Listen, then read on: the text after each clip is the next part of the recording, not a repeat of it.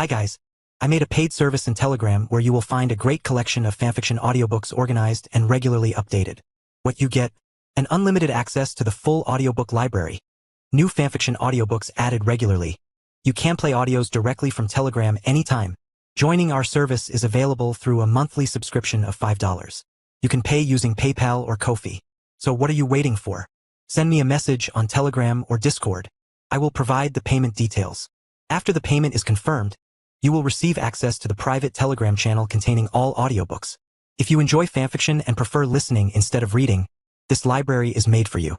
Message me anytime to join.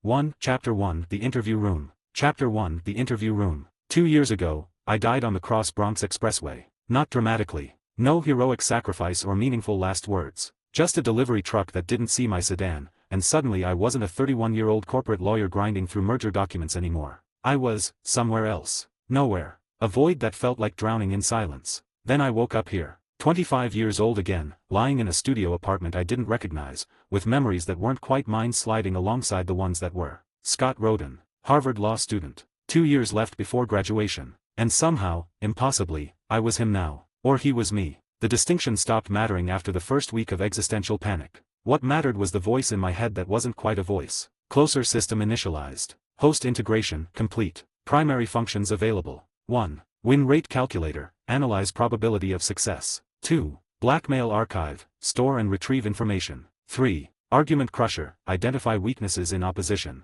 It explained itself in cold, clinical terms. A tool, it said. Not magic. Not divine intervention. Just, enhancement. My legal mind, sharpened to a surgical edge. Pattern recognition. Memory augmentation. Strategic analysis. The kind of advantage that would let someone like Masomion who'd already lived this career once actually survive in the world of Suits. Because yes, I remembered the show. Fragments, anyway. Mike Ross, the fraud with the photographic memory. Harvey Specter, the closer who bent rules like they were suggestions. Jessica Pearson running the firm with an iron fist wrapped in Prada. The details were fuzzy, like trying to recall a dream 2 days later, but the broad strokes, those stuck. And now I was walking into Pearson Hardman for my associate interviews, 2 years of legitimate Harvard law credentials in my briefcase, while the system hummed quietly in the back of my skull. The lobby hit me first, all marble and glass and the kind of expensive minimalism that screamed old money. I checked in with the receptionist, a blonde woman named Emily who smiled with the practiced warmth of someone who'd perfected the art of professional pleasantness. Mr. Roden,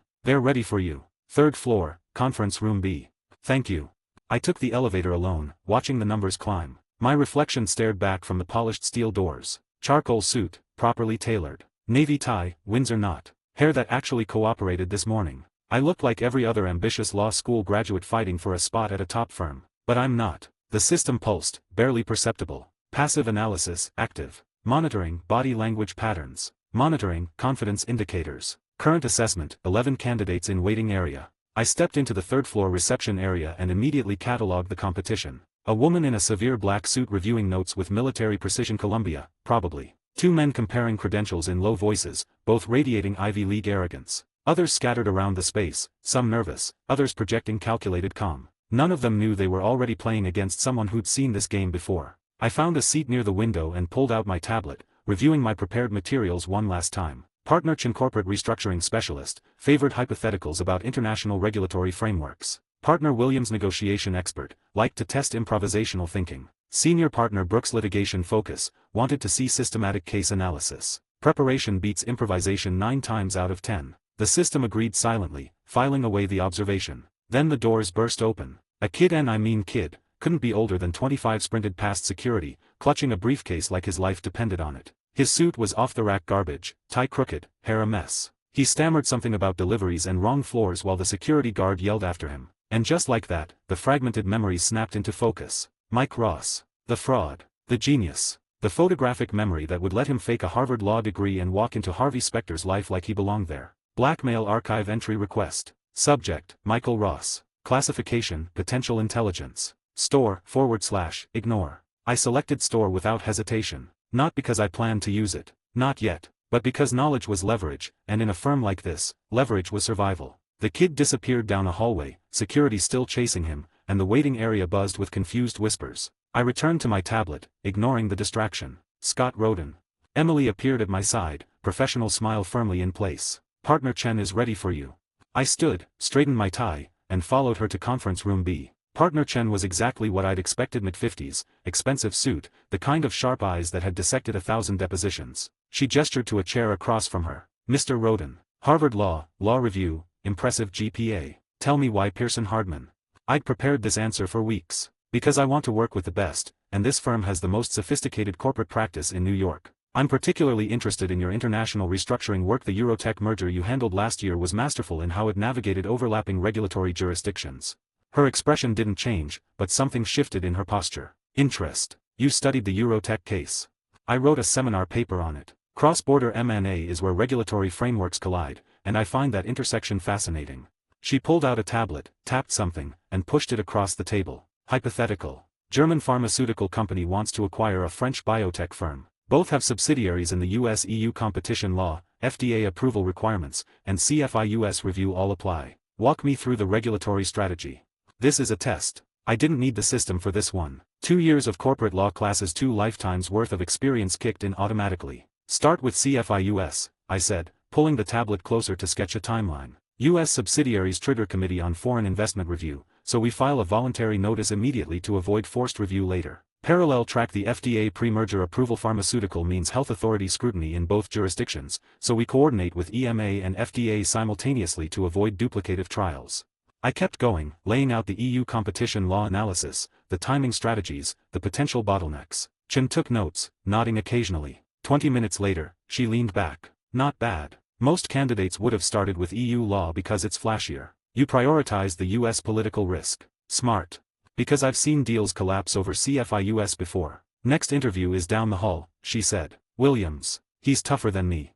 I stood, shook her hand, and moved to the next conference room. Williams threw me into a mock negotiation immediately. I was representing a tech startup in acquisition talks. He played the private equity buyer trying to lowball the valuation. It was brutal. He attacked every number I presented, questioned every assumption, and generally acted like the worst kind of aggressive negotiator. But I'd done this dance before. In my previous life, I'd closed deals with venture capital sharks who made Williams look gentle. I held my ground, pushed back on his valuation methods, offered creative earnout structures when he balked at price, walked away from the table twice, forcing him to chase me back. By the end, he was grinning. You've got spine. Most law students cave when I get aggressive. Where'd you learn to negotiate like that?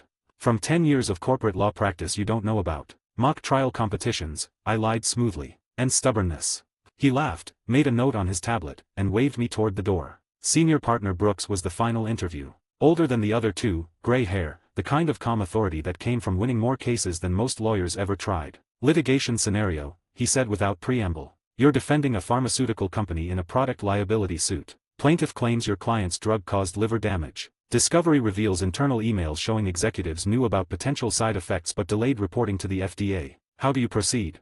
Ethical minefield. I thought carefully before answering. First, I assess whether those emails are privileged or if they've been properly disclosed. If they're discoverable and show willful misconduct, I advise the client to settle immediately and cooperate with FDA enforcement. Fighting that case is unwinnable and risks criminal charges. Brooks raised an eyebrow. Even if the client wants to fight. Especially if the client wants to fight. My job is to give them the best legal advice, not enable them to commit professional suicide. If they ignore that advice, I'd consider withdrawing from representation. He studied me for a long moment. Most candidates would try to find a way to win that case. You prioritized ethics. I prioritized reality, I corrected. Juries don't forgive corporate cover-ups. Neither do federal prosecutors. Another note on the tablet. You'll hear from us by the end of the week. I thanked him, shook his hand, and walked out. The hallway was empty now. Most candidates had finished already. I headed toward the elevator, mind replaying each interview, analyzing what I'd said, what I could have said better. Not perfect, but solid. Then I saw them. Harvey Specter, unmistakable even without an introduction, standing outside his office with the kid from earlier. Mike Ross. Both of them laughing about something, Harvey's hand on the kid's shoulder like they were old friends instead of interviewer and candidate. Blackmail archive update. Subject, Michael Ross. Status, hired by Harvey Specter. Probability of fraud, 94%. Details, incomplete. I kept walking, didn't stare, didn't react. Just another associate candidate heading to the elevator. But inside, the pieces were clicking together. Harvey hired him. Against every protocol. Against every rule. Because in this world, rules bend for the right people. The elevator doors closed, and my reflection stared back at me again. Interview analysis complete. Estimated success probability, 78.3%, 22%. Factors, preparation level, high. Factors, interview performance, strong. Factors, competition quality, moderate. I closed my eyes, let out a breath I didn't know I'd been holding. 78%. Good odds. Better than most. But as the elevator descended, carrying me back to the marble lobby and the bright New York morning beyond, I couldn't shake the image of Harvey and Mike laughing together. I'm qualified. I'm prepared. I'm legitimate. And somehow, I already knew that might not matter. Chapter 2, The Selection. Chapter 2, The Selection. Day 5 began at 6:47 a.m., 13 minutes before my alarm. I stared at the ceiling of my Murray Hill studio, listening to the city wake up beyond the thin walls, garbage trucks grinding through their roots, someone's bass-heavy music thumping from the apartment below, the usual symphony of New York refusing to give you a moment's peace. My phone buzzed on the nightstand. Email from Pearson Hardman HR. I grabbed it, heart rate kicking up despite myself. Subject, associate position, congratulations. Dear Mr. Roden, we are pleased to offer you a position as a first-year associate at Pearson Hardman. I read it twice, then a third time, just to make sure the words didn't rearrange themselves into a rejection. I made it. The system pulsed, quiet acknowledgement in the back of my mind. Career milestone achieved. Pearson Hardman Associate, accepted. New objectives available. I dismissed the notification and rolled out of bed. No time for celebration. First day was today 9 a.m. orientation, meet the other associates, get assigned a desk. I needed to be sharp, prepared, exactly what they'd hired. The shower was cold because the building's water heater was garbage. The coffee was instant because I hadn't had time to find a decent bodega yet. My suit was the same charcoal from the interview, paired with a different tie, dark blue, professional, forgettable. By 8:15, I was on the subway heading downtown. By 8:50, I was walking through Pearson Hardman's marble lobby for the second time, this time as an employee instead of a candidate. This is real. The associate bullpen was exactly what I'd expected. Open floor plan, glass-walled offices for partners ringing the perimeter, cubicles for the rest of us crammed into the middle. 12 desks arranged in neat rows, each with a computer, a phone, and a stack of orientation materials. 11 other people were already there, milling around, introducing themselves with the kind of aggressive networking that law school had drilled into all of us. I recognized a few faces from the waiting area during interviews. The woman in the severe black suit, she introduced herself as Jennifer Park, Columbia Law, Corporate Focus. The two guys comparing credentials, Kyle Durant and another associate whose name I immediately forgot. Scott Roden, Harvard. Kyle Durant, Yale. Corporate Litigation. We shook hands, performed the ritual dance of establishing pecking order through credentials and small talk. Kyle had the easy confidence of someone who'd never doubted his place in rooms like this. He will. At exactly 9 a.m., Louis Litt walked in. I knew him from the case files I'd studied. Senior partner, financial law specialist, the kind of brilliant that came wrapped in neurotic insecurity and barely controlled rage. He looked exactly like his reputation suggested. Expensive suit, perfectly groomed, eyes that cataloged every person in the room like we were line items on a balance sheet. Welcome to Pearson Hardman, he announced, voice carrying across the bullpen with theatrical authority. You are the top 1% of law school graduates in this country. You fought through interviews, beat out hundreds of candidates, and earned your place here. He paused for effect. That means nothing. Starting today, you're at the bottom again. Associates are disposable. Partners are gods. Your job is to make us look good, bill hours, and don't embarrass the firm. Any questions? Silence. Good. Let me introduce you to your class. He went down the line, rattling off names and credentials like an auctioneer. Jennifer Park, Corporate. Kyle Durant, Litigation. 3 more associates with backgrounds in securities, tax, and IP law, each one radiating competence and ambition. Then Louis paused, and something shifted in his expression, irritation mixed with resignation. And our final associate is a special case. Harvey Specter personally hired him outside the normal process. Here we go. The door opened, and Mike Ross walked in. Same ill-fitting suit. Same nervous energy. Still looking like he'd wandered in from a college campus instead of graduating from Harvard Law. Everyone, meet Mike Ross. Mike waved awkwardly. Hey, excited to be here. The other associates exchanged glances, skeptical, calculating, already wondering what made this kid so special that Harvey Specter had bent the rules. I stayed neutral, watching. They don't know yet, but they will. Louis clapped his hands once. Assignments will come from partners directly. Your desks have your login credentials and case files. Work hard, bill hours, and remember this firm runs on excellence.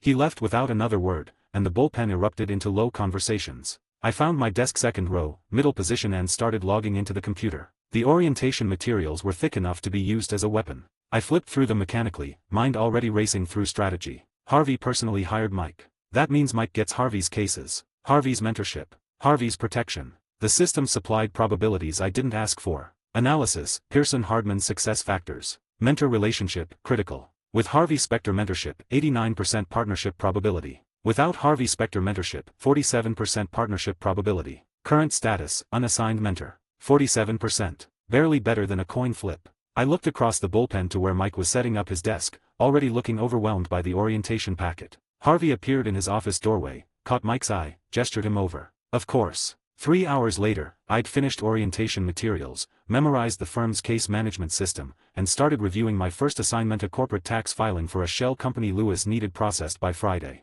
Boring work. Grunt work. The kind of thing partners dumped on first years to see if they'd quit. I didn't mind. Work was work. But I needed more than grunt work. I needed visibility. I needed to prove I belonged in rooms where decisions got made. Harvey. I'd studied his cases during my research. The man was Pearson Hardman's top closer the lawyer clients called when they absolutely had to win. Corporate litigation, mergers, hostile takeovers. High stakes, high profile work. If I could get on one of his cases, even as a junior associate doing research, it would catapult my career forward by years. Worth the risk. I grabbed the file I'd prepared over the weekend, analysis of Harvey's current case, a Shell Oil subsidiary restructuring with international tax implications, EU regulatory framework, transfer pricing issues, the whole complicated mess. I'd spent 20 hours breaking down the strategy, identifying gaps, preparing recommendations. Harvey's office was on the corner, glass walls giving him a view of the entire bullpen. I walked over, folder in hand, heart rate steady. This is the moment. I knocked on the open door. Harvey looked up from his computer, eyebrow raised. Mr. Specter, I said, keeping my voice professional, confident. Scott Roden, first-year associate. I analyzed the Shell Oil restructuring you're handling. The EU regulatory framework has some complications with the UK subsidiaries' transfer pricing that might trigger an HMRC audit. I found. He cut me off mid-sentence. I don't need another eager beaver, kid. The words hit like a slap. You want to impress me. He leaned back in his chair, expression bored. Bill hours. Do the work Lewis assigns you. Don't waste my time with analyses I didn't ask for. He turned back to his computer, dismissing me without another glance. Through the open door, I could see Mike already inside the office, sitting in the chair I'd imagined myself occupying, Harvey's body language open and engaged as he explained something with animated gestures. 2 years of preparation, 20 hours of research, and he didn't even look at the folder. I walked back to my desk, folder still in hand, face carefully neutral despite the anger burning in my chest. Emotional state, frustration detected. Analysis, rejection by senior partner. Calculating alternative strategies. I sat down, opened my laptop, and stared at the screen without seeing it. He dismissed me. Like I was nothing. Like the work didn't matter. The system's calculations scrolled across my mind. Win rate calculator activated. Query, long-term success probability at Pearson Hardman. Processing. With Harvey Specter mentorship, 89%. Without Harvey Specter mentorship, 47%. Current status, dismissed/ignored. Recommendation, seek alternative advancement path. 47%. I closed my eyes, let out a slow breath. This firm runs on proximity to power. And I just got shut out. Across the bullpen, Mike laughed at something Harvey said. The sound carried over the low buzz of associate conversations, bright and easy. He gets everything. The mentorship. The attention. The career I should have. The system hummed quietly, non-judgmental, waiting for me to decide what came next. If Harvey won't open the door, I'll find another one. 6 p.m. Mike left with Harvey for client drinks, whatever that meant. Probably schmoozing at some expensive bar while Harvey taught him the social side of law practice. The other associates trickled out over the next hour. Jennifer Park stayed until 7, making a show of her work ethic. Kyle Durant left at 6:30, complaining about needing to hit the gym. I stayed. Not because I wanted to impress anyone. The bullpen was empty, nobody was watching. I stayed because the Shell Oil file was still open on my computer, and I couldn't let it go. Harvey didn't want my analysis. Fine. I'll do it anyway. By midnight, I'd built a comprehensive breakdown of the regulatory strategy, complete with contingency plans for 3 different audit scenarios. It was better than what I'd shown Harvey. Tighter. More thorough. It was the kind of work that separated good lawyers from great ones. And nobody would ever see it. I saved the file, shut down my computer, and walked out into the empty lobby. The city was quieter at this hour, still alive, but gentler.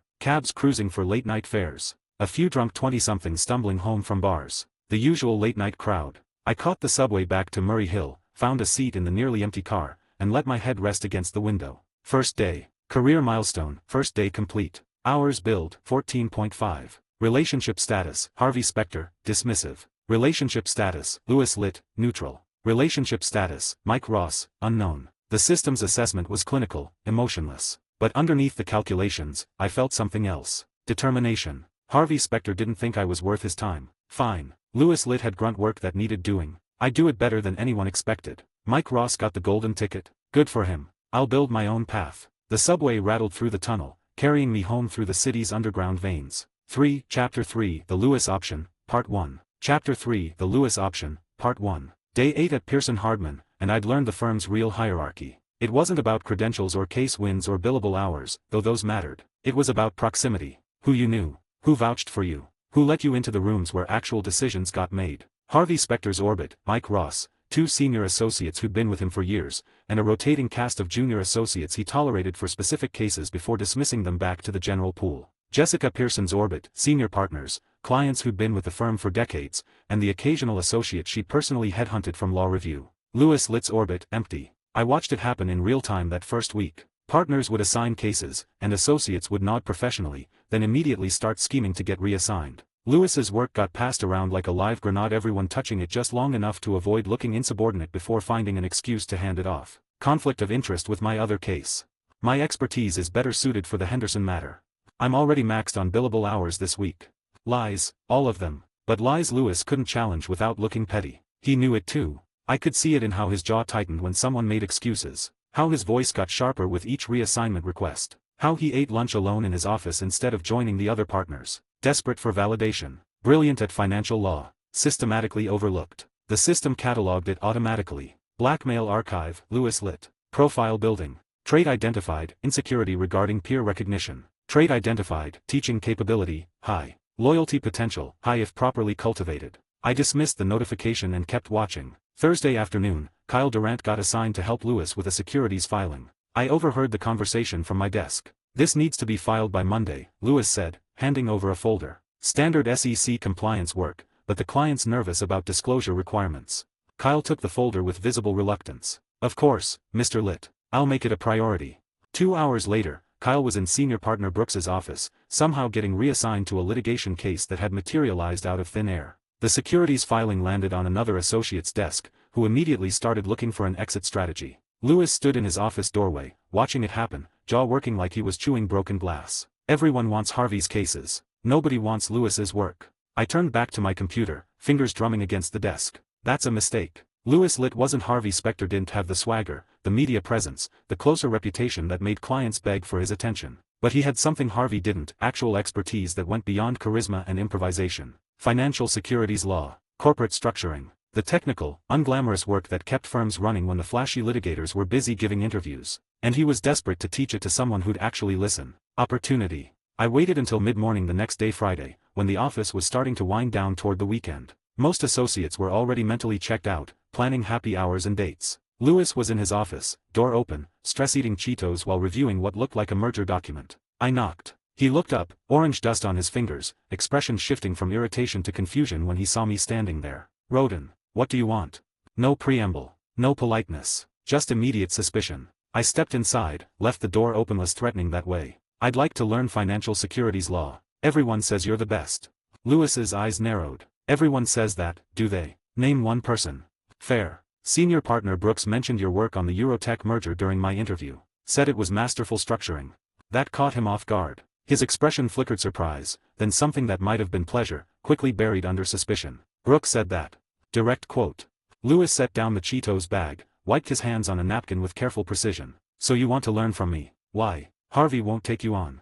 Brutal honesty time. Harvey won't take anyone on except Mike Ross. I'm a first-year associate with solid credentials and no mentor. You're a senior partner who's brilliant at financial law and systematically undervalued by people who don't understand technical work.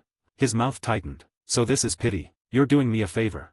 This is pragmatism. I want to be good at something that matters. Harvey won't teach me. You can. Silence stretched between us. Lewis studied me like I was a contract with hidden clauses, looking for the trap, the manipulation, the angle. I kept my expression neutral and let him look. Let him see honesty. It's what he doesn't get from anyone else. Finally, he leaned back in his chair. Financial securities law isn't glamorous. No media interviews. No celebrity clients. Just regulations, compliance, and making sure companies don't get destroyed by their own paperwork. I'm not interested in glamorous. I'm interested in useful. Another long pause. Then Lewis stood, walked to his filing cabinet, and pulled out a folder so thick it could have been used as a weapon. He tossed it across the desk. Denison Pharmaceuticals merger documents. They're acquiring 2 smaller biotech firms, complicated structure, international subsidiaries, regulatory approvals across 3 jurisdictions. Find anything that'll bite us in discovery. I picked up the folder, felt its weight. 60 hours of work, minimum. maybe more. Due date: Monday morning, 9 a.m. Thursday afternoon to Monday morning. 4.5 days, one of which was the weekend. Other associates would have complained, would have asked for an extension or tried to negotiate a more reasonable timeline. I asked a different question. Any particular concern areas, or comprehensive review? Lewis blinked. He wasn't expecting that. What? Should I focus on specific risk categories, environmental, IP, regulatory, or do you want comprehensive analysis across all potential issues? He stared at me like I'd spoken a foreign language. When's the last time an associate asked me that? I'm asking now. Another beat of silence. Then something shifted and his posture straightened, focused, the brilliant lawyer emerging from underneath the defensive neurotic. Comprehensive. The clients are nervous about hidden liabilities. They want every rock overturned before they sign. Then that's what I'll do. I turned to leave. Roden. I stopped at the door. Lewis's expression was carefully neutral, but his voice carried an edge. Don't disappoint me. Translation: everyone else disappoints me. Prove you're different. I won't. The associate library was empty by 7 p.m. I'd claimed a corner desk with good lighting and spread the Denison merger documents across every available surface. 3 companies. 7 subsidiaries. Regulatory framework spanning the FDA, EMA, and Japanese pharmaceutical authorities. Stock options, IP transfers, environmental compliance records going back 30 years. It was beautiful, in a wire puzzle with 1,000 interlocking pieces, and I had 4 days to find the ones that didn't quite fit. Blackmail archive, active. Organizing, Denison Pharmaceuticals documentation. Cross-referencing, regulatory frameworks. Flagging, potential liability categories. The system hummed in the back of my mind, not doing the work for me but organizing information as I processed it. Making connections I might have missed. Highlighting patterns that needed deeper investigation. I started with the environmental compliance records, always a weak point in pharmaceutical mergers. Companies got sloppy about waste disposal in the 80s and 90s, and those violations had a way of surfacing decades later. Sure enough, 30 minutes in, I found it. A Denison subsidiary in Ohio had acquired a small manufacturing plant in 1987. The acquisition paperwork showed proper due diligence, EPA compliance, clean environmental record. But the footnotes referenced a cleanup agreement from 1986, 1 year before the acquisition, that never appeared in the main documentation. Hidden liability. I pulled the EPA compliance records and started digging. My phone buzzed. Text from Kyle Durant. Happy hour at Murphy's. You coming? I glanced at the time. 7:45. The associates would be 3 drinks in by now, networking over overpriced beer and pretending they weren't exhausted. I typed back. Working on a case. Have fun. His response came immediately. Lit's case. Dude, it's Friday night. Yeah, talk Monday. I silenced my phone and went back to the EPA records. By 9 p.m., I'd confirmed the environmental liability, a groundwater contamination issue that had been resolved through a settlement agreement, but the settlement terms required ongoing monitoring for 20 years. Monitoring that had stopped in 2003 when the subsidiary changed ownership. Potential EPA enforcement action. Cleanup costs could run 8 figures. I flagged it, made notes, moved to the next category. IP transfers. Always complicated when pharma companies merged patent portfolios, licensing agreements, research data ownership. Any gaps meant vulnerability to patent trolls or, worse, legitimate competitors challenging their drug approvals. The Thai food I'd ordered arrived at 10:30. I ate it cold while reviewing patent filings, barely tasting it. By midnight, I'd found 2 more issues: an IP transfer clause that conflicted with EU regulations on data portability, and stock option timing that could trigger IRS scrutiny if the merger closed during a specific 2-week window. Not deal breakers, but problems that needed addressing. I leaned back in the library chair, rolled my shoulders, felt the fatigue starting to build behind my eyes. System usage, moderate. Mental fatigue, 15%. Recommended, break within 2 hours. Not yet. I pulled the next set of documents and kept reading. Saturday morning, I woke up at my desk in the library. Someone, probably building security, had draped a jacket over my shoulders. The merger documents were still spread across the table, my laptop screen dark. I checked my phone. 6:47 a.m. 5 hours sleep. That'll have to do. I grabbed coffee from the break room, bad coffee, the kind that tasted like burnt rubber, and went back to work. By Sunday afternoon, I'd analyzed every document in the folder. 17 potential issues total. 3 critical, 8 moderate, 6 minor. Each one documented with relevant case law, regulatory precedent, and mitigation strategies. I built a color-coded binder, tabs for critical, yellow for moderate, green for minor. Cross-referenced everything digitally so Lewis could search by keyword if he wanted. Thorough enough to teach from, I'd promised myself. Monday morning, walking into Lewis's office with the results, I felt the weight of it. This is the test. Pass it, and I have a mentor. Fail it, and I'm back to Harvey's grunt work with no path forward. Lewis looked up from his breakfast, some kind of egg sandwich, coffee going cold beside it, and his expression shifted when he saw the binder. You're early. I said 9. It's 8:55. That's still early. I set the binder on his desk. Found 17 potential issues. 3 critical, 8 moderate, 6 minor. Prioritized by deal-breaking risk and organized by category. Lewis stared at the binder like it might explode. You actually did comprehensive. Did he expect me not to? You asked for comprehensive. He opened the binder, flipped to the first red tab. His eyes scanned the environmental liability section, and I watched his expression change skepticism to interest to genuine alarm. Environmental liability from a 1987 acquisition. Ohio subsidiary. Groundwater contamination, settlement agreement required ongoing monitoring through 2006, monitoring stopped in 2003. EPA could enforce with significant penalties. Lewis flipped through more pages, reading faster now. IP transfer conflict with EU law.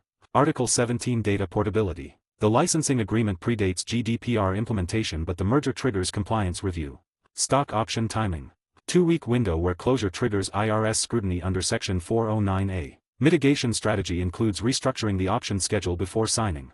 He kept reading, didn't say anything, just absorbed information like a machine processing data. Finally, he closed the binder and looked at me. Each finding includes case precedent and mitigation strategies. That's what you needed. Lewis stood. Come with me. Senior partner Brooks's office was on the executive floor, bigger than Lewis's, better view, the kind of space that reminded you where you stood in the hierarchy. Brooks looked up when Lewis knocked, expression shifting to mild irritation. Lewis. I'm in the middle of. This is important. Denison merger. That got his attention. Brooks set down whatever he'd been reading. What about it? Lewis pushed my binder across the desk. My associate found 17 potential issues during due diligence review. 3 critical. My associate. Brooks opened the binder, started reading. His expression went from mildly interested to genuinely concerned within 30 seconds. Environmental liability from 1987. Lewis, this could tank the entire. Why wasn't this caught in preliminary? Lewis answered smoothly, deflecting. Preliminary review focused on recent financials. Roden went deeper into subsidiary acquisition history. Brooks looked at me for the first time. You did this? Yes, sir. Mr. Litt requested comprehensive analysis. He flipped through more pages, jaw tightening with each new issue. This is thorough. Very thorough. Lewis leaned against the doorframe, expression carefully neutral but voice carrying weight. Roden worked through the weekend. 60+ hours on a single assignment. Brooks nodded slowly, still reading. Good work. We'll need to address these before signing. Lewis, coordinate with the clients, get their environmental counsel involved immediately. Already planning on it. Brooks waved dismissal, already pulling up his phone to make calls. Lewis and I walked back to his office in silence. Inside, door closed, Lewis turned to me. You made me look good. That matters. I kept my voice even. That was the point. Most associates would have done the minimum. Found 1 or 2 issues, called it comprehensive, moved on. Most associates are trying to get reassigned to Harvey's cases. Lewis's smile was sharp and genuine. And you're not. I'm building my own path. He nodded once, opened his filing cabinet, and pulled out another folder. Securities compliance review for Morrison Financial. Due Friday. Same level of detail. I took the folder. Any particular concerns? Comprehensive. By that afternoon, word had spread through the associate bullpen. Kyle Durant approached my desk around 3 p.m., expression somewhere between curiosity and disbelief. Heard you pulled a weekend all-nighter for Lit. That's dedication or insanity. I didn't look up from the Morrison file. It's leverage. Lewis has a partnership vote. Harvey doesn't give associates that access. Kyle laughed, but it sounded nervous. You're actually strategizing around Lewis Lit. I'm strategizing around competence. Lewis knows financial law better than anyone in this firm. Learning from him means I'll be better than 90% of associates before my second year. Kyle studied me for a long moment. You really think that matters more than Harvey's mentorship? I think it matters when Harvey won't give you his mentorship. Kyle left without answering. I went back to the Morrison file, and the system cataloged another observation. Reputation update, associate perception shifting. Scott Roden, the thorough one. Lewis Lit relationship, positive momentum. That evening, Lewis stopped by my desk before leaving. Roden, good work today. Thank you, Mr. Lit. He hesitated, like he wanted to say something else, then just nodded and left. I packed up the Morrison file, shut down my computer, and headed home. The subway was packed with Friday commuters, all of them exhausted and ready for the weekend. I found a spot by the doors and let the motion rock me while the system ran quiet calculations in the background. Not Harvey's mentorship, but it's something. A foundation. And foundations could be built on. Chapter 4, The Lewis Option, Part 2. I was gonna post 1 chapter every 2 to 3 days. But since there are a lot of reviews and I can't just post 3 or 4 chapters a day. I will be posting 1 chapter a day for week or 2 weeks. Thank you for the good reviews. If you are worried that this fanfic will be dropped, it won't. Since all it need is 1 Patreon member to make it weekly updated, it got few members already, and I have the outlines for the next 80 chapters. Chapter 4, The Lewis Option, Part 2. Monday morning, Day 12, I walked into Lewis's office with another color-coded binder. This one was thinner than the Denison analysis, only 40 pages, but the findings were just as comprehensive. Morrison Financial Securities Compliance Review, every regulation cross-checked, every potential violation flagged and categorized. Lewis was eating breakfast at his desk again. Some kind of breakfast burrito, coffee steaming beside it. He looked up when I knocked, and something in his expression had changed since last week. Less suspicion. More expectation. Morrison Financial. Complete. Found 12 compliance issues across 3 categories. Nothing deal-breaking, but 2 require immediate remediation before the next SEC filing cycle. I set the binder on his desk. Lewis wiped his hands on a napkin, opened the binder, and started reading. His eyes moved faster this time, already trusting the format, the organization, the thoroughness. After 5 minutes, he closed it. You found the FINRA reporting gap. Section 4210 margin requirements. They've been calculating collateral wrong for 6 months. That's a fine if SEC catches it. 7 figures, probably. Mitigation strategy is included: corrected calculations, amended filings, and a compliance audit to show good faith. Lewis leaned back in his chair, studying me. 2 assignments. Both completed ahead of schedule. Both thorough enough that I could present them to clients without additional review. I waited. You're not like the other associates. Is that good or bad? Lewis's smile was small and genuine. It's useful. Which is better? He stood, grabbed his jacket from the back of his chair. Come with me. We're presenting this to Morrison's CFO in an hour. My stomach dropped. Presenting? I'm a first year. You did the work. You'll explain it. Morrison Financial's offices were in Midtown, all glass and steel and the kind of modern architecture that looked expensive because it was. Lewis and I took a cab, stuck in traffic on 6th Avenue while he reviewed his notes. CFO's name is David Park. Smart guy, ex-Silicon Valley, hates corporate lawyer bullshit. Be direct. How direct? Don't sugarcoat the compliance issues. He'll respect honesty more than diplomacy. The cab dropped us off at the building entrance. We rode the elevator to the 32nd floor in silence. First client meeting. First presentation. First chance to completely embarrass myself in front of Lewis and a major client. The system pulsed. Win rate calculator activated. Query: successful client presentation probability. Processing. Probability: 67%, 18%. Factors: thorough preparation, client preferences unknown, presentation skill untested. 67%. Better than a coin flip. The elevator doors opened. Morrison Financial's reception area was elegant in that understated tech company way: minimalist furniture, abstract art, a receptionist who smiled with practiced warmth. Mr. Litt, Mr. Park is expecting you. Conference room 3. Lewis led the way. I followed, binder under my arm, mentally rehearsing the presentation. Don't oversell. Don't undersell. Just explain the issues clearly and let the work speak for itself. David Park was younger than I'd expected, early 40s, dress shirt with no tie, the kind of casual confidence that came from building and selling companies. He stood when we entered, shook Lewis's hand, then mine. David Park. You must be the associate Lewis mentioned. Scott Roden. I handled the compliance review. We sat. Lewis opened his tablet, pulled up the digital version of my analysis. David, we've completed the securities compliance review you requested. Scott found 12 issues across 3 regulatory categories. Most are minor, but 2 require immediate attention. Park's expression didn't change. How immediate? I spoke before Lewis could. Your FINRA margin requirement calculations have been wrong for 6 months. Section 4210 collateral requirements you're calculating based on pre-2020 regulations. If SEC audits before you correct it, you're looking at 7-figure fines. Park's jaw tightened. How did that happen? Software update didn't reflect regulatory changes. Your compliance team is using the right process but the wrong formula. Can we fix it?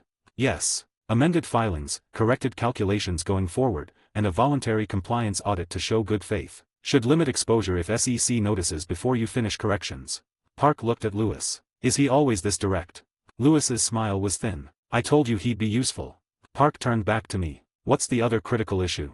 I flipped the binder to the yellow tabbed section. Form CRS disclosure language is technically compliant but practically misleading. SEC's been cracking down on, technically true but misleading, disclosures. Your current language passes legal review but fails the reasonable investor standard they're applying in enforcement actions. Show me. I walked him through the specific clauses, the enforcement actions I'd cross-referenced, the recommended rewrites that would maintain legal compliance while improving clarity. Park took notes on his tablet, asked smart questions, challenged 2 of my recommendations with valid counterarguments that made me revise my mitigation strategies in real time. By the end of the hour, he was nodding. This is good work. Very good work. Lewis, I want him on our quarterly compliance reviews going forward. Lewis's expression remained neutral, but his voice carried satisfaction. I'll make sure Scott's available. Park stood, shook both our hands again. Seriously. Most associates from big firms give me boilerplate analysis and 50-page memos I'll never read. This. He tapped the binder. This is actually useful. The cab ride back to Pearson Hardman was quieter. Lewis stared out the window at Manhattan traffic, expression unreadable. Finally, he spoke. You handled that well. Thank you. Park's a difficult client. Hates corporate lawyers, hates billable hour padding, hates anything that feels like lawyer theater. I noticed. Lewis turned to look at me. You didn't try to impress him. You just explained the problems and the solutions. That's what he needed. Silence stretched between us. Then Lewis said something I wasn't expecting. You made me look good again. Twice in 1 week. I didn't respond immediately. Let the weight of it sit. This is the moment. The shift. That's what associates are supposed to do, I finally said. Make their mentors look good. Lewis's smile was small and genuine. Most associates don't understand that. They think their job is to look good themselves. Looking good comes from making the team succeed. The cab pulled up to Pearson Hardman. We got out, walked through the lobby in silence. At the elevator, Lewis pressed the button and turned to me. You're not just an associate anymore, Roden. You're my associate. There it is. I'm honored, Mr. Litt. Don't be honored. Be ready to work harder than you've ever worked. I don't accept mediocrity. Understood. The elevator doors opened. We stepped inside. And for the first time since I'd walked into Pearson Hardman 2 weeks ago, I felt like I'd found my path. Not Harvey's golden mentorship. Not Jessica's headhunted elite. Something different. Something built on competence, thoroughness, and proving that the lawyer everyone avoided was actually the smartest person in the firm. By that afternoon, the Associate Gossip Network had processed the news. Kyle Durant stopped by my desk again, this time without the nervous laughter. Heard you went to a client meeting with Litt. As a first year. Morrison Financial. Compliance review. That's unusual. Lewis doesn't usually bring associates to clients. I did the work. He wanted me to present it. Kyle sat on the edge of my desk, voice dropping to something more serious. You're actually building a practice with Lewis Litt. I'm learning from someone who's brilliant at financial law. That's worth more than proximity to Harvey's celebrity. Kyle studied me for a long moment, then shook his head. Most people wouldn't see it that way. Most people are competing to be Harvey's second choice. I'm not interested in being anyone's backup. He left without responding. I went back to my work. Another assignment from Lewis, this one involving securities compliance for a tech startup going through Series C funding. The system cataloged the interaction automatically. Reputation update, associate perception shifting. Kyle Durant reassessing strategy. Lewis Litt relationship, mentor status confirmed. Harvey Specter relationship, still dismissive, no change. That last line stung more than it should have. Harvey still hadn't acknowledged my existence beyond that first dismissal. Still gave his attention to Mike Ross. Still acted like I was furniture. But I don't need Harvey anymore. I had Lewis. I had a path forward. I had proof that thoroughness and competence could build a career just as well as charisma and improvisation. That evening, I stayed late again, not because I had to, but because the work was interesting and I wanted to understand the securities regulations thoroughly enough to explain them to clients. The bullpen emptied around me. Mike left with Harvey at 6:30, laughing about something. Jennifer Park left at 7, making a show of her dedication. Kyle left at 8. I stayed until 10, then walked home through Manhattan streets that felt less hostile now. 2 weeks at Pearson Hardman. 1 mentor secured. 1 path forward established. The system ran its calculations in the background, updating probabilities, cataloging relationships, organizing information for future use. And somewhere in the quiet hum of its analysis, I felt something that might have been pride. I'm building this. My way. Without shortcuts. Without fraud. Just competence, preparation, and refusing to quit. The city lights blurred past as I walked, and I smiled. Chapter 5, The Morning Routine. I was gonna post 1 chapter every 2 to 3 days. But since there are a lot of reviews and I can't just post 3 or 4 chapters a day. I will be posting 1 chapter a day for week or 2 weeks. Thank you for the good reviews. If you are worried that this fanfic will be dropped, it won't. Since all it need is 1 Patreon member to make it weekly updated. It got few members already, and I have the outlines for the next 80 chapters. Chapter 5, The Morning Routine. The alarm went off at 5:47 a.m. Not 5:45. Not 6 o'clock. Exactly 5:47. Because that gave me 13 minutes to shower, dress, and make coffee before the building's hot water died at 6 o'clock when everyone else woke up. I killed the alarm on the first ring and swung out of bed. My studio apartment in Murray Hill was small enough that I could see the entire space from the mattress kitchenette in one corner, desk against the opposite wall, bathroom door cracked open showing a sliver of tile. No decorations. No personal touches. Just law books alphabetized on a shelf, case files stacked in color-coded folders on the desk, and a closet with 5 identical suits in rotation. Red folders, urgent. Yellow, this week. Blue, background research. Control in a profession that rewards preparation. I made coffee while the shower ran hot, cheap instant grounds that tasted like burnt rubber, but caffeine was caffeine. While it brewed, I pulled up my tablet and scanned overnight legal news. Supreme Court had denied cert on 3 cases. Second Circuit issued a ruling on securities fraud that would affect Morrison Financial's compliance strategy. Southern District approved a settlement in a pharmaceutical liability case that set new precedent for punitive damages. The system flagged relevant items automatically. Blackmail archive, updating. Morrison Financial, relevant precedent identified. Pharmaceutical liability, pattern analysis stored. I dismissed the notifications and stepped into the shower. 13 minutes later, I was dressed charcoal suit today because Lewis had mentioned a meeting with banking clients who preferred conservative presentation. Navy tie, Windsor knot, leather shoes buffed to a shine that caught the weak morning light filtering through my single window. Not obsession. Strategy. The coffee was still hot when I grabbed my briefcase and headed out. The subway at 6:30 a.m. was packed with the early crowd, bankers, lawyers, restaurant workers finishing night shifts. I wedged into a spot near the doors and pulled out my phone, reviewing case notes for the Morrison contracts Lewis wanted by 9. A paralegal 2 feet away complained loudly into her phone about discovery deadlines. I don't care if it's only Thursday, Jenkins wants everything by tomorrow morning, which means I'm pulling another all-nighter. A junior partner across the car practiced opening statements under his breath, mouthing words without sound, hands gesturing in tiny movements. The system catalogued it all passively. Observation logged, paralegal, discovery stress patterns. Observation logged, junior partner, PRE trial preparation anxiety. I didn't need the information, but the system stored it anyway, building patterns, learning the rhythms of how lawyers moved through the city. The train rattled through the tunnel, lights flickering as we passed under the East River. By 6:58 a.m., I was walking through Pearson Hardman's marble lobby. Through the glass windows facing the street, I spotted Mike Ross jogging up the sidewalk, tie crooked, jacket flapping, hair a mess like he'd rolled out of bed 10 minutes ago. 7:24 by my watch. 26 minutes late. We crossed paths at the elevators. He was breathing hard, fumbling with his ID badge. "Morning," he said, flashing that easy smile. "Morning." The elevator arrived. We stepped in together, and I pressed the button for our floor. Mike leaned against the wall, still catching his breath. "You're here early. Same time every day." "Yeah, I keep meaning to do that. Just, mornings are hard.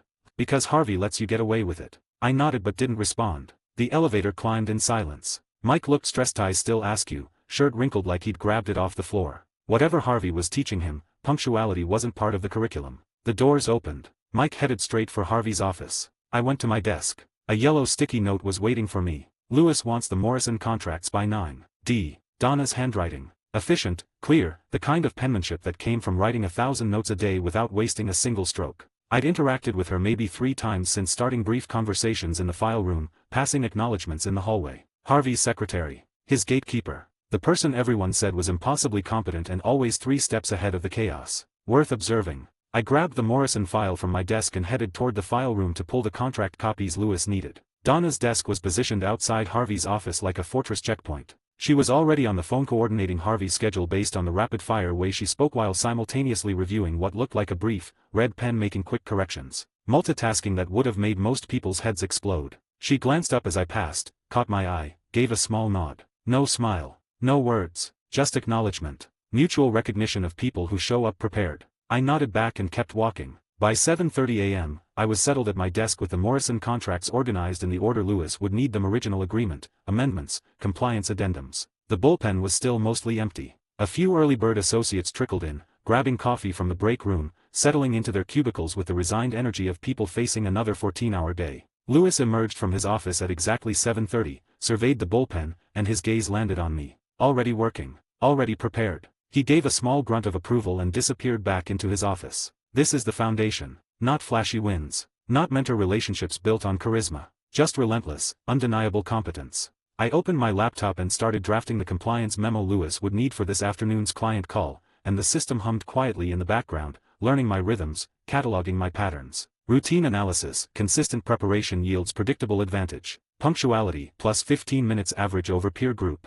Organization, reduces time waste by 23%. Assessment, sustainable competitive edge. I dismissed the notification. Tell me something I don't know. The morning rolled forward, and I worked. By 8:30, the bullpen was full. Jennifer Park arrived with her usual severe efficiency, already on her phone negotiating something. Kyle Durant showed up at 8:45, coffee in one hand, bagel in the other, looking like he'd partied too hard last night. Mike was in Harvey's office, visible through the glass walls, both of them laughing about something. And I was 3 hours deep into work that actually mattered. Lewis appeared at my desk at 8:50. Morrison contracts. I handed him the folder. Organized by execution date. Compliance addendums are flagged with the sections that need review before the client call. He flipped through it, nodded once. Good. Conference room at 2. You're presenting the compliance update. My stomach tightened. Another client presentation. Getting comfortable with this. Understood.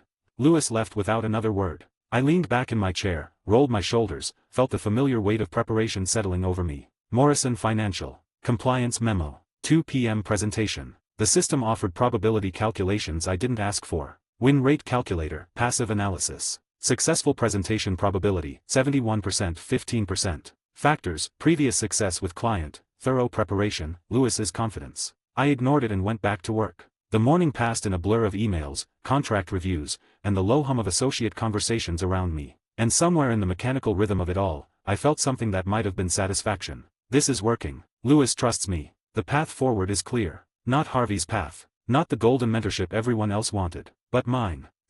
Chapter 6, The Pro Bono Assignment, Part 1. Chapter 6, The Pro Bono Assignment, Part 1. Day 18, and Lewis was in a mood. I could tell from the way he paced his office short, sharp steps that made his expensive shoes squeak against the floor. His desk was covered in folders, and he was eating Cheetos straight from the bag while glaring at his computer screen. Something went wrong. I knocked on the doorframe. He looked up, expression irritated. Roden. What?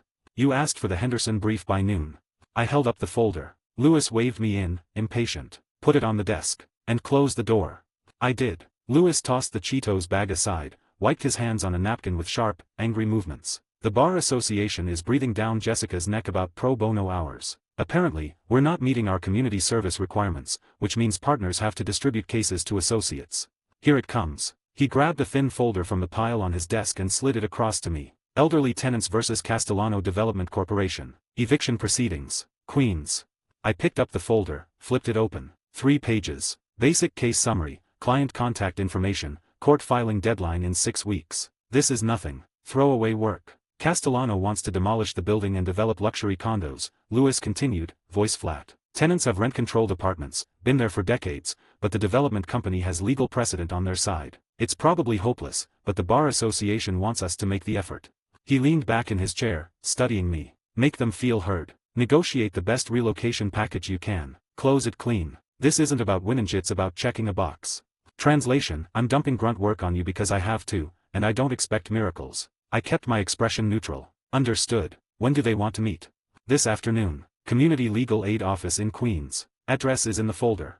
Lewis dismissed me with a wave. I left his office, folder under my arm, and went back to my desk. Pro bono case. No billable hours. No partnership points. Just community service requirements. The system activated automatically. Case analysis, initiated. Elderly Tenants v. Castellano Development. Initial assessment, low-value assignment. Recommended action, minimal effort, quick resolution. I stared at the notification, then dismissed it. Maybe. Or maybe there's something here Lewis isn't seeing. The Community Legal Aid Office was in Flushing, Queens, a 40-minute subway ride from Midtown that took me through neighborhoods I hadn't seen since moving to the city. Bodegas with hand-painted signs. Laundromats with flickering neon. Restaurants advertising authentic cuisine in languages I couldn't read. This isn't Manhattan. The legal aid office was on the second floor of a building that had seen better decades. Cracked linoleum floors, fluorescent lights that buzzed, furniture that looked like it had been donated by offices upgrading in the 90s. A tired-looking receptionist pointed me to a conference room. Mrs. Chen's waiting. And the others. Others. I pushed open the door. 4 elderly people sat around a battered conference table. 3 women, 1 man, all of them looking at me with the kind of exhausted hope that came from fighting systems designed to crush them. The woman at the head of the table stood. Late 60s, Chinese, wearing a cardigan that had been mended multiple times. Mr. Roden, I'm Eleanor Chen. Thank you for coming. She shook my hand with a grip that was stronger than I expected. Please, sit. This is Rosa Martinez, Joseph Kim, and Linda Washington. We're all facing eviction from the same building. I sat, pulled out my tablet, opened the case file. Tell me what's happening. Mrs. Chen's voice was steady, but her hands shook slightly as she laid out photos on the table. Old pictures of the building, of neighbors, of grandchildren playing in the courtyard. We've lived there for over 30 years. Rent-controlled apartments. Safe neighborhood. Our families are there. Castellano Development bought the building 6 months ago, Rosa added, her accent thick. They want to tear it down, build luxury condos. They've been trying to force us out. Joseph Kim leaned forward, voice quiet. They cut our heat last winter. Said it was a malfunction. Repairs took 3 months. The elevators break down every week, Linda said. My daughter has asthma. Climbing 6 flights with groceries. Mrs. Chen put her hand on Linda's arm, steadying her. We can't afford to move. Rent in Queens, no, it's 3 times what we pay. We'd have to leave the city, leave our families, our lives. She pushed the photos across the table to me. This is my grandson. He goes to school 3 blocks away. If I move, I can't see him every day. Can't pick him up when his mother works late. I looked at the photos. The building was old, but solid. The courtyard had gardens that the tenants clearly maintained. There was a community here, real, living, built over decades. The system activated reflexively. Win rate calculator activated. Query, victory probability, tenant retention. Processing. Probability, 11%, 8%. Variables, resource disparity, extreme. Variables, legal precedent favors development rights. Variables, client financial limitations, severe. Assessment, David versus Goliath scenario. Recommendation, negotiate best possible relocation terms. 11%. Lewis was right. This is hopeless. I should negotiate a relocation package. Get them better terms than they'd get on their own. Close the file. Move on to work that actually mattered. But Mrs. Chen was looking at me with hands that shook, holding photos of her grandson, and something in my chest tightened. The numbers don't tell the whole story. Mrs. Chen, I said carefully, if you could keep your apartment, stay in the building, would you? She laughed, but it was bitter. Who could fight Castellano? They have armies of lawyers. Millions of dollars. We have this. She gestured at the cramped legal aid office, the donated furniture, the 4 elderly people who'd probably never sued anyone in their lives. You have me.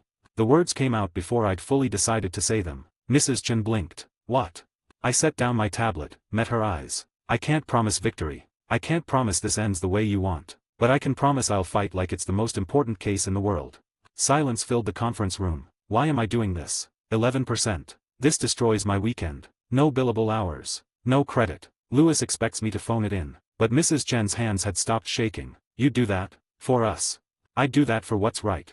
The system offered no calculation for why I'd chosen this. Maybe some decisions don't need one. I left the legal aid office 2 hours later with a signed representation agreement, for client phone numbers, and a case that was going to consume every spare hour I had for the next month. The subway back to Manhattan was packed with the evening rush. I found a spot by the doors and opened the case file on my tablet. Castellano Development Corporation. Major real estate developer. Deep pockets. Legal team from Bratton and Associates, one of the firms that specialized in crushing tenant opposition. Rent-controlled apartments. 30-year tenancies. Building in good condition despite Castellano's claims of structural issues. Eviction proceedings based on alleged code violations and economic hardship to the landlord. The system started organizing automatically. Blackmail archive, Castellano Development Corporation. Cross-referencing, building code violations. Cross-referencing, tenant protection statutes. Cross-referencing, environmental review requirements. Preliminary research pathways identified. I dismissed the notifications and stared out the subway window at the tunnel walls rushing past. Lewis thinks this is 3 meetings and a settlement. He's wrong. By the time I got back to my apartment, it was almost 8 p.m. I ordered Thai food, cleared my desk, and spread the case documents across every available surface. Building permits. Zoning records. Castellano's corporate filings. Tenant protection statutes for New York City. If I'm going to lose, I'll lose spectacularly. The system hummed quietly, organizing information, flagging relevant patterns, building the framework for what would either be a miracle or a disaster. Case complexity, high. Resource availability, low. Emotional investment detected, unusual. Query, why this case? I stared at the notification, then typed a response in my mind. Because Mrs. Chen's hands shook when she showed me photos of her grandson. Because 11% isn't 0. Because Lewis expects me to quit, and I don't quit. The system processed that, then went quiet. And in the silence of my apartment, surrounded by documents and cheap Thai food, I got to work.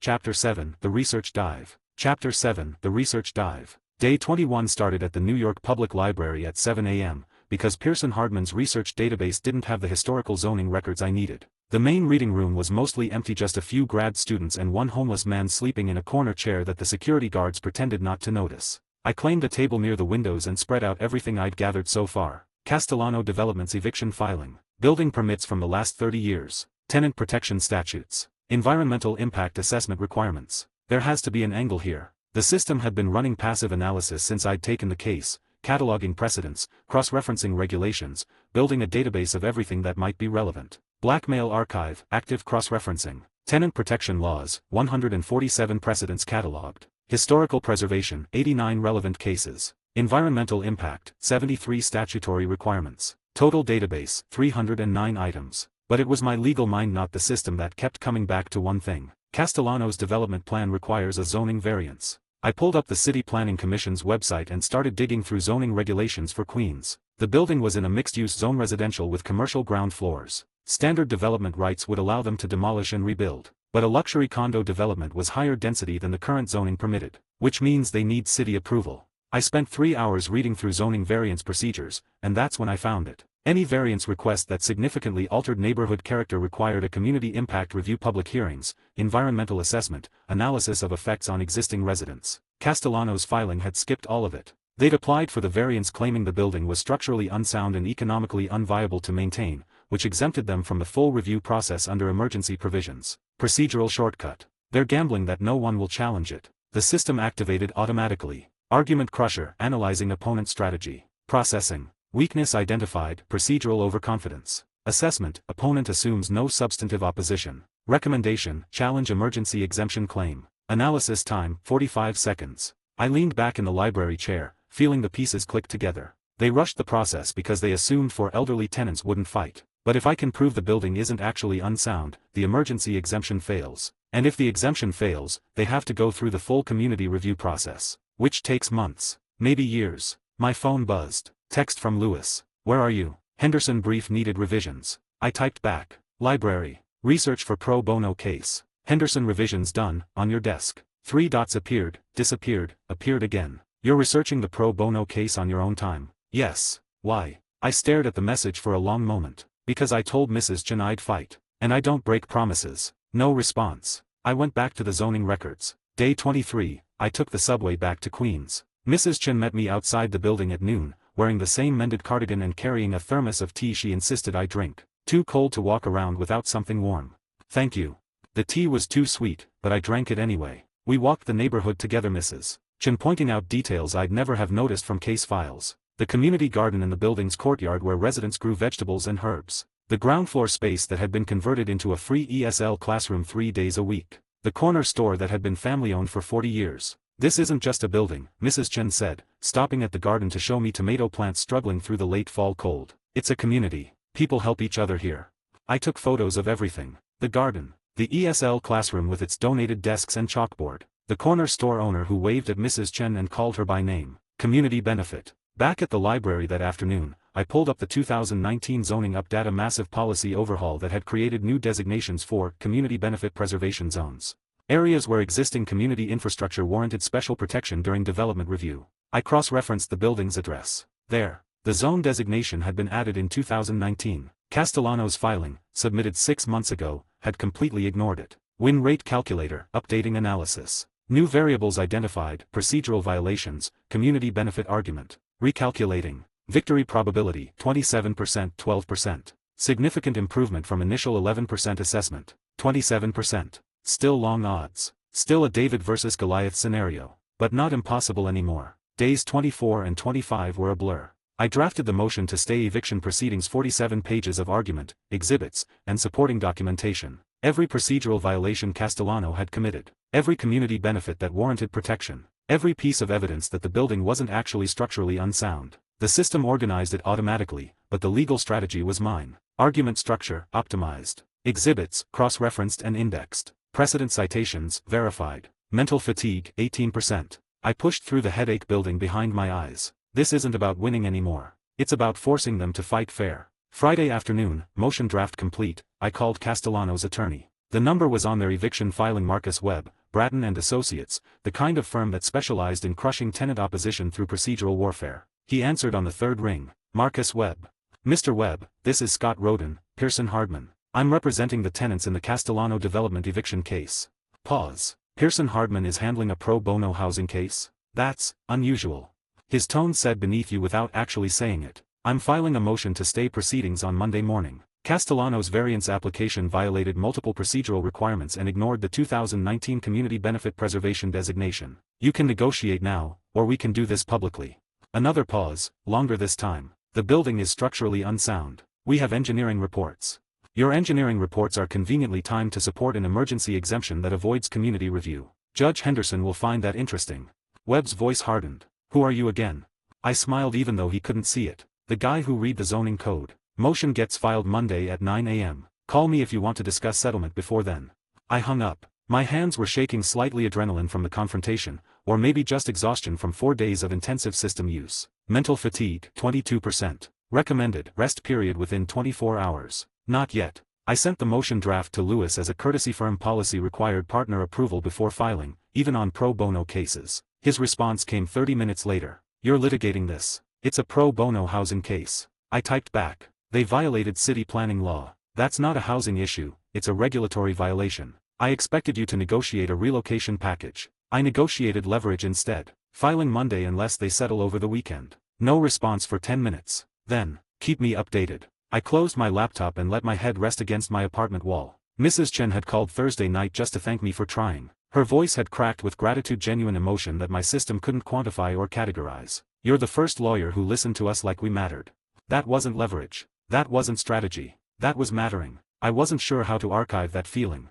Chapter 8, The Courthouse Victory. Chapter 8, The Courthouse Victory. Day 28, Monday morning, and I was standing outside Queens County Courthouse at 8:45 a.m. The motion had been filed electronically at 9:01 a.m. as promised. Emergency hearing scheduled for 10 o'clock a.m. Judge Henderson presiding, because apparently the universe had a sense of irony. Same judge who'd handled my mock trial 2 weeks ago. The one who'd seen me systematically dismantle Mike Ross's arguments. Let's see if that confidence was justified. Marcus Webb arrived at 9:30 with 2 associates in tow, both carrying bankers' boxes full of documents, both looking like they'd spent the weekend doing damage control. Webb spotted me standing alone near the courthouse steps. "Roden, you're actually doing this." I said I would. He walked over, associates trailing behind like well-dressed pack animals. "This is a waste of everyone's time. The building is structurally unsound, the tenants can't afford to maintain it, and your clients are going to lose their apartments eventually anyway. Take the relocation package we offered and let them move on with dignity."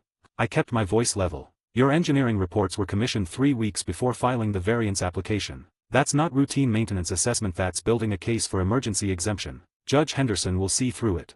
Webb's jaw tightened. "You're in over your head. Pro bono housing cases don't win against major developers. Then you have nothing to worry about." His associates exchanged glances, probably wondering why their senior partner was arguing with a first-year associate on the courthouse steps. Webb checked his watch. "See you inside." They walked past me into the courthouse. I waited until they were gone, then pulled out my phone and called Mrs. Chen. "It's starting. I'll call you as soon as we're done." Her voice was shaky. "Thank you, Mr. Roden. Whatever happens, thank you."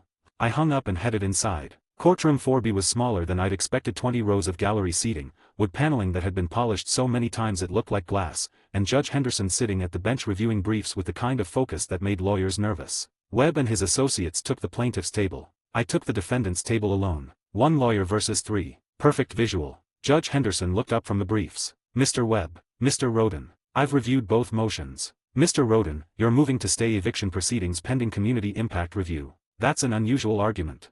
I stood. "Your Honor, Castellano Development applied for a zoning variance under emergency exemption provisions, claiming the building is structurally unsound. But the building sits in a community benefit preservation zone established in 2019. That designation requires full community review for any major development, no exemptions." Webb stood immediately. "Your Honor, the emergency exemption exists precisely for situations like this. The building is unsafe, the tenants are at risk, and Mr. Roden's motion is simply delay tactics by an inexperienced associate trying to make a name for himself."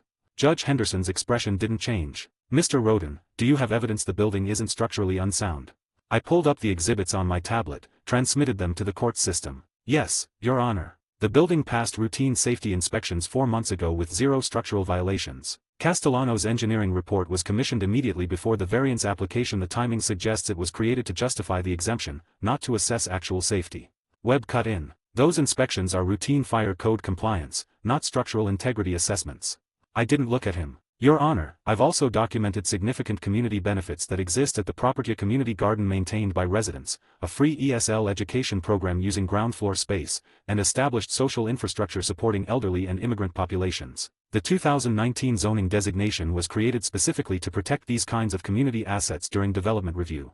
Judge Henderson flipped through the exhibits, reading silently. The courtroom was quiet enough to hear the ventilation system humming. Finally, Henderson looked up. "Mr. Webb, did your client consider the community benefit preservation designation when filing the variance application?"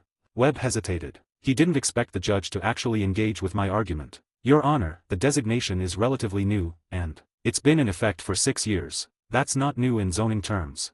Webb's jaw worked. "The building's structural issues take precedence over community benefits." Judge Henderson closed the brief and leaned back. Mr. Roden raises legitimate questions about the timing of the engineering report and the application of the emergency exemption. I'm granting the stay pending proper community impact review. My stomach dropped. We won. The stay. We actually. Henderson continued. Castellano Development may resubmit their variance application through the standard review process, which includes public hearings and community impact assessment. Eviction proceedings are stayed until that process concludes. Anything else, gentlemen? Webb looked like he'd swallowed glass. No, Your Honor. Mr. Roden. No, Your Honor. Thank you. Henderson banged the gavel. We're adjourned. Outside the courthouse, Webb caught up to me on the steps. That was a stunt. You know that, right? I turned to face him. That was reading the zoning code and doing the work your firm should have done before filing. His expression shifted irritation to something that might have been grudging respect. The stay won't last forever. Community review takes months, but it's not a permanent solution. I know, which is why we should discuss settlement. Webb studied me for a long moment. What are you thinking? 3-year lease extension at current rent-controlled rates. Guaranteed relocation assistance when the building is eventually developed. First refusal rights on affordable units in the new construction. That's generous to your clients and expensive for mine. Further delays will be more expensive. Community review, environmental assessment, public hearings where neighbors testify about elderly tenants being displaced. That's months of financing costs and negative publicity. Webb pulled out his phone, typed something, waited. After 2 minutes, he nodded. My client will agree to 3 years, relocation assistance, and will include affordable unit preferences in the development plan. But this stays quiet. No media, no publicity about Castellano backing down. Agreed. We shook hands on the courthouse steps. I called Mrs. Chen immediately. She answered on the first ring. Mr. Roden. You can stay. 3 years guaranteed, then relocation assistance and priority for affordable units when they rebuild. It's not forever, but it's real protection. Silence. Then she started crying. Thank you, thank you. I can see my grandson grow up. I can. Her voice broke. I waited while she composed herself. Thank you, Mr. Roden. You gave us our home back. You gave me a case worth fighting for. After we hung up, I stood on the courthouse steps for a long moment, just breathing. Case resolution, successful. Win rate calculator, final assessment. Predicted probability, 27%. Actual outcome, favorable settlement. System accuracy, validated. Mental fatigue, 28%. Webb's voice interrupted my thoughts. You're going to be a problem, aren't you? I looked at him. Only if you cut corners.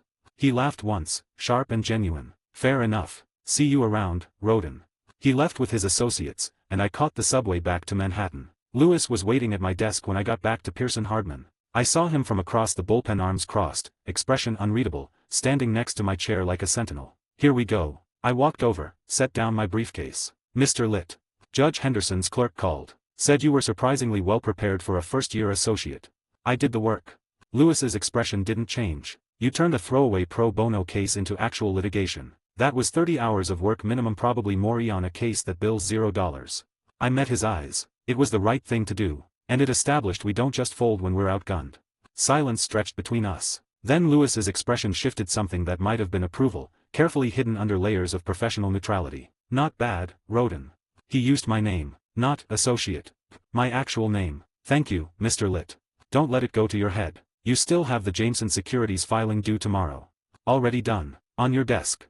Lewis studied me for another moment, then nodded once and walked back to his office. I sat down at my desk, feeling the exhaustion catch up to me all at once. Mental fatigue, 31%. Recommended full rest cycle within 12 hours. Soon. That evening, the firm newsletter went out. I opened it on my phone during the subway ride home. Page 1, Harvey and Mike's flashy merger victory, complete with photos of them shaking hands with the CEO, quotes about Pearson Hardman's excellence, and a detailed breakdown of the $40 million deal they'd closed. Page 3, buried in a single paragraph under Community Service Activities. Associate Scott Roden successfully resolved a pro bono housing dispute under senior partner Lewis Litt's supervision, securing tenant protections and avoiding protracted litigation. No photos. No quotes. Just one sentence acknowledging the work. I stared at the contrast. They got glory. I got justice. And somewhere in the exhaustion and the mental fatigue and the quiet satisfaction, I realized something. I'm okay with that. The subway rattled through the tunnel, and I closed my eyes. Mrs. Chen's voice echoed in my memory. You gave us our home back. That wasn't leverage. That wasn't strategy. That was what being a lawyer was actually supposed to feel like. Chapter 9, The Competition Announcement. Chapter 9, The Competition Announcement. Day 35 started like any other morning at my desk by 6:58, coffee cooling beside my keyboard, reviewing the Jameson Securities brief Lewis needed by noon. Then senior partner Brooks's assistant sent a firm-wide email at 9:15. All associates report to main conference room. 9:30 a.m. Mandatory. Kyle Durant leaned over from his cubicle. Any idea what this is about? No. Jennifer Park was already speculating loudly with two other associates near the break room. Maybe they're announcing early partnership decisions. Too early in the year. Layoffs. The economy's fine. Stop panicking. I saved my work and headed to the conference room with everyone else. The main conference room could hold 50 people comfortably. All 12 associates from our class crowded in, plus a few second years who'd been invited for reasons unclear. Senior partner Brooks stood at the front, tablet in hand, waiting for everyone to settle. Lewis was there too, leaning against the back wall with his arms crossed, watching us like we were lab rats in an experiment. Brooks cleared his throat. Thank you for coming. As many of you know, Pearson Hardman has a long tradition of associate development through competitive excellence. Here we go. Every year, we hold a mock trial competition. 8 first-year associates, randomly paired, arguing a constitutional law hypothetical before a panel of 3 senior partners. The room buzzed with immediate interest. Brooks continued. The winner receives a full afternoon with managing partner Jessica Pearson to discuss career trajectory, partnership track, and professional development. That's the prize. Direct access to Jessica Pearson, unfiltered, without having to navigate through Harvey or Lewis or any of the senior partners who controlled access like medieval gatekeepers. That was worth more than any case assignment or client meeting. The format is simple, Brooks said, pulling up a slide on the screen behind him. Constitutional law hypothetical released tomorrow morning at 9 a.m. You'll have 48 hours to prepare. Presentations will be Friday afternoon before partners Chen, Williams, and myself. He tapped his tablet. Brackets are assigned randomly. Let me show you the matchups. The screen changed, showing 8 names arranged in a tournament bracket. My name was in the second slot. Scott Roden versus Michael Ross. The room went dead quiet. Kyle Durant muttered something to the associate next to him that sounded like poor bastard. Everyone knew Mike was Harvey's golden boy. The kid with the photographic memory who could cite cases from 3 years ago like he was reading them off a teleprompter. Harvey's training. His mentorship. His protection. I kept my face neutral, but the system activated reflexively. Win rate calculator activated. Query, mock trial victory probability. Processing. Opponent, Michael Ross, Harvey Specter mentorship advantage. Constitutional law, not primary specialty area. Random pairing, no advance preparation possible. Judge panel, bias patterns unknown. Probability, 34%, 19%. Assessment, challenging but not impossible. 34%. Better than a coin flip, but not by much. Brooks was still talking. This is an opportunity to demonstrate your legal reasoning, oral advocacy, and ability to perform under pressure. Treat it seriously. Questions. Jennifer Park raised her hand. Are we arguing both sides, or assigned positions? Positions will be randomly assigned the day of. You need to be prepared for either side of the hypothetical. Of course. More questions followed. Logistics, timing, whether we could use research assistants, whether we could consult with our mentors, yes, but they couldn't do the work for us. I tuned it out and focused on the bracket. Mike Ross. Harvey's product. The fraud with perfect recall. Blackmail archive, accessing Michael Ross profile. Known data, fraudulent credentials, photographic memory, Harvey training. Unknown data, actual legal reasoning capability, argument style, weaknesses. Recommendation, gather intelligence. The system was right. I needed to know how Mike actually argued cases, not just what everyone assumed about his abilities. The meeting broke up at 10 o'clock. Associates scattered back to their desks, already forming study groups and trading speculation about the hypothetical. I went back to my cubicle and opened my laptop. Donna mentioned Harvey Records training videos of Mike's client meetings. It was a long shot, but worth trying. I composed an email carefully. Ms. Paulson.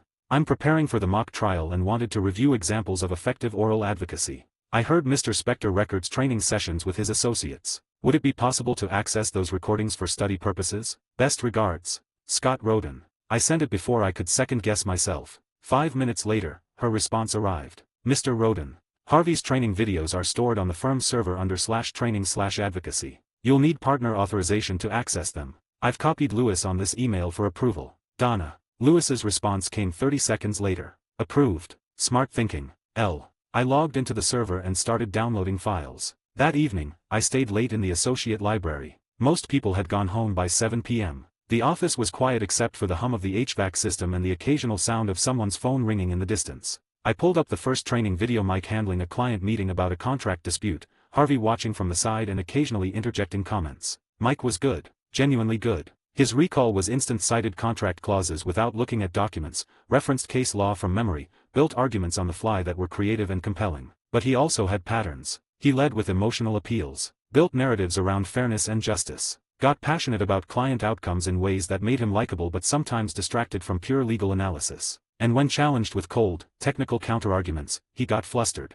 Harvey had to step in twice during one negotiation when the opposing counsel started hammering Mike with procedural technicalities instead of engaging with his emotional framework. Argument crusher, analyzing Michael Ross patterns. Processing. Weakness identified, relies on emotional narrative structure. Weakness identified, vulnerable to systematic deconstruction. Weakness identified, tends to overcomplicate straightforward issues. Recommendation, force technical precision, avoid emotional engagement. I watched 3 more videos, taking notes the entire time. Mike fights like Harvey taught him charisma, improvisation, building personal connections with judges and juries. But constitutional law mock trials aren't about charisma. They're about legal reasoning. I closed the laptop and leaned back in my chair. Harvey taught Mike to be Harvey. I'll be something different. I left the office at 10:30. Mike was still at his desk, surrounded by constitutional law textbooks, frantically highlighting passages like he could absorb them through osmosis. He looked up when I walked past. "Hey, good luck in the mock trial. May the best man win." I stopped. His expression was genuine, no sarcasm, no competitive posturing, just sincerity. He actually means it. For a moment, I considered responding in kind, building some kind of professional friendship. The human thing to do. But friendship and competition didn't mix. Not here. Not when the prize was direct access to Jessica Pearson and a potential fast track to partnership. I nodded once. Good luck. I kept walking. Mike went back to his textbooks, and I headed for the elevator. The system hummed quietly in the background, organizing everything it had observed. Opponent analysis, Michael Ross. Strengths, memory, emotional appeal, Harvey mentorship. Weaknesses, technical precision, systematic challenges, overcomplication. Recommended strategy, cold logic, structural arguments, avoid narrative engagement. I rode the subway home, and the city lights blurred past the windows. 48 hours until the hypothetical gets released. 48 hours to prepare for the most important competition of my career so far. The exhaustion from the pro bono case still lingered, but adrenaline was already replacing it. This is different from fighting for Mrs. Chen. This is about my future. I got off at my stop and walked home through streets that felt colder than they had that morning. Chapter 10, The Systematic Approach. Chapter 10, The Systematic Approach. Day 36, 9 a.m. The hypothetical dropped into my inbox exactly on schedule. Annual Associate Mock Trial. Simmons v. State Board of Education. Constitutional Law, 4th Amendment. I downloaded the case file and started reading. A school district in Ohio implemented a surveillance system that monitored student social media accounts for keywords related to bullying, self-harm, and violence. The system flagged concerning posts and alerted school administrators, who could then intervene. Parents sued, claiming the surveillance violated students' 4th Amendment rights against unreasonable search and seizure. The school district argued they had in loco parentis authority standing in place of parents and a compelling interest in preventing bullying and protecting student safety. Perfect split. Civil liberties versus child safety. Technology versus tradition. Individual rights versus community protection. The kind of case designed to make both sides sound reasonable. I read through it 3 times, highlighting key facts, identifying the legal questions that would determine the outcome. Then I activated the system. Win rate calculator, analyzing case structure. Processing. Case presents, 60/40th split depending on argument framing. Key issue, defining reasonable expectation of privacy for minors in digital space. Precedent split, Tinker v. Des Moines, student rights, versus Vernonia v. Acton, school authority. Optimal strategy, dependent on side assignment. I spent the rest of day 36 building a systematic brief. First, every 4th Amendment precedent relevant to schools. Tinker v. Des Moines, student free speech rights. New Jersey v. TLO, school searches. Vernonia School District v. Acton, drug testing. Safford Unified School District v. Reading, strip searches. Then, digital privacy cases. Riley v. California, cell phone searches. Carpenter v. United States, location data. Monoy Area School District v. BL, off-campus social media speech. I created a matrix comparing physical surveillance to digital surveillance, identifying where precedent aligned and where it created gaps. 3 distinct legal frameworks emerged. Framework 1, strict 4th Amendment protection. Social media is private space, minors have constitutional rights, school authority doesn't extend to off-campus digital activity. Framework 2, balanced approach. Schools have some authority over student safety, but surveillance must be narrowly tailored with procedural safeguards. Framework 3, broad school authority. In loco parentis extends to digital spaces when student safety is at stake, minimal 4th Amendment protection for minors in educational context. I need to be ready to argue any of these depending on which side I get assigned. The library closed at midnight. I packed up my materials and headed home. Day 37 started at 6 a.m.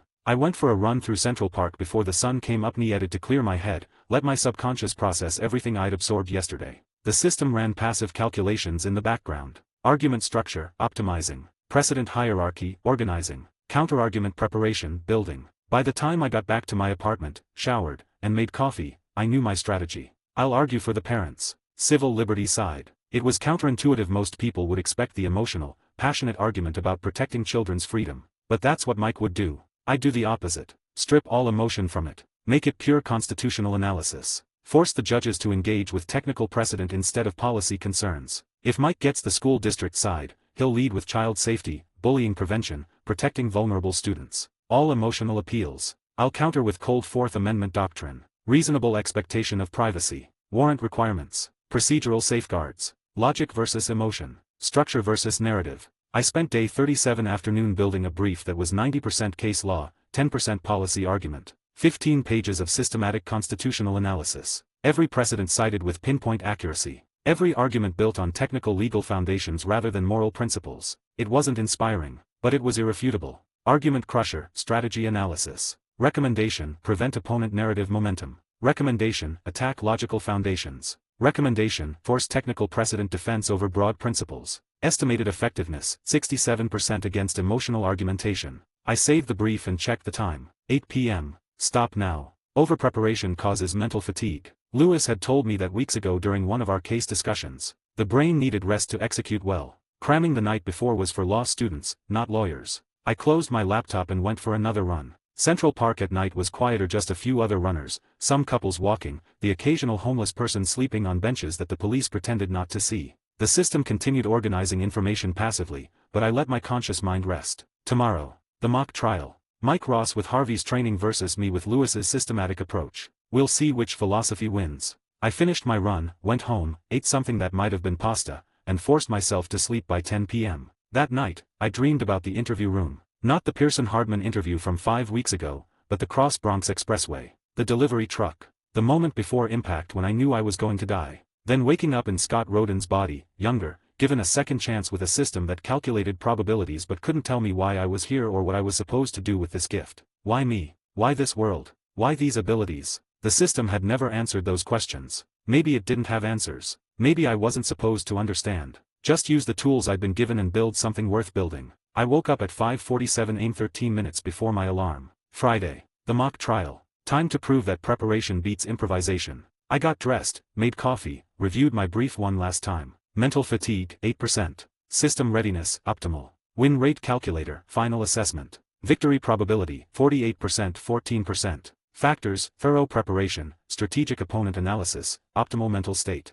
48%. Better than the 34% from when brackets were announced. I've done everything I can. I grabbed my briefcase and headed for the subway. Today would prove whether Scott Rhoden's systematic, methodical, thoroughly prepared associate everyone underestimated could beat Harvey Specter's golden boy. 11, Chapter 11, The Systematic Dismantling. Chapter 11, The Systematic Dismantling. The main conference room was packed by 2 p.m. Every associate from our class had shown up. These was the annual spectator sport, the chance to watch peers destroy each other in formal legal combat. Second years filled the back rows. A few junior partners lingered near the door, pretending they had better things to do while clearly invested in the outcome. 3 senior partners sat at the front table, Brooks in the center, flanked by Chen and Williams. All of them with tablets open, scoring rubrics displayed, expressions professionally neutral. Harvey stood in the back corner, arms crossed, watching like a coach whose star player was about to take the field. Lewis leaned against the side wall, eyes fixed on me with something that looked like cautious optimism. And Donna sat in the third row, perfectly poised, observing everything with that unnerving awareness she always carried.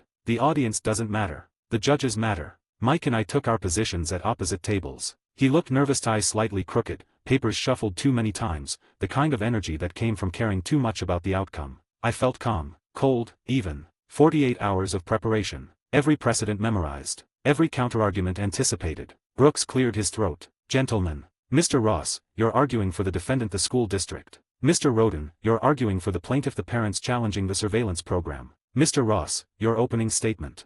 Mike stood, walked to the center of the room, and transformed. The nervousness vanished. His voice became confident, passionate, the kind of presence that made you want to believe whatever he said. Your honors, we're here today because a school district tried to protect its students. That's it. That's what this case is really about. He gestured with his hands, building momentum. Cyberbullying is an epidemic. Students are suffering. Some are dying, suicides directly linked to online harassment that schools could have prevented if they'd known about it. The surveillance program here isn't about control. It's about safety. It's about schools fulfilling their responsibility to protect children in a digital age. He cited cases Vernonia v. Acton, Morse v. Frederick, precedents where courts had upheld school authority over student conduct. Constitutional rights aren't absolute. They're balanced against compelling government interests. And what interest is more compelling than preventing a child from taking their own life? Mike's voice cracked slightly on that last line, genuine emotion, not performance. Harvey nodded from the back. The associates leaned forward, engaged. He's good. This is exactly what Harvey taught him. Brooks gestured to me. Mr. Roden, your opening. I stood, walked to the center, and stripped all emotion from my voice. Your Honors, this case isn't about whether schools should protect students. Of course they should. This case is about whether mass surveillance of students' private communications, without individualized suspicion, without warrants, without any procedural safeguards, violates the Fourth Amendment. And the answer, under established constitutional doctrine, is yes.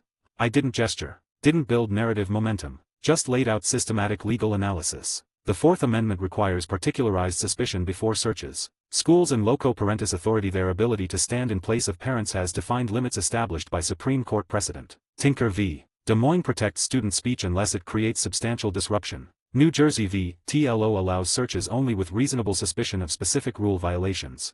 I paused, let the framework sink in. Mass surveillance of all students' social media accounts, monitoring private communications without any individualized suspicion, is categorically distinct from the targeted, suspicion-based interventions courts have approved. This isn't about protecting children. It's about constitutional limits on government power, even when exercised with good intentions. The room was quieter now. Judge Williams was taking notes. Chen's expression had shifted from polite attention to active interest. Different approach. Different philosophy. Brooks nodded once. Proceed to examination. Judge Chen will begin. Chen leaned forward, tablet in hand. Mr. Ross, hypothetical. The surveillance system detects a student posting about bringing a weapon to school. That post leads to intervention, preventing a potential school shooting. Doesn't that justify the program? Mike jumped on it immediately. Absolutely, Your Honor. If we prevent even one tragedy, one life saved, isn't that worth some limitation on privacy expectations? Students don't have the same privacy rights as adults. Schools have a duty to. I interrupted. Objection to the hypothetical's premise. Brooks raised an eyebrow. Mr. Roden, this isn't a real trial. You can't object. Then I'll rephrase. The hypothetical assumes predictive capability not supported by the evidence in this case. The surveillance system here detected cyberbullying after it occurred. It showed no capacity to prevent incidents before they happened. Judge Chen's hypothetical describes a different program entirely. Chen studied me. Point taken. Mr. Ross, does the record show any preventive interventions? Mike hesitated. The system is designed to enable prevention, Your Honor. But did it actually prevent anything? The evidence shows it identified concerning behavior patterns. After the fact. Mike's momentum stalled. In some cases, yes. I stayed quiet, let the weakness sit. Argument crusher, active. Opponent weakness identified, emotional hypotheticals distract from case facts. Counter-strategy, force specificity, demand evidence. Effectiveness, 73%. Judge Williams posed the next question. Mr. Roden, you're arguing students have full Fourth Amendment protection for their social media accounts. But don't schools have some authority over student conduct, even off-campus? They do, Your Honor. Monoy v. BL established that schools have narrow authority over off-campus speech when it creates substantial disruption to the educational environment. But that authority requires specific, identifiable harm, not speculative concerns about what students might post in the future.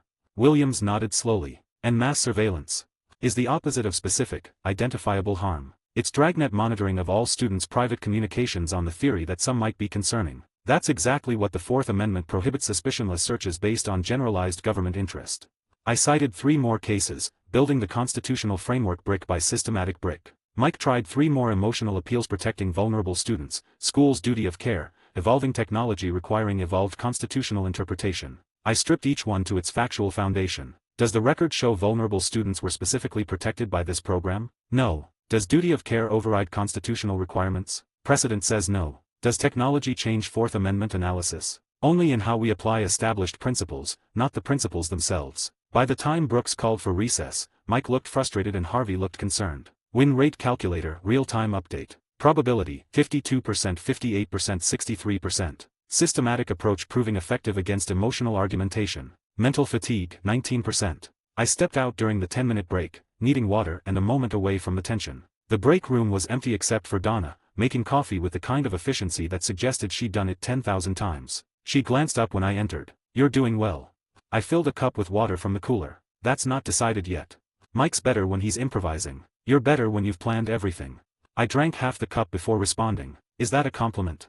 Donna's smile was small and knowing. It's an observation. Whether it's a compliment depends on whether you win. She walked past me toward the door, coffee in hand, then paused. For what it's worth, I've never seen anyone make Harvey look that uncomfortable during one of Mike's performances. She left before I could respond. I stood alone in the break room, processing that. Harvey's uncomfortable. Because his teaching method improvisation, charisma, emotional connection isn't working against systematic preparation. The system hummed quietly. Relationship analysis, Donna Paulson. Assessment, evaluating beyond professional competence. Interest level, unclear but present. I dismissed the notification and headed back to the conference room. Closing arguments. Time to finish this. 12, Chapter 12, The Victory That Changed Everything. Chapter 12, The Victory That Changed Everything. The conference room felt smaller when we reconvened. Everyone had returned, associates whispering speculation, partners watching with increased attention, Harvey standing in the exact same spot but with tension in his shoulders that hadn't been there before. Brooks gestured to Mike. Closing arguments. Mr. Ross. Mike stood, and this time his strategy had shifted. Less emotion, more precedent. Clearly Harvey had coached him during the break to match my technical approach. Your Honors, constitutional law isn't static. It evolves. When the Fourth Amendment was written, surveillance meant physical searches. But Carpenter v. United States recognized that digital data requires new analysis. Riley v. California acknowledged cell phones are different from physical objects. He was citing my cases back at me, trying to use constitutional evolution as an argument for expanded school authority rather than expanded student protection. Schools must adapt to digital threats. The surveillance program here is narrowly tailored. It only monitors public social media posts, only flags keywords related to safety concerns, only intervenes when necessary. That's reasonable. That's constitutional. It was better than his opening, more structured, less emotional. But he was uncomfortable with pure technical argument, and it showed. He kept trying to weave in narrative elements the human cost of cyberbullying, the responsibility schools bear, and each time it disrupted his logical flow. Harvey taught him one way to fight. Now he's trying to fight differently, and it's not working. Brooks nodded when Mike finished. Mr. Roden, you're closing. I stood and delivered what I'd prepared. Your Honors, Mr. Ross is correct that constitutional law evolves. But it evolves to apply existing principles to new contexts. It doesn't abandon those principles when they become inconvenient. I cited 6 Supreme Court cases in rapid succession, showing a consistent thread. Katz v. United States established the reasonable expectation of privacy test. Carpenter applied it to digital location data. Riley applied it to cell phones. In each case, the court reaffirmed that Fourth Amendment protections grow stronger as government surveillance capabilities expand, not weaker. I paused, let that sink in. The school district's program fails every test established in digital privacy precedent. It lacks particularized suspicion. It lacks warrants or equivalent procedural safeguards. It conducts mass surveillance rather than targeted intervention. And it monitors private communications that have no connection to school functions or campus disruption. I turned to face the judges directly. Mr. Ross asked, isn't protecting children worth some privacy limitations? But that's not the question. The question is, if we allow mass surveillance of children's private communications without suspicion, without warrants, without limits, what principled boundary exists? Where does school authority end and constitutional protection begin? Silence. The Fourth Amendment provides that boundary. Good intentions don't override constitutional protections. They never have. Plaintiff's motion should be granted. I sat down. The judges conferred quietly for 3 minutes that felt like 3 hours. Finally, Brooks looked up. This was a difficult decision. Both advocates presented compelling arguments. Here it comes. Mr. Ross, your policy arguments about real-world safety needs were persuasive and well-articulated. You demonstrated strong advocacy skills and genuine concern for student welfare. Mike nodded, professional despite the disappointment already showing in his expression. However, Mr. Roden's constitutional analysis was more legally sound. His systematic application of Fourth Amendment precedent, his recognition of the distinction between targeted intervention and mass surveillance, and his clear articulation of constitutional boundaries were more persuasive as a matter of law. Brooks closed his tablet. Decision for plaintiff. Mr. Roden wins this round. The room erupted in whispers. I won. I actually. Win rate calculator, final assessment. Predicted probability, 63%. Actual outcome, victory. System accuracy, validated. Mental fatigue, 24%. Mike stood and walked over immediately, hand extended. You were really good. I couldn't get momentum going. I shook his hand. You're good at reading people. I'm good at reading cases. Different strengths. He nodded, but something in his expression looked shaken, like he just discovered that Harvey's teaching wasn't the only way to win. Yeah, different strengths. He walked back to collect his materials, and I caught Harvey's expression. Not anger. Calculation. His golden boy just lost to someone he dismissed weeks ago. Lewis caught my eye from across the room and gave a small, satisfied nod. Then the conference room door opened. Jessica Pearson walked in. The whispers died immediately. She shouldn't have been here. The prize was supposed to be a scheduled meeting later, not an immediate appearance. But here she was, walking directly toward me with an expression that was evaluating and slightly amused. Mr. Roden, impressive work. I stood, managed to keep my voice steady. Thank you, Ms. Pearson. You didn't try to out Harvey's product. You found your own approach and executed it perfectly. She was watching, the whole time. Constitutional law rewards structure over style. Her smile was small and sharp. Walk with me. She turned and headed for the door without waiting for a response. I grabbed my briefcase and followed. As we passed through the bullpen, I caught fragments of the scene behind me. Harvey standing outside his office, arms crossed, watching with an expression I couldn't quite read. Mike at his desk, unusually quiet, staring at his notes. Louis giving me that subtle nod again, something like pride in his expression. Donna watched from her desk as we passed, and her expression was thoughtful, evaluating. The hierarchy just shifted. Jessica led me to the elevator, pressed the button for the executive floor. You've been here 5 weeks, she said as the doors closed. In that time, you've established yourself as Louis Litt's primary associate, won a pro bono case everyone expected you to lose, and just beat Harvey's personally selected hire in open competition. I stayed quiet, unsure if this was praise or warning. That's either exceptional competence or exceptional ambition. Which is it? Honesty or strategy? I chose honesty. Both. I want partnership, and I'm willing to work for it. But I want to earn it through merit, not politics. Jessica studied me as the elevator climbed. Merit and politics aren't separate in this firm. They never are in any firm. Then I'll play the politics well enough to let the merit speak for itself.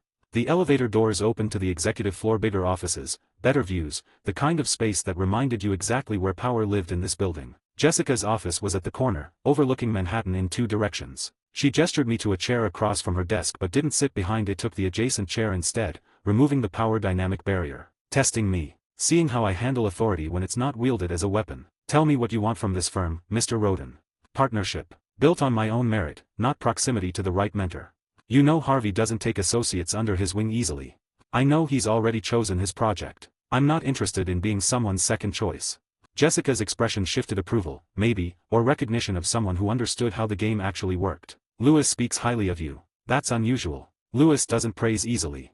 Louis is brilliant at financial law and systematically undervalued. I recognized opportunity where others saw burden. Opportunism or wisdom? Both. The best opportunities come from seeing value others miss. She leaned back, reassessing. You're not like the other associates. They're competing to be Harvey. You're building something different. Truth time. I can't be Harvey. No one can. But I can be excellent in my own way. Systematic, thorough, prepared. That's worth something.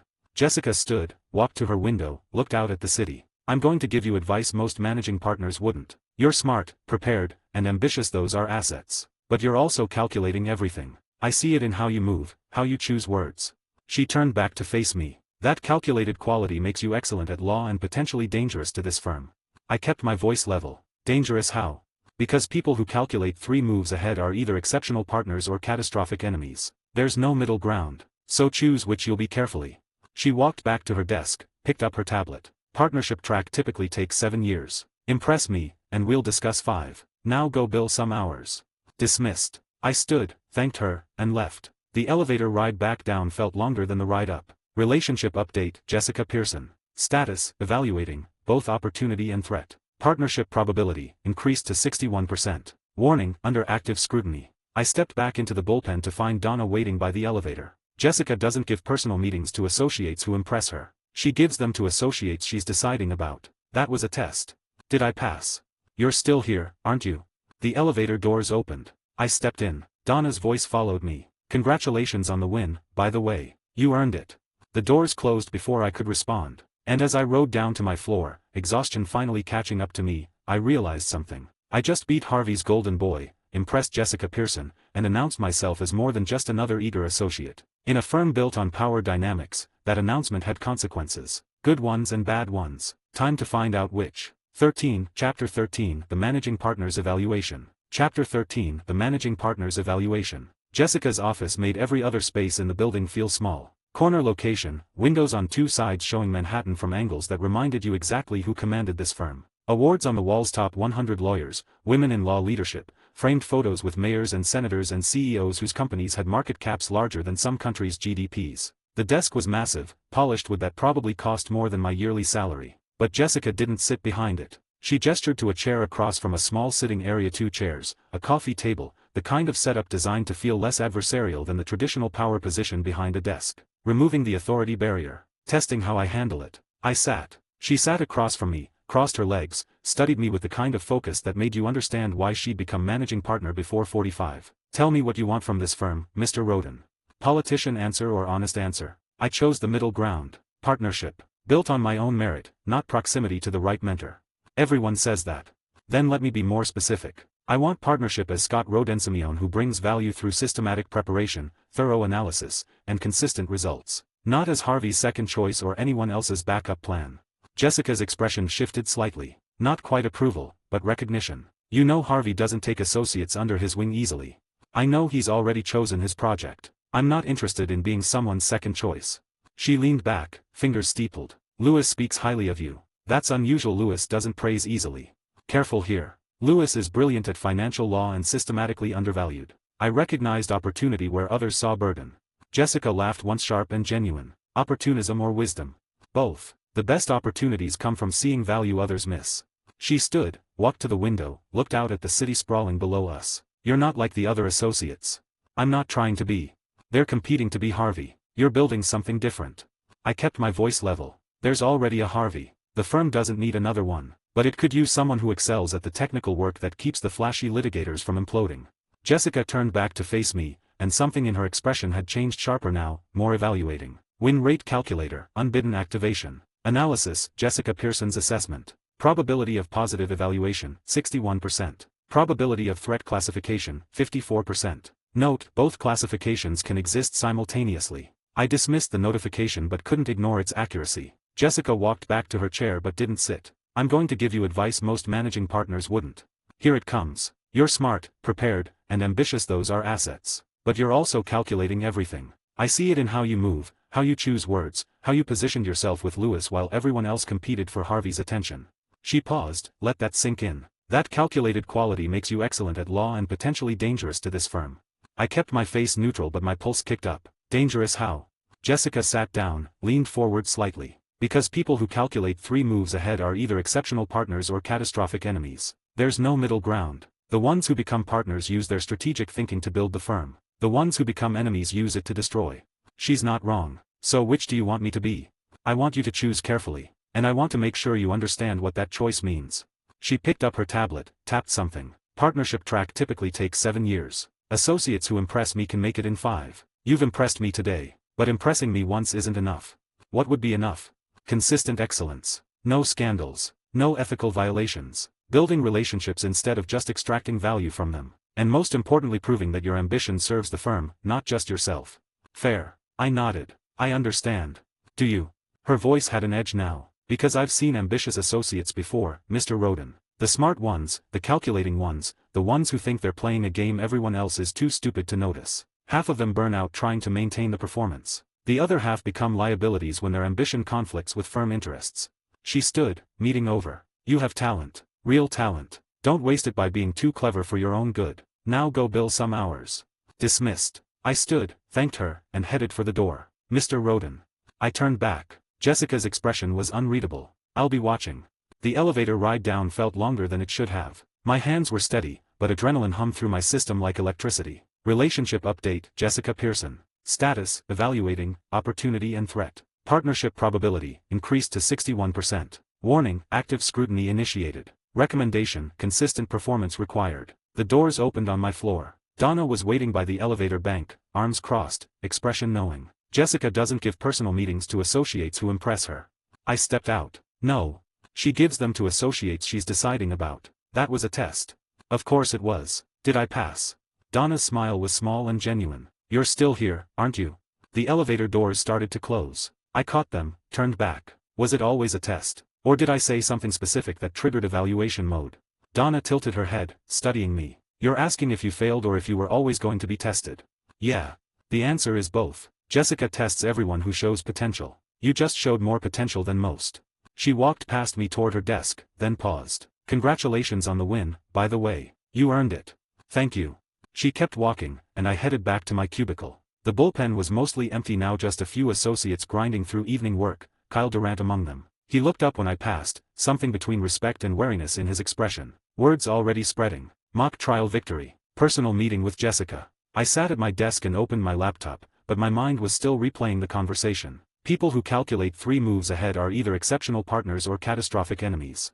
Jessica had seen exactly what I was. The question was whether she decided which category I belonged in, or if that determination was still pending. Mental fatigue, 31%. Recommended rest cycle within 6 hours. Soon. I pulled up the next case file. Lewis had assigned securities compliance for a tech startup and got to work. 14, Chapter 14, The Late Night Connection. Chapter 14, The Late Night Connection. Day 42, and I was still at my desk at 9:47 p.m. The merger documents Lewis needed were spread across my screen. 3 companies consolidating, stock structures that required careful analysis to ensure nobody got screwed in the transition. Complex. Interesting. The kind of puzzle that makes the hours disappear. My coffee had gone cold an hour ago. I grabbed the mug and headed for the break room. The office was mostly empty, just the hum of HVAC, the distant sound of a copier running somewhere, the occasional phone ringing in vacant cubicles. I pushed open the break room door. Donna looked up from her phone, sitting at the small table near the window. We both froze for half a second, that awkward moment when you encounter someone unexpectedly and have to decide whether to acknowledge them or pretend you didn't notice. She broke the silence first.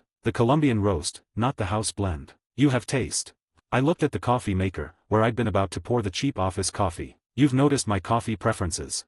Donna's smile was slight and knowing. I notice everything. It's literally my job. She said it without ego, just stating fact, and somehow that made it more impressive. I grabbed the Colombian roast instead and started brewing. Waiting for Harvey.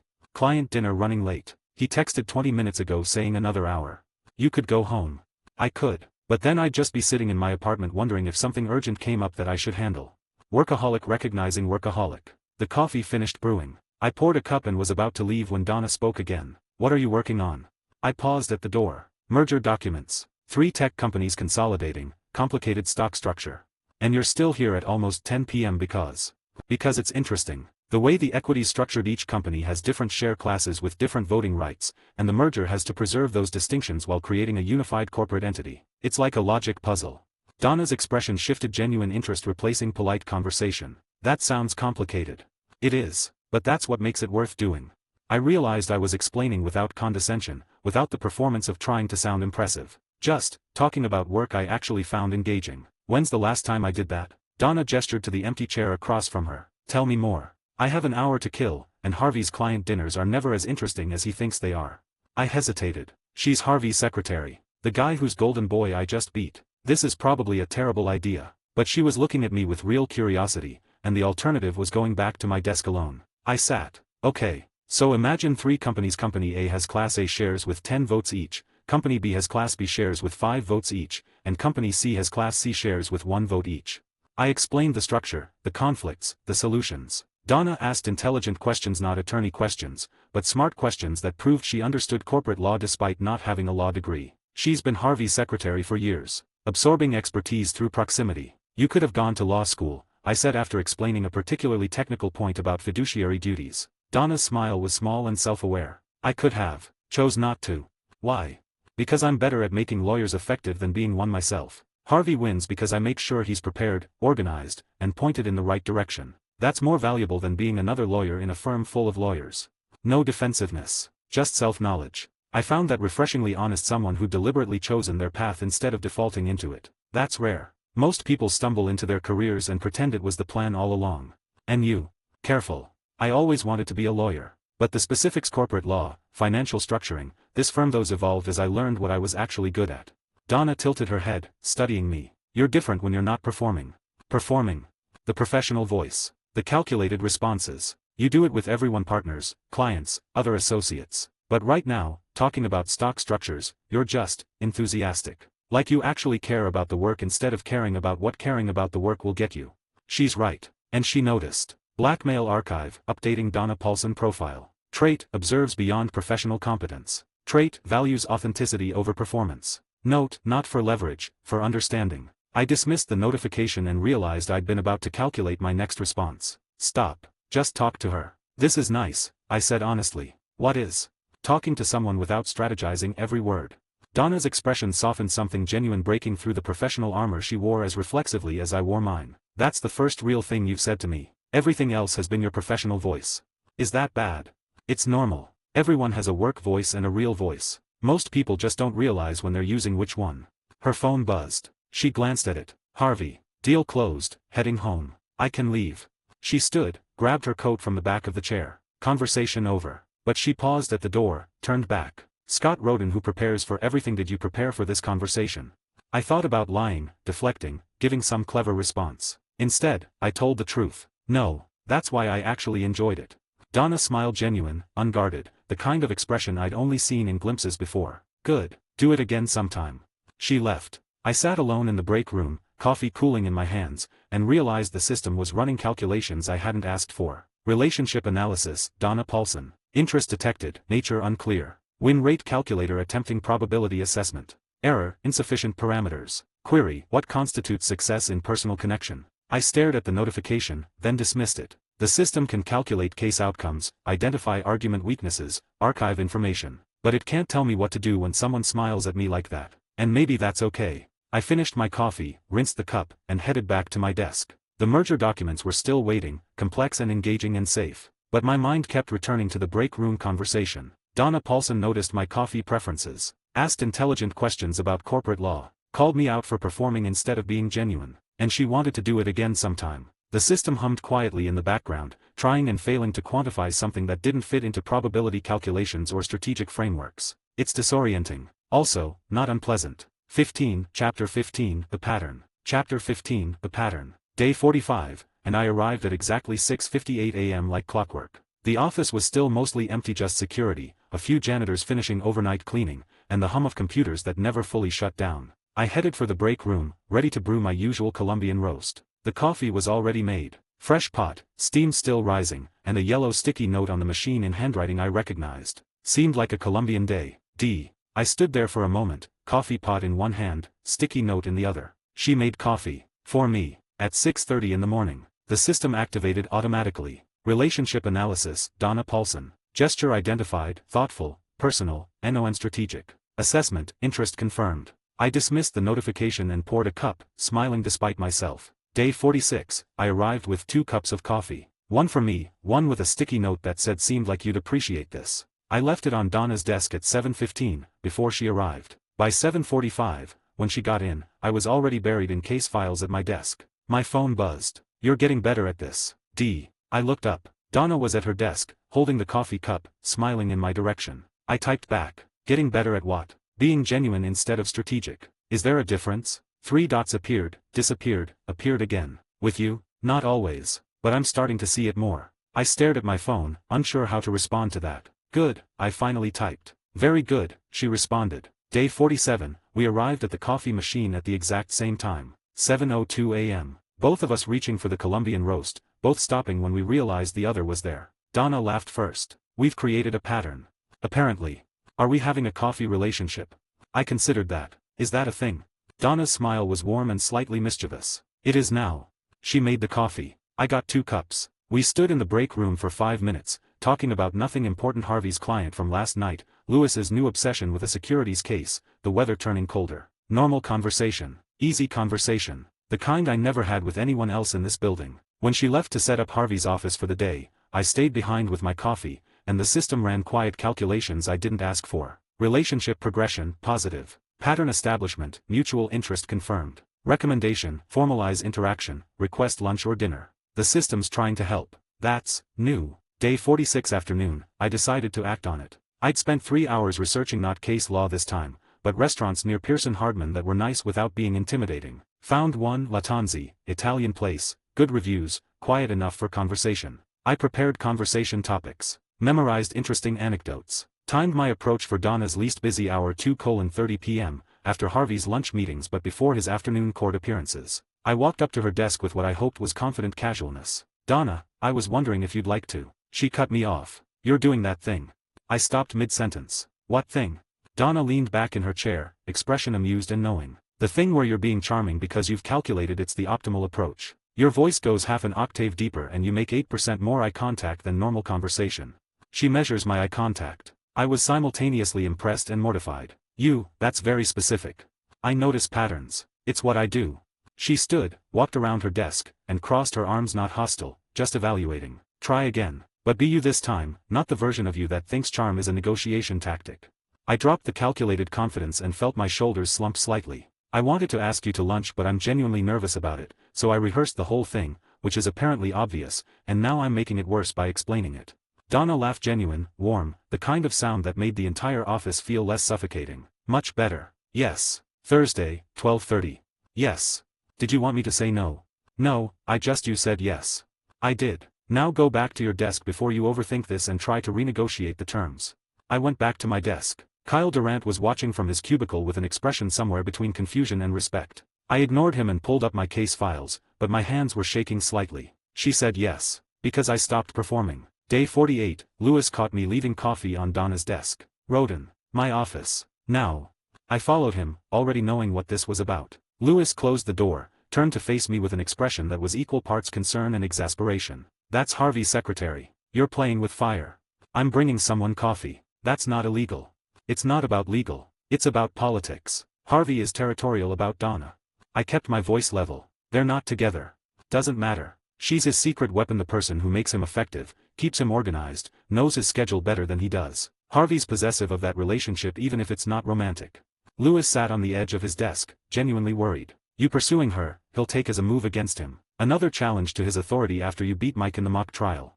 Is that what this is? Another power play? The system offered analysis I didn't want. Relationship classification, strategic versus genuine. Query, primary motivation for pursuing Donna Paulson. Calculating. I dismissed it angrily. What if I'm not pursuing her strategically? What if I just like her? Lewis stared at me like I'd spoken a foreign language. Does that distinction matter?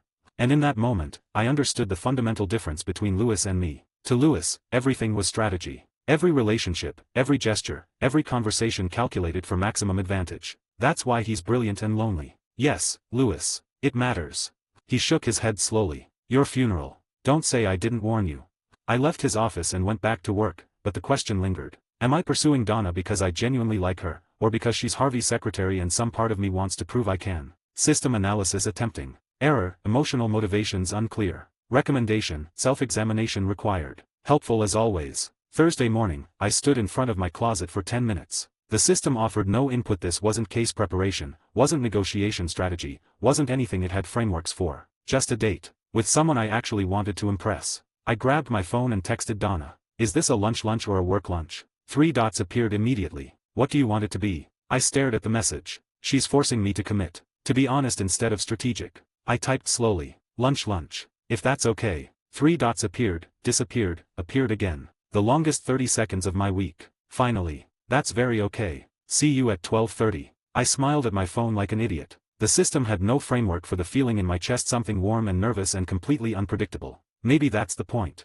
Chapter 16, The First Real Thing. Chapter 16, The First Real Thing. La Tanzi was exactly what I'd hoped. Small Italian place, white tablecloths but casual atmosphere, quiet enough for conversation without being oppressively formal. Donna arrived at exactly 12:30, wearing a blue dress I'd never seen her wear at the office. She dressed up. For this. For me. We sat across from each other, and suddenly I realized I had no idea how to do this without treating it like a deposition. You look nervous, Donna said, amusement in her voice. I am. I'm very good at depositions and very bad at this. What's this? I gestured vaguely at the table between us. Spending time with someone I actually want to impress without a strategic reason. Donna's expression softened, and something in her eyes changed, warmth replacing the professional armor. That's sweet. Also very you. The waiter appeared. We ordered. She got pasta carbonara, I got chicken parmesan because my brain had stopped working well enough to make sophisticated food choices. Once we were alone again, Donna leaned forward slightly. Tell me something real. Not work stuff. Something about you that the office doesn't know. Careful. Can't tell her about transmigration, the system, any of the truth that actually defines me. But I could tell her something true. I grew up in Connecticut. My dad was an accountant, my mom taught middle school English. They wanted me to be a doctor's table career, respectable, something they could explain to their friends. But you chose law. Because medicine is about managing chaos, emergencies, diagnoses, things you can't always control. Law is about building systems, creating frameworks that make the chaos predictable. Donna tilted her head, studying me. You like control. I like predictability. The world is chaotic and messy and full of variables I can't account for. Law creates structure. What about things that can't be structured? I looked at her directly. Like this. Like this. Win rate calculator, activating. Query, successful date probability. Error, insufficient parameters for emotional outcome prediction. Error, undefined success criteria. Recommendation, manual navigation required. I almost laughed. Even the system has no idea what to do here. I don't know how to predict this, I admitted. That's actually exciting. Donna smiled, genuine and warm. Good. You shouldn't be able to predict everything. That's what makes it interesting. Our food arrived. We ate, and the conversation flowed easier now. Donna telling me about growing up in Connecticut. We'd lived 30 minutes apart as kids, leaving for New York at 19 with $2,000 and no backup plan, building her career through sheer competence. You could have gone to law school, I said. You understand the work better than half the associates. I could have, but I'm better at making lawyers effective than being one myself. Harvey wins because I make sure he's prepared, organized, and pointed at the right targets.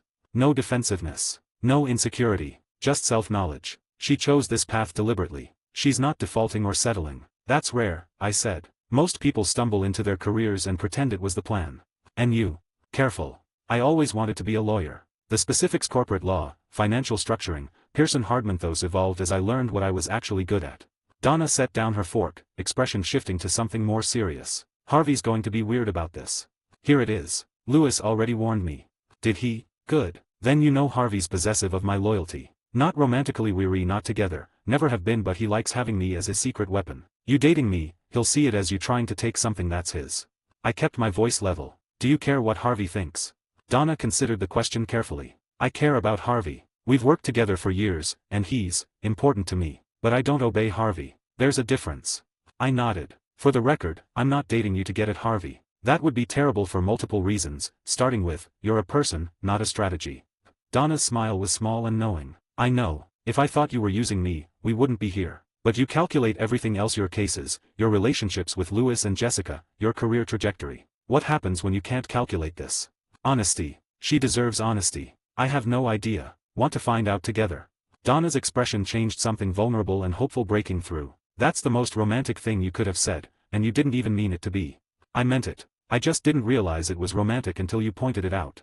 She laughed, and the tension dissolved. We finished lunch, split the check despite my attempt to pay, she insisted, and walked back to Pearson Hardman together. In the elevator, we stood closer than necessary but maintained professional distance: no touching, no obvious intimacy, just proximity that suggested something more. The doors opened on our floor. Donna touched my arm briefly as we stepped out. This was good. Let's do it again.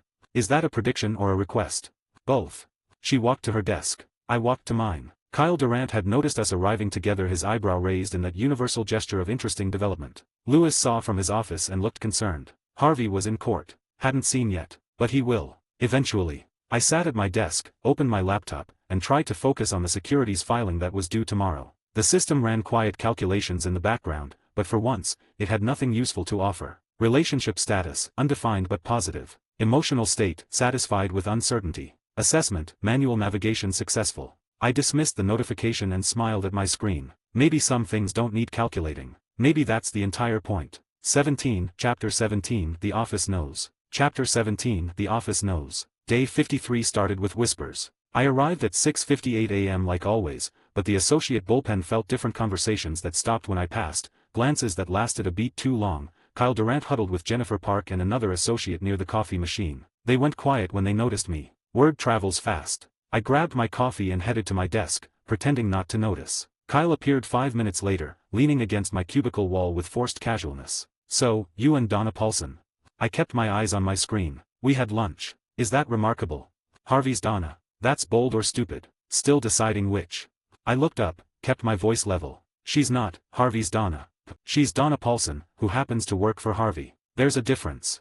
Kyle held up his hands in mock surrender. Hey, no judgment. Just saying Harvey's pretty territorial about her. So I've heard. And you're doing it anyway. I'm having lunch with someone I like. That's not a declaration of war. Kyle studied me for a moment, then shook his head. You're either braver than I thought or dumber. Time will tell. He walked away, and I went back to my work. Blackmail archive, updating. Office social dynamics, relationship viewed as power play. Perception, Scott Roden challenging Harvey's territory. Clarification required but unlikely to change perception. Great. Now I'm not just the guy who beat Mike in the mock trial. I'm the guy dating Harvey's secretary. Jennifer Park walked past my desk an hour later, paused just long enough to say congratulations or condolences, depending on how this goes, before continuing to her meeting. The entire office is watching. Day 54 afternoon, I was reviewing discovery documents when Harvey's voice cut through the bullpen. Roden. A word. Every associate within earshot looked up. I saved my work, stood, and walked to Harvey's office with professional calm despite the adrenaline kicking in. Here we go. Harvey closed the door behind me, gestured to a chair. I stayed standing. Stay away from Donna. Direct. No preamble. Classic Harvey. With respect, that's not your decision.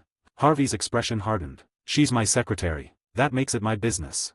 She's a person who makes her own choices. If Donna wants me to stay away, she'll tell me herself. Harvey stood, using his height and presence as intimidation, the kind of move that probably worked on most associates. I held my ground. You beat Mike in one mock trial and suddenly you think you can. I interrupted, keeping my voice calm. This has nothing to do with you. I like her. She seems to like me. That's the whole story.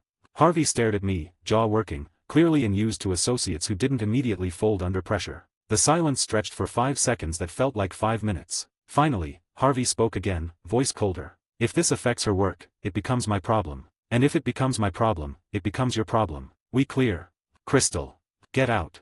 I left his office, aware of every eye in the bullpen tracking my movement back to my desk. Just drew a line with Harvey Specter. That'll end well. Relationship update, Harvey Specter. Status, hostile, explicit warning delivered. Threat level, moderate to high. Recommendation, maintain professional boundaries, avoid escalation. I dismissed the notification and tried to focus on work. My hands were shaking slightly. Not from fear. From anger. Harvey treating Donna like she was his property, like her choices needed his approval. I forced myself to breathe, to focus on the documents in front of me. Not worth the fight. Not yet. Day 55 evening, I was still at my desk at 8:30 p.m. when Donna appeared. The office was mostly empty by then, just a few workaholics scattered across the bullpen, the cleaning crew starting their rounds. Harvey talked to you. Not a question. A statement. I looked up from my laptop. He expressed concerns. Donna's jaw tightened. He has no right. He has the right to care about you. He's been your boss for years. I get it. That stopped her. She pulled over Kyle's empty chair and sat. This doesn't bother you. Harvey telling you to stay away from me like I'm his property. It bothers me that he treats you like property. It doesn't bother me that he cares about you. Donna studied my face, looking for something. That's surprisingly mature. I'm occasionally capable of maturity. She smiled slightly, tension easing. I need to know something. Are we complicated, or is everyone around us complicated? I thought about that carefully. Everyone around us. We're actually simple. I like you, you like me, we're both adults. The rest is noise. You can handle noise. I've been handling office politics since I got here. This is just another variable. Donna leaned forward, voice quieter. I'm not stopping this because Harvey's uncomfortable. Just so we're clear. Good, because I'm not either. She stood, gathered her coat, then paused. Leaned down and kissed my cheek quick, unexpected, warm. See you tomorrow morning. Colombian roast. She left before I could respond. I sat there for a full minute, hand unconsciously touching where she'd kissed my cheek, aware that half the remaining associates had probably witnessed that. Tomorrow's gossip is going to be spectacular. My phone buzzed. Text from Kyle, saw that. You're officially insane. Respect. I smiled and went back to work. That night, alone in my apartment, I found myself reviewing my own behavior with unusual self-awareness. The system had helped me win cases, navigate firm politics, build relationships with Louis and Jessica. But it was completely useless for this. Donna saw through calculations. Valued authenticity. Liked me not despite my strategic thinking but because I was willing to turn it off for her. This is either the smartest thing I've done or the most dangerous. Probably both. My phone buzzed. Donna, stop overthinking. I can tell you're overthinking. I laughed out loud in my empty apartment. Typed back, how do you know? Her response was immediate. I always know. I set down my phone, still smiling, and the system ran its quiet calculations in the background. Relationship analysis, Donna Paulson. Vulnerability level, high. Emotional investment, increasing. Assessment, unprecedented territory. Yeah, I know. 18, Chapter 18, Finding Balance. Chapter 18, Finding Balance. Day 58, and Donna and I had developed patterns. Morning coffee at 6:50 a.m., before the office filled and the gossip machine ramped up. 10 minutes of actual conversation, no performance, just two people who enjoyed each other's company. Lunch twice a week off-site, away from the Pearson-Hardman fishbowl. Evening check-ins when we both worked late, which was most nights. Relationship rhythms. The kind that form when something's actually working. Day 61, we were in a conference room reviewing Morrison financial documents together. I needed her perspective on client communication strategy. She wanted to understand the technical compliance issues. So the SEC regulation changed, which means Morrison has to update their disclosure language, but the language that's legally compliant now reads like gibberish to actual investors. Exactly. Legal compliance versus practical clarity. Classic problem. Donna tapped her pen against the table, thinking, what if you provide two versions: the legal language that satisfies SEC, and a plain English summary that investors can actually understand? I stopped mid-sentence. That's actually brilliant. Dual disclosure. Satisfies regulation and accessibility. See. You're good at reading cases. I'm good at reading people who'll be reading the cases. We worked together for another hour, and the collaboration felt effortless, her instincts for human behavior complementing my technical legal analysis. Lewis walked past the conference room, stopped, looked through the glass wall at us working. He caught my eye, gave me a small nod that might have been approval, then kept walking. That evening, he stopped by my desk. You two work well together.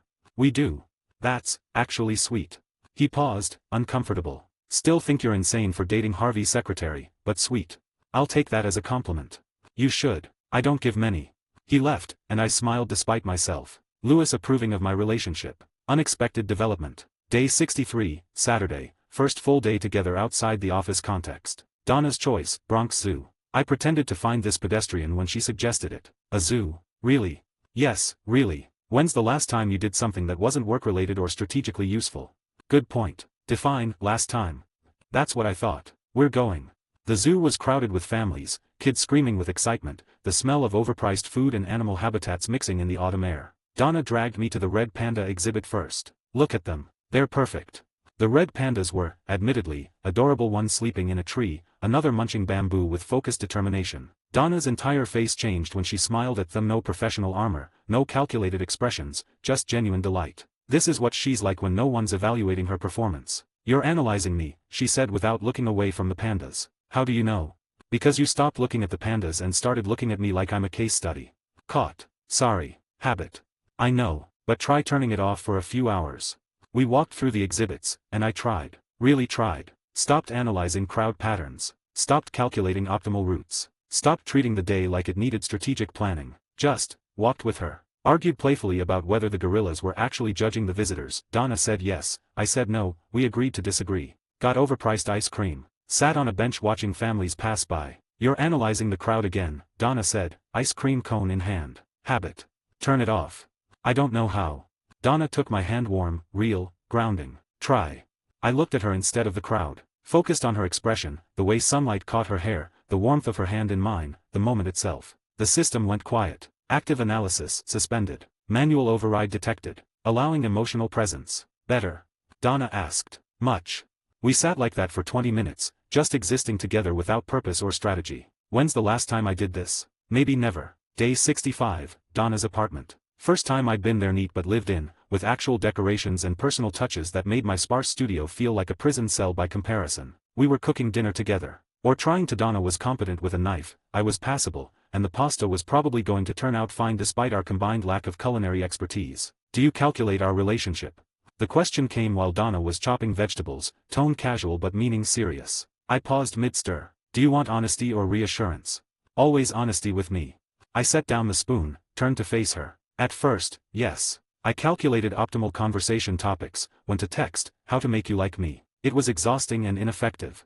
And now I just miss you when you're not around. I don't need my system for that. Donna stopped chopping, turned to face me fully. Your system?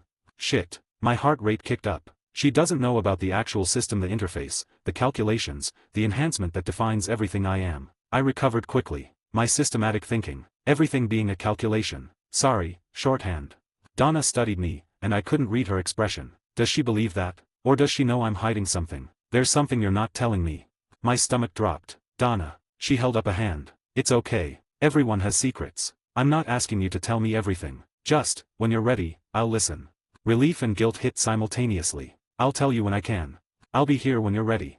She went back to chopping vegetables, and I went back to stirring pasta, and the moment passed. But the weight of it lingered. Security warning, near exposure. Recommendation, increased caution regarding system references. Donna Paulson, suspicious but trusting. She knows I'm hiding something, and she's choosing to trust me anyway. That's more than I deserve. We finished cooking, ate together, talked about work, about office politics, about everything except the secret I couldn't share. At 11 p.m., I left her apartment and walked to the subway with unusual contentment mixed with guilt. My phone had 3 missed calls from Lewis about a case, 2 texts from Kyle asking about weekend plans, 1 email from Harvey that was case-related and coldly professional. But the only message that mattered was Donna's text as I reached my apartment. Tonight was perfect. Thank you for trying to turn off your brain. I responded immediately. You make it easier. And it was true. For someone who'd built his entire life on strategic thinking, having one space where strategy didn't matter, where I could just exist without calculating 3 moves ahead, felt necessary in a way I hadn't expected. The system ran quieter than usual, like it understood when to step back.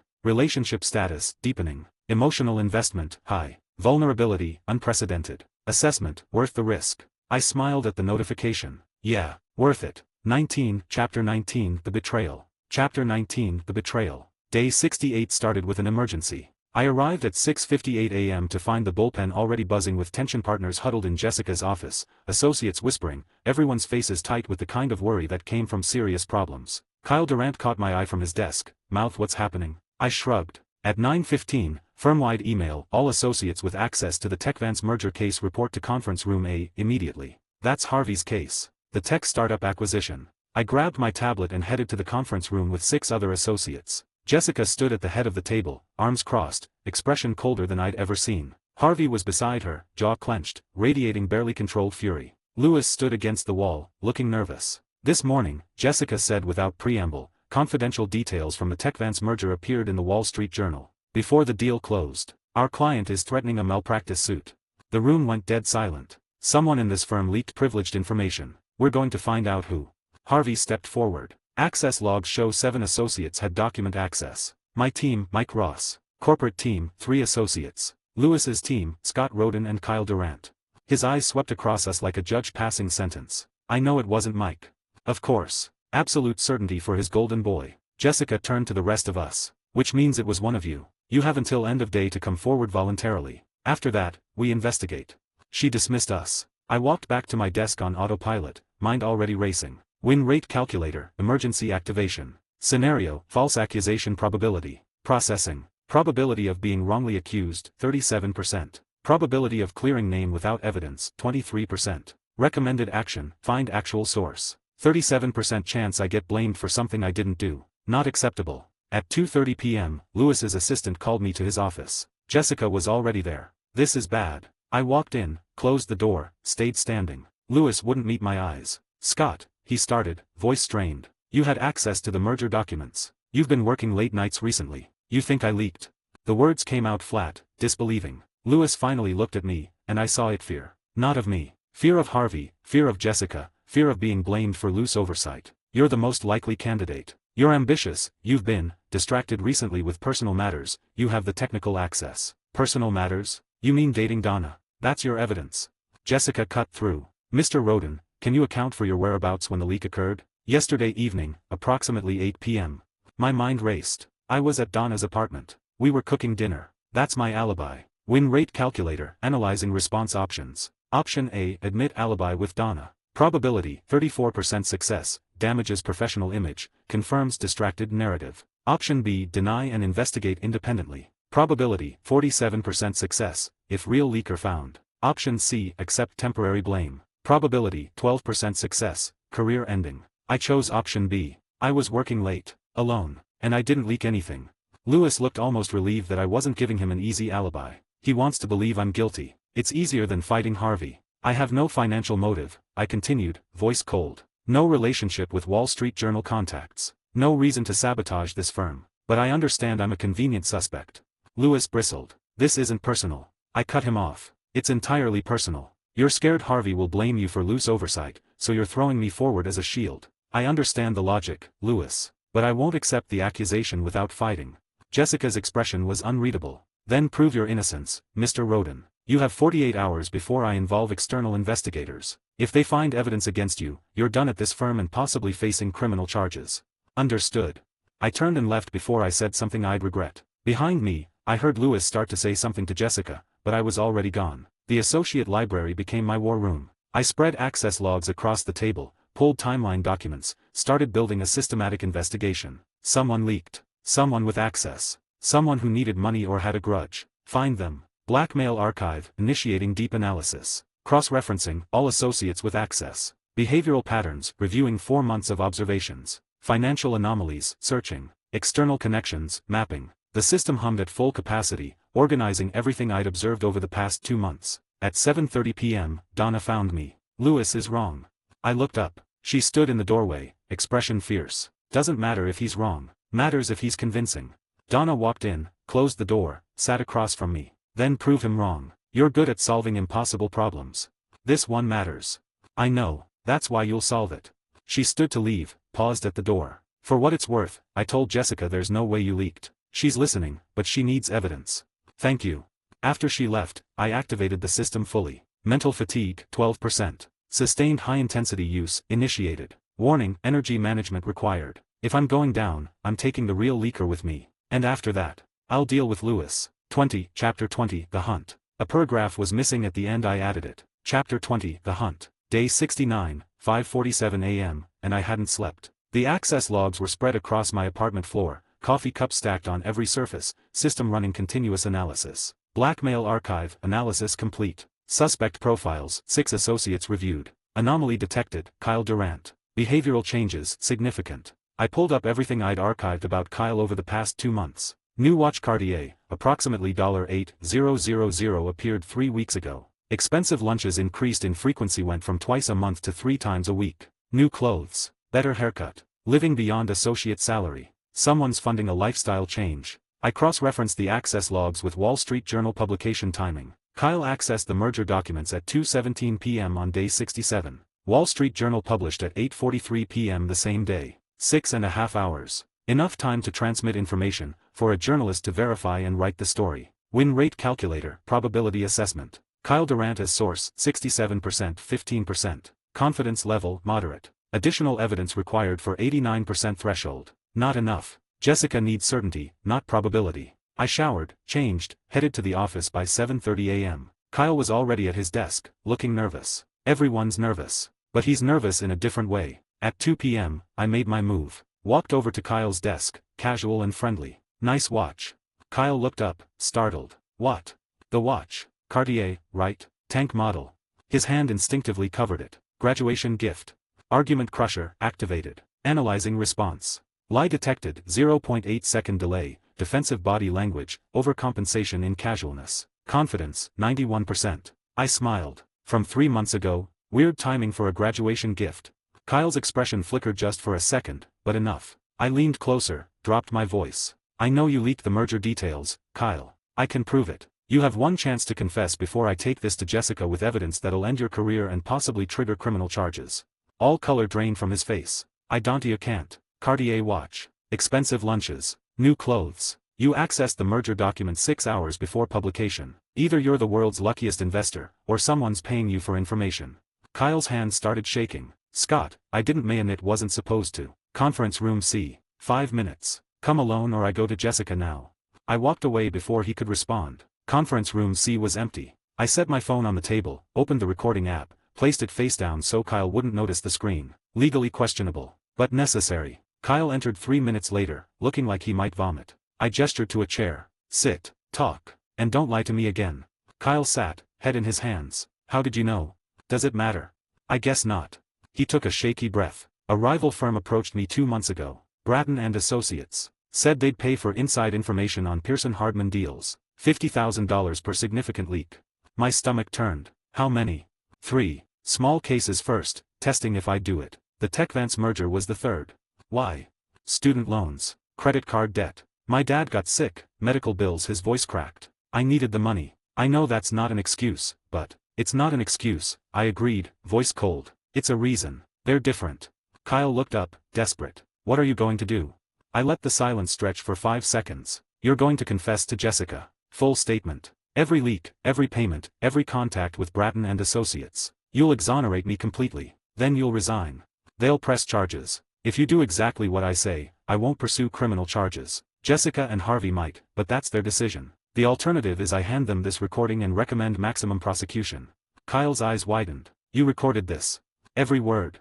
More silence. Why are you helping me?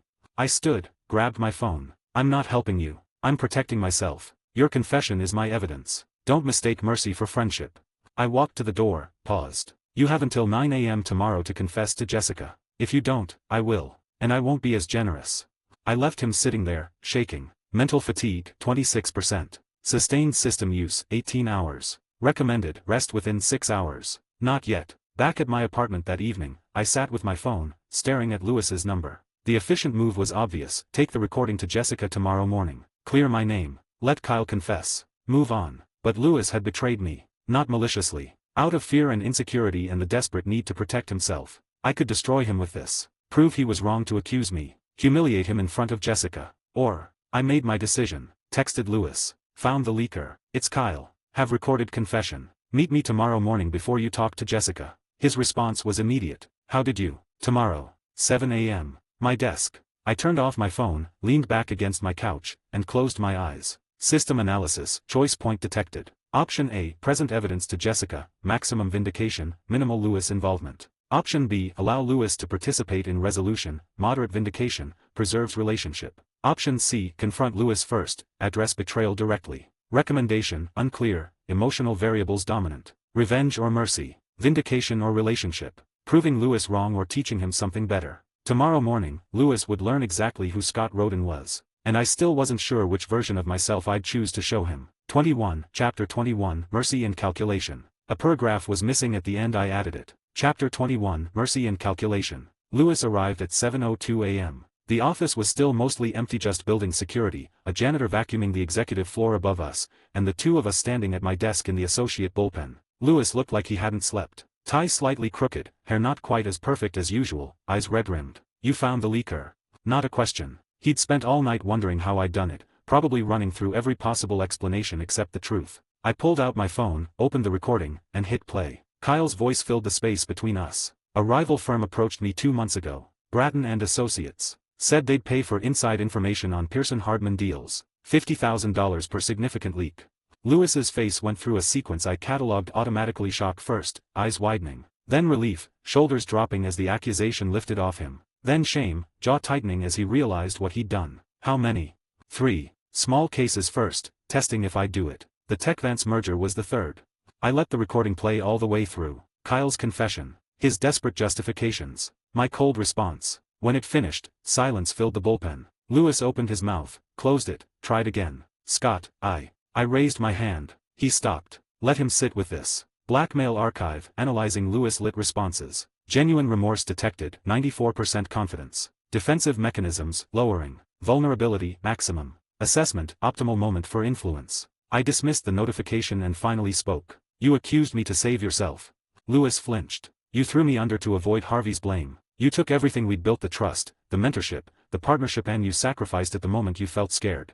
I had to consider all possibilities. No. My voice came out colder than I'd intended. You had to protect Lewis Lit. I was convenient collateral. I understand the logic. But don't pretend it was about possibilities. It was about fear. Lewis sank into Kyle's empty chair, suddenly looking older than his years. You're right. The admission hung in the air. Harvey makes me feel worthless. He always has. And when something goes wrong, when there's a problem that might make me look bad, he panic. I do terrible things when I panic. He looked up at me, and for the first time since I'd known him, Lewis Lit wasn't performing. No bluster, no theatrical anger, no desperate need to prove himself. Just exhaustion and shame. I'm sorry. I know that doesn't fix anything, but I'm sorry. System analysis, choice point detected. Option A, accept apology, maintain alliance. Probability, 78% positive long-term outcome. Benefits, loyal mentor, partnership advocate, genuine relationship. Option B, destroy Lewis professionally. Probability, 34% positive outcome. Benefits, maximum revenge, satisfaction, establishes dominance. Risks, burns valuable ally, displays vindictiveness, isolates politically. Option C, conditional forgiveness with leverage. Probability, 52% positive outcome. Benefits, maintains power position. Risks, damages trust permanently, creates resentment. I studied Lewis for a long moment. Brilliant lawyer. Desperate for validation. Capable of betrayal when scared. But also capable of loyalty when that loyalty was earned and maintained. The fragmented memories whisper, Lewis betrays people repeatedly. That's who he is in the show. But I'm not living the show anymore. I'm living something different. I made my choice. Here's what happens, Lewis. He looked up. You go to Jessica. You tell her you were wrong about me. You present the evidence, Kyle's confession, the recording, everything. You take credit for finding him if you want. I don't care about credit. Lewis's expression shifted to confusion. You're letting me fix it. I'm giving you the chance to be better than your panic. I pulled out my phone, sent him the recording file. I could destroy you with this. Go to Jessica myself, show her how you falsely accused me based on nothing but fear. Make sure everyone knows Lewis Lit threw his own associate under the bus to save himself. Lewis went pale. But that doesn't help me. It satisfies my anger for maybe a day. Then I'm alone again, without a mentor, without an ally, having burned a bridge I spent months building. I leaned against my desk. So instead, I'm gambling that you're better than your worst moment. That you can learn from this. That the Lewis Lit who taught me corporate law and gave me opportunities nobody else would, that person is real, not just performance. Silence. I could be wrong about you, I continued. You could take this, fix your reputation, and forget what it cost. But I don't think that's who you are. So prove me right instead. Lewis stared at me like I'd spoken a foreign language. Why? Because anger is expensive. Because loyalty matters. Because I'm tired of calculating everything and sometimes mercy is its own reward. But I said something simpler. Because you taught me something valuable, Lewis. You taught me that being overlooked doesn't mean being worthless. That technical excellence matters even when it's not flashy. That preparation beats improvisation. I straightened. I'm not going to throw that away because you had a bad week and made a scared decision. But I'm also not going to forget it happened. So don't do it again. Lewis stood slowly, phone in hand with the recording file. I won't. I swear, Scott, I won't betray you again. Not just me, Lewis. Try being better to everyone, starting with yourself. He looked at me for another moment, then nodded and walked toward Jessica's office. I watched him go. Mental fatigue, 29%. Emotional cost, moderate. Relationship gamble, initiated. Outcome, pending. My phone buzzed. Donna, heard Lewis came in early. Everything okay? I smiled despite my exhaustion. Testing a theory about redemption. Results pending. Her response came immediately. That's very you. Let me know how it goes. I set down my phone and sat at my desk, suddenly aware of how tired I was. 18 hours of intensive system use. Confronting Kyle. Recording his confession. Choosing mercy over revenge. Worth it, I think. 22, Chapter 22, The Resolution. Chapter 22, The Resolution. At 10:30 a.m., I got the summons. Jessica Pearson's office. Immediately. Lewis Litt will be present. Here we go. I walked to the executive floor, found Lewis already outside Jessica's office. He gave me a small nod, nervous but determined. Harvey was inside when we entered. Of course he was. His case, his leak, his reputation on the line. Jessica sat behind her desk, expression unreadable. Lewis cleared his throat. I made a serious error. Harvey's eyebrow raised. Lewis admitting mistakes wasn't typical. I accused Scott Roden of the leak based on circumstantial access and personal panic. I was wrong. He pulled out his tablet, played the recording. Kyle's voice filled Jessica's office. The confession, the payments, the 3 separate leaks. All of it. Harvey's expression darkened with each revelation. Jessica listened without interruption, taking notes on her tablet. When it finished, she looked up. And how exactly did Mr. Roden obtain this confession? I stepped forward. I investigated systematically. Kyle Durant's spending patterns changed dramatically 3 weeks ago. New watch, expensive lunches, living beyond his salary. I cross-referenced access logs with the leak timing and found he'd accessed the merger document 6 hours before publication. So you confronted him. I presented him with the circumstantial evidence and gave him the option to confess. He did. Harvey spoke for the first time. You investigated this in 36 hours. I was motivated. It was my career. Jessica studied me carefully, then dismissed Lewis and Harvey with a gesture. Mr. Roden stays. They left. The door closed. Jessica stood, walked to her window. You solved an internal investigation in 36 hours that would have taken our security team a week. That's impressive. Thank you.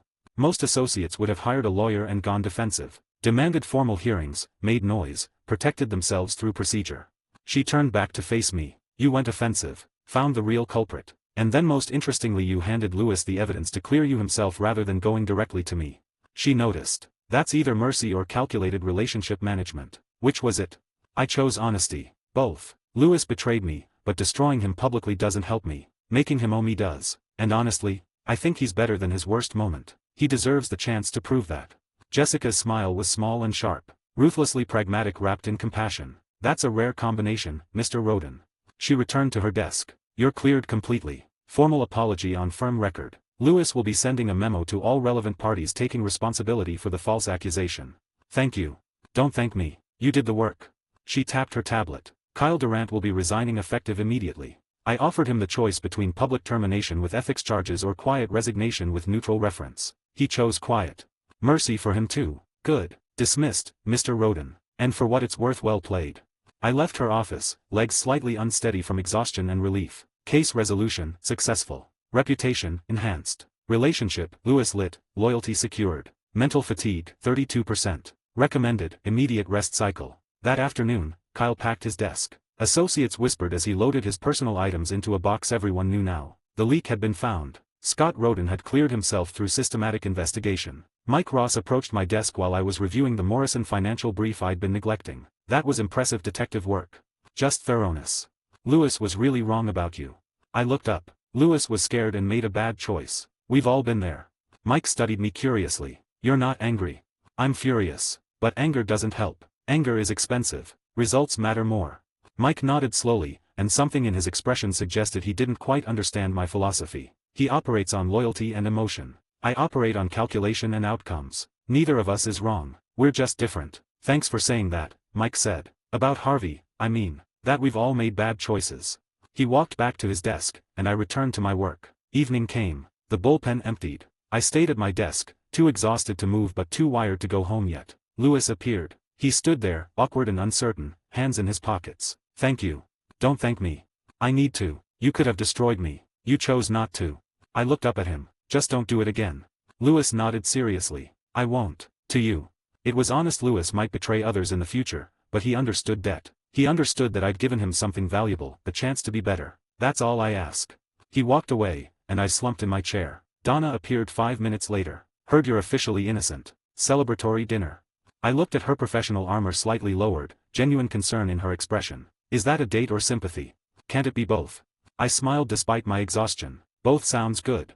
We left together. Harvey was still in his office, visible through the glass walls, watching us leave. His expression was calculating, not angry exactly, but evaluating. Scott Roden just turned a potential career-ending accusation into a loyal ally through strategic mercy. That's not associate-level maneuvering. I caught Harvey's eye as we passed. Held his gaze for a moment. Then Donna took my hand and we headed for the elevator. And for the first time in 70 days at Pearson Hardman, I felt like I'd actually built something that couldn't be taken away by one bad case or one insecure partner's panic. 23, Chapter 23, Recovery and Recognition. Chapter 23, Recovery and Recognition. Day 72, and I couldn't go to the office. The headache had started during the subway ride yesterday evening, a dull throb behind my eyes that grew worse with every passing hour. By the time I woke up this morning, my skull felt like it was being squeezed in a vice. Mental fatigue, 38%. System overuse detected. Sustained high-intensity use, 48 hours. Recommended, mandatory rest cycle, 48 hours minimum. Cognitive function, degraded. I called Lewis at 7 a.m. I need to work from home today. Migraine. You sound terrible. I feel worse. Take the day. You earned it after. He paused. After everything. I hung up, stumbled back to bed, and tried to sleep through the pain. Donna appeared at my door at noon. I hadn't heard her knock, must have dozed off. Just suddenly she was there, holding a bag from the deli down the street. How did you get my address? Firm directory. Also, you look like death. She walked in without invitation, set the bag on my tiny kitchen counter. Soup, aspirin, water, sit. I sat on my couch because arguing seemed like more effort than I had. Donna unpacked the bag with efficient movements: chicken soup in a container, bottle of aspirin, large bottle of water. She poured the soup into a bowl, found my one pot without asking where anything was, brought it over with aspirin and water. Eat, then rest. I'll stay for a bit. You don't have to. I know. Eat. I ate. The soup was good, and the aspirin helped marginally. Donna sat in my desk chair, the only other seating option, and pulled out her tablet. I brought some case summaries Lewis needs reviewed. I'll read them aloud when you're ready. Until then, just rest. You're reading me case files. You can't focus on screens. But you hate being unproductive. This is compromise. She understands me better than I understand myself. I closed my eyes, let the aspirin work, listened to her breathing across the room. After 20 minutes, she started reading. Morrison Financial Compliance Review, updated SEC filing requirements. Her voice was steady, clear, professional but not cold. I absorbed the information without having to force my eyes to focus on text that swam across screens. This is caretaking without demanding explanations. Accepting my limits without asking what caused them. Thank you, I said after she finished the third summary. You'd do the same. I wouldn't know how. Donna looked up from her tablet. Then learn. Relationships go both directions, Scott. You're good at giving, good at solving problems, fighting battles, protecting people. But you're terrible at receiving help. I don't know how to be vulnerable. I noticed. We're working on it. She went back to her tablet, and I let myself relax into the couch. She's here. Not because I asked. Not because she owes me. Just because she cares. The system tried to categorize the feeling and failed. Day 74, I returned to the office. The headache had faded to a manageable background throb. The mental fog had lifted enough that I could function at maybe 70% capacity. Good enough. The associates treated me differently. Jennifer Park nodded respectfully when I passed. Junior associates I'd barely spoken to asked if I had time to review their work. Even Harvey gave me a single nod of acknowledgement in the hallway, cold, minimal, but acknowledgement nonetheless. The hierarchy shifted. Reputation update, firm-wide assessment. Status, elevated from competent associate to notable talent. Partnership probability, 47%, 58%. Warning, increased visibility creates vulnerability. Assessment, assets become threats when too effective. I dismissed the warning but couldn't ignore its accuracy. People who solved problems this efficiently were either valuable assets or dangerous threats, and in a place like Pearson Hardman, the line between the two was razor-thin. Lewis appeared at my desk around noon. Feeling better. Functional. Good. Client meeting at 2. Davenport Pharmaceuticals. Patent licensing deal, $40 million in value. I looked up from my screen. That's partner-level work. You've earned partner-level work. Come prepared. He walked away before I could respond. This is different. This isn't grunt work or even senior associate work. This is the kind of meeting that makes careers. The Davenport Pharmaceuticals meeting was in their midtown offices, all glass and steel, and the kind of corporate minimalism that screamed we have money. Lewis and I sat across from their general counsel and VP of business development. The deal involved licensing a cancer drug patent to a European pharmaceutical company, complex royalty structures, territorial restrictions, technical, complicated. Exactly the kind of work Lewis excelled at. The royalty calculation needs to account for both sales volume and market penetration, I explained, pulling up the framework I drafted that morning. Flat percentage doesn't incentivize the licensee to actually develop the market. The general counsel leaned forward, studying my numbers. Tiered structure based on performance metrics. Exactly. Base royalty of 3%, escalating to 7% once certain sales thresholds are met. Incentivizes aggressive market development while protecting your downside. Lewis watched me present, nodding occasionally, letting me take the lead. When we left an hour later with verbal agreement pending contract draft, Lewis pulled me aside in the elevator. You could have destroyed me last week. Instead you gave me redemption. That means something. It means I prefer allies to enemies when possible. Is that all it means?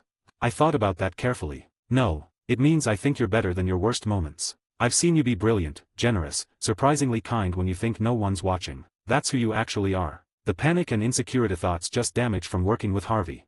Lewis's expression shifted, something vulnerable and grateful. Don't prove me wrong, Lewis. I'll try not to. We rode the rest of the way in comfortable silence. Not just strategic alliance anymore. Something closer to actual friendship. Day 75 evening, Donna's apartment. We were watching terrible reality TV, her choice, something about people trapped on an island competing for love or money or both. I'd lost track of the plot 20 minutes in. You've been different since the investigation. I looked over at her, curled up against me on the couch. Different how? Quieter. More thoughtful. Less like you're calculating every interaction. Because I burned myself out. Because I learned my limits the hard way. I learned my limits. The investigation required intense focus. I pushed too hard and burned out.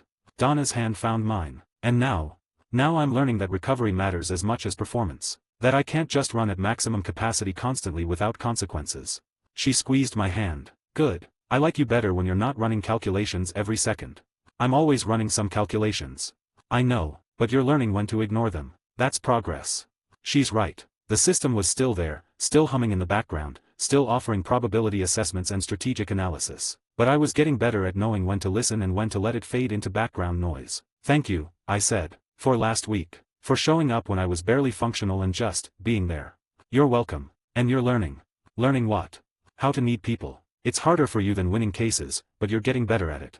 I pulled her closer, and we went back to watching terrible television. The system is a tool. Knowing when not to use it might be more important than knowing how. 24, Chapter 24, Building Bridges. Chapter 24, Building Bridges. Day 78 started with a phone call I'd been planning for a week. Mrs. Chen, it's Scott Roden. I wanted to check how things were going with the building. Her voice brightened immediately. Mr. Roden, everything's wonderful. The management company is honoring the agreement, no harassment, no fake violations. We're staying for 3 more years. I'm glad. My grandson started kindergarten last month. I can pick him up every day because I'm still here. That's because of you.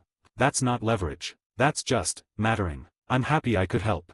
Actually, Mrs. Chen continued, my son Robert is in town. He's starting a technology company, something about payments for workers. He mentioned needing lawyers. My attention sharpened. What kind of legal work? Corporate things? I don't understand all of it. But I told him about you, how you fought for us when the big firms wouldn't. He wants to meet lawyers who actually care about people. Win rate calculator, opportunity assessment. Independent client relationship value, high. Conflict with firm protocols, moderate. Long-term strategic value, very high. Recommendation, proceed with caution. I'd be happy to meet with him.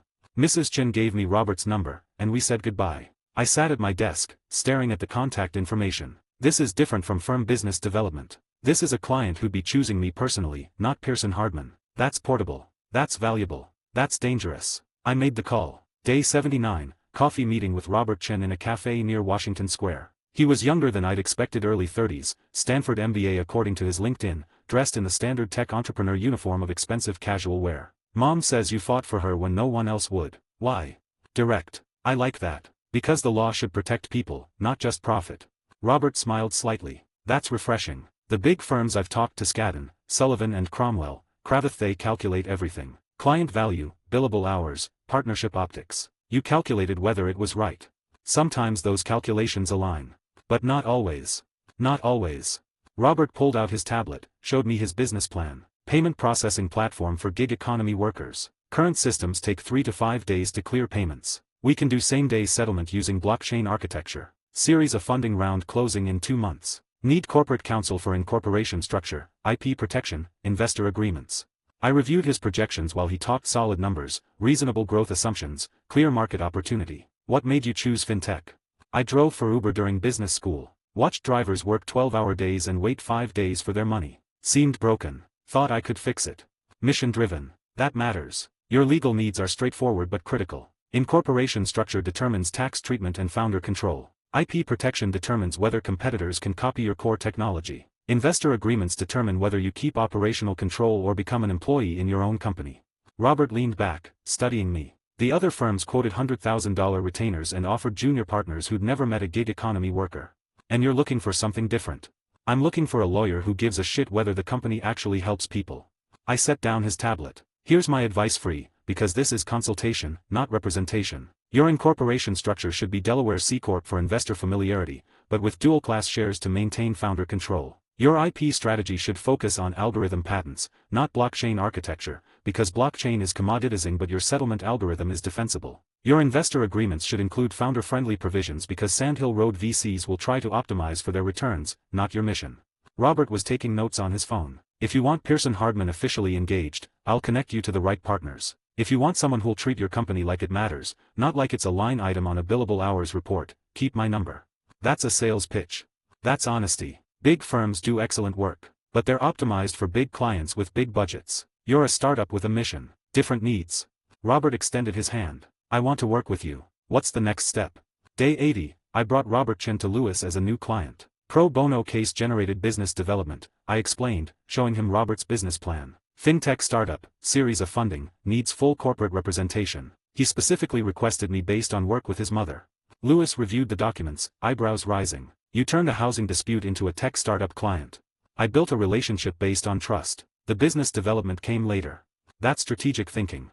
It was also just helping people. But I'll take strategic thinking as a compliment. We engaged Robert Chen's company officially, Scott Roden as primary associate, Lewis supervising, standard Pearson Hardman engagement terms. But I was careful in how I structured the relationship. All communications included my direct contact information. Client meetings were scheduled through my calendar. Technical questions came to me first, escalated to Lewis only when necessary. I'm building the relationship, not the firm. Blackmail archive, new entry. Robert Chen, tech entrepreneur. Traits, mission-driven, loyal to personal relationships, values integrity. Assessment, potential long-term ally regardless of firm affiliation. Strategic value, high, client portable across firm changes. The system flagged it correctly. This wasn't just business development. This was insurance. Clients who choose me, not just Pearson Hardman. That evening, Donna noticed my distraction while we grabbed dinner near her apartment. You're planning something. I looked up from my pasta. What makes you think that? You get this look like you're building a chess game in your head 3 moves ahead. Too perceptive. I'm planning for uncertainty. That's ominous. That's realistic. Donna set down her fork, expression serious. What aren't you telling me? Everything. The transmigration. The system. The fragmented memories that whisper warnings about firm instability I can't explain. Just thinking about career trajectory. Making sure I'm building something sustainable. She didn't look convinced, but she didn't push. Okay, but when you're ready to tell me what's really going on in that calculating brain of yours, I'll listen. I know.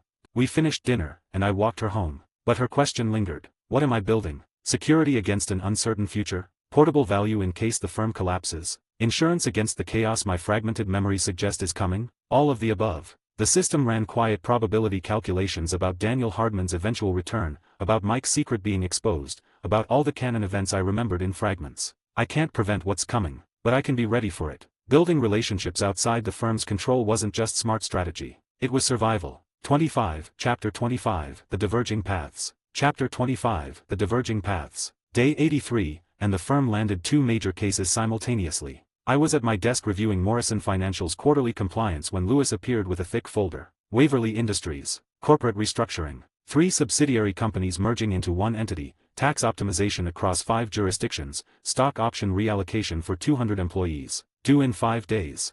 I took the folder, felt its weight. International regulatory compliance. SEC, UK Financial Conduct Authority, and German BaFin. It's technical, complicated, and completely unglamorous. Sounds perfect. Lewis smiled slightly. That's why I'm giving it to you. He left, and I opened the folder. This is beautiful. Across the bullpen, Harvey was announcing Mike's assignment loud enough for everyone to hear. Wrongful termination lawsuit. CEO fired from a Fortune 500 company, claiming age discrimination. $50 million in damages. High profile, media attention, deposition starting next week. Associates turned to watch. Mike looked excited and nervous in equal measure. You'll be lead associate. I'll supervise, but this is your case to run. Glory work. The kind that makes careers and gets featured in firm newsletters. Win rate calculator, comparative analysis. Wrongful termination lawsuit. Victory probability, 60%, 18%. Complexity, moderate. Employment law precedent well established. Visibility, very high. Career value, short-term reputation boost. Waverly Industries restructuring. Success probability, 85%, 12%. Complexity, extreme, multi-jurisdiction tax and regulatory. Visibility, 0. Career value, long-term technical expertise demonstration. I dismissed the comparison and dove into the Waverly documents. Mike gets the party. I get the education. Kyle Durant walked by my desk later that afternoon. Heard Lewis stuck you with the boring restructuring while Mike gets the CEO lawsuit. Tough break. I didn't look up from the subsidiary corporate structures I was analyzing. Different cases for different skill sets. That's diplomatic. That's accurate. He left, and I went back to work. Days 84 through 86 blurred together. Waverly Industries had 3 subsidiary corporations that needed to merge into a unified entity while preserving tax advantages, maintaining regulatory compliance across multiple jurisdictions, and reallocating stock options for over 200 employees without triggering immediate tax liability. It was a puzzle with 1,000 interlocking pieces, and I loved every minute of it. Win rate calculator, active optimization. Analyzing, corporate structure options. Processing, tax efficiency calculations. Optimal structure identified, 73% tax efficiency. Recommended, Delaware holding company with UK and German subsidiaries. I built the structure piece by piece holding company in Delaware for favorable corporate law, operating subsidiaries in jurisdictions where they actually did business, transfer pricing arrangements that satisfied each country's tax authorities without double taxation. The stock option reallocation was trickier. Employees had options in 3 different entities with different vesting schedules and strike prices. The merger couldn't destroy their equity value, but it also couldn't trigger immediate taxation. I spent 14 hours on a Saturday creating a conversion formula that preserved economic value while deferring tax consequences. Argument crusher, preparing regulatory defenses. Potential SEC objection, transfer pricing manipulation. Counter-argument, transfer prices based on third-party comparables. Potential UK FCA objection, tax avoidance scheme. Counter-argument, legitimate business structure, substance over form. Lewis reviewed my draft proposal on Sunday evening. He read for 20 minutes without speaking, occasionally making notes on his tablet. Finally, he looked up. This is exceptionally thorough. It's what the client needs. Most associates would have found a basic structure that technically works and called it done. You optimized for tax efficiency, regulatory compliance, employee protection, and future operational flexibility. He set down his tablet. This is partner-level analysis, Scott. It's the right solution. Lewis smiled genuine, not his usual theatrical expression. I know, that's what makes you different. Day 88, both cases resolved. Mike's wrongful termination lawsuit settled for $32 million. Client had wanted $50 million, but settlement avoided trial risk and secured payment within 60 days. It was a genuine victory, and Harvey made sure everyone knew it. Firm-wide email at 2 p.m. Major settlement achieved in Harrison v. Tech Corp. Congratulations to Harvey Specter and Mike Ross for excellent client service. By 4 p.m., the firm newsletter had been updated with photos of Harvey and Mike shaking hands with the grateful former CEO, quotes about Pearson Hardman's commitment to justice, detailed breakdown of the settlement terms. My Waverly restructuring completed the same day. The merger closed flawlessly, new corporate structure filed with all relevant regulators, stock options converted according to my formula, tax savings projected at $18 million annually in perpetuity. Zero fanfare. Zero newsletter coverage. Just a brief email from Lewis to Jessica, Waverly Industries restructuring complete. Client satisfied. Lewis found me at my desk at 6 p.m. Come on, we're celebrating. The firm's throwing a reception for Mike's case in conference room A. Different celebration. Just us. We went to a quiet bar 2 blocks from the office, the kind of place where corporate lawyers went to decompress without running into clients or colleagues. Lewis ordered scotch. I ordered the same. The firm won't throw you a party for this, he said after the first sip. Corporate restructurings don't make good PR. No emotional client testimonials, no dramatic settlement announcements. I know. But you just saved a company $18 million per year. That's real value. That matters more than headlines. I thought about that. Mike's learning to win visibly. I'm learning to win meaningfully. Louis raised his glass. Both are valuable. Different paths to the same destination. We drank in comfortable silence. He's right. Mike's path is legitimate, high-profile cases, media attention, building a public reputation. That matters in this profession. But my path matters too. Technical excellence, thorough preparation, solving problems others don't even see. The firm reception for Mike's settlement was in full swing by the time Louis and I returned. Associates crowded around Mike, congratulating him. Harvey stood near the front, giving an impromptu speech about dedication and client service and the Pearson-Hardman commitment to excellence. I grabbed a beer from the refreshment table and found a spot near the back. Mike spotted me after Harvey's speech ended, walked over with a genuine smile. Great work on the settlement. Thanks. Heard your restructuring went well too. It went correctly. That's all that matters. Mike's expression flickered confusion, maybe, or just the inability to understand why correctly would be satisfying enough. Yeah, well, congrats anyway. He went back to accepting congratulations from other associates. Donna appeared beside me. You're not jealous. I took a sip of beer. Of what? Mike got a party. I got a skill set. I know which one has longer value. That's very you. Is that good? Donna's smile was warm. It's honest. That's always good. She squeezed my arm briefly and went back to wherever she'd been before finding me. I finished my beer, congratulated Mike one more time, and left. The subway ride home gave me time to think. 70 days at Pearson-Hardman. Built a reputation for thoroughness. Established Louis as a genuine ally and mentor. Started a relationship with someone who actually sees me instead of my performance. Different path than Mike. Different path than I expected when I first walked into that interview room. But it's mine. The system ran quiet calculations in the background, and I let them fade to white noise. Some victories didn't need probability assessments. 26, Chapter 26, The Line Crossed. Chapter 26, The Line Crossed. Day 92, and Louis brought me the biggest case of the quarter. Whitmore Industries. Family-owned manufacturing company, 100-year history, selling to a tech conglomerate for $340 million. He set a stack of folders on my desk easily 3 feet tall. The patriarch wants a clean exit into retirement. Hired us to make sure the deal closes without complications. Harvey's team is handling the acquirer side. We're representing the sellers. I looked at the mountain of documents. What's my role? Comprehensive due diligence. 5 years of financials, corporate structure, subsidiary operations. Find anything that might give the acquirer cold feet or tank the deal. Win rate calculator, initial assessment. Successful deal probability, 72%, 16%. Standard complexity, motivated parties, clear terms. Risk factors, unknown liabilities in financial history. Timeline. 3 weeks until signing. Start with the most recent financials and work backward. Louis left, and I began the methodical process of document review. This is what I'm good at. Finding patterns others miss. Seeing problems before they become disasters. Day 93, 2:17 a.m., and I was deep in subsidiary financial records. The main Whitmore Industries financials were clean, consistent revenue, manageable debt, reasonable profit margins. But they had 7 subsidiary companies acquired over the years, and those were messy. I was reviewing expense reports for Whitmore Manufacturing, Ohio's small subsidiary acquired in 1987 when the system flagged an anomaly. Blackmail archive, pattern detected. Expense reporting, regular patterns. Cross-referencing, 400+ transactions. Anomaly identified, systematic expense inflation. I pulled up the detailed transaction records. Someone had been inflating expense reports. Not dramatically, $45,000 to $80,000 per quarter, buried in legitimate business expenses, shuffled through subsidiary transfers that made the money nearly impossible to trace. 3 years of activity. Approximately $850,000 total.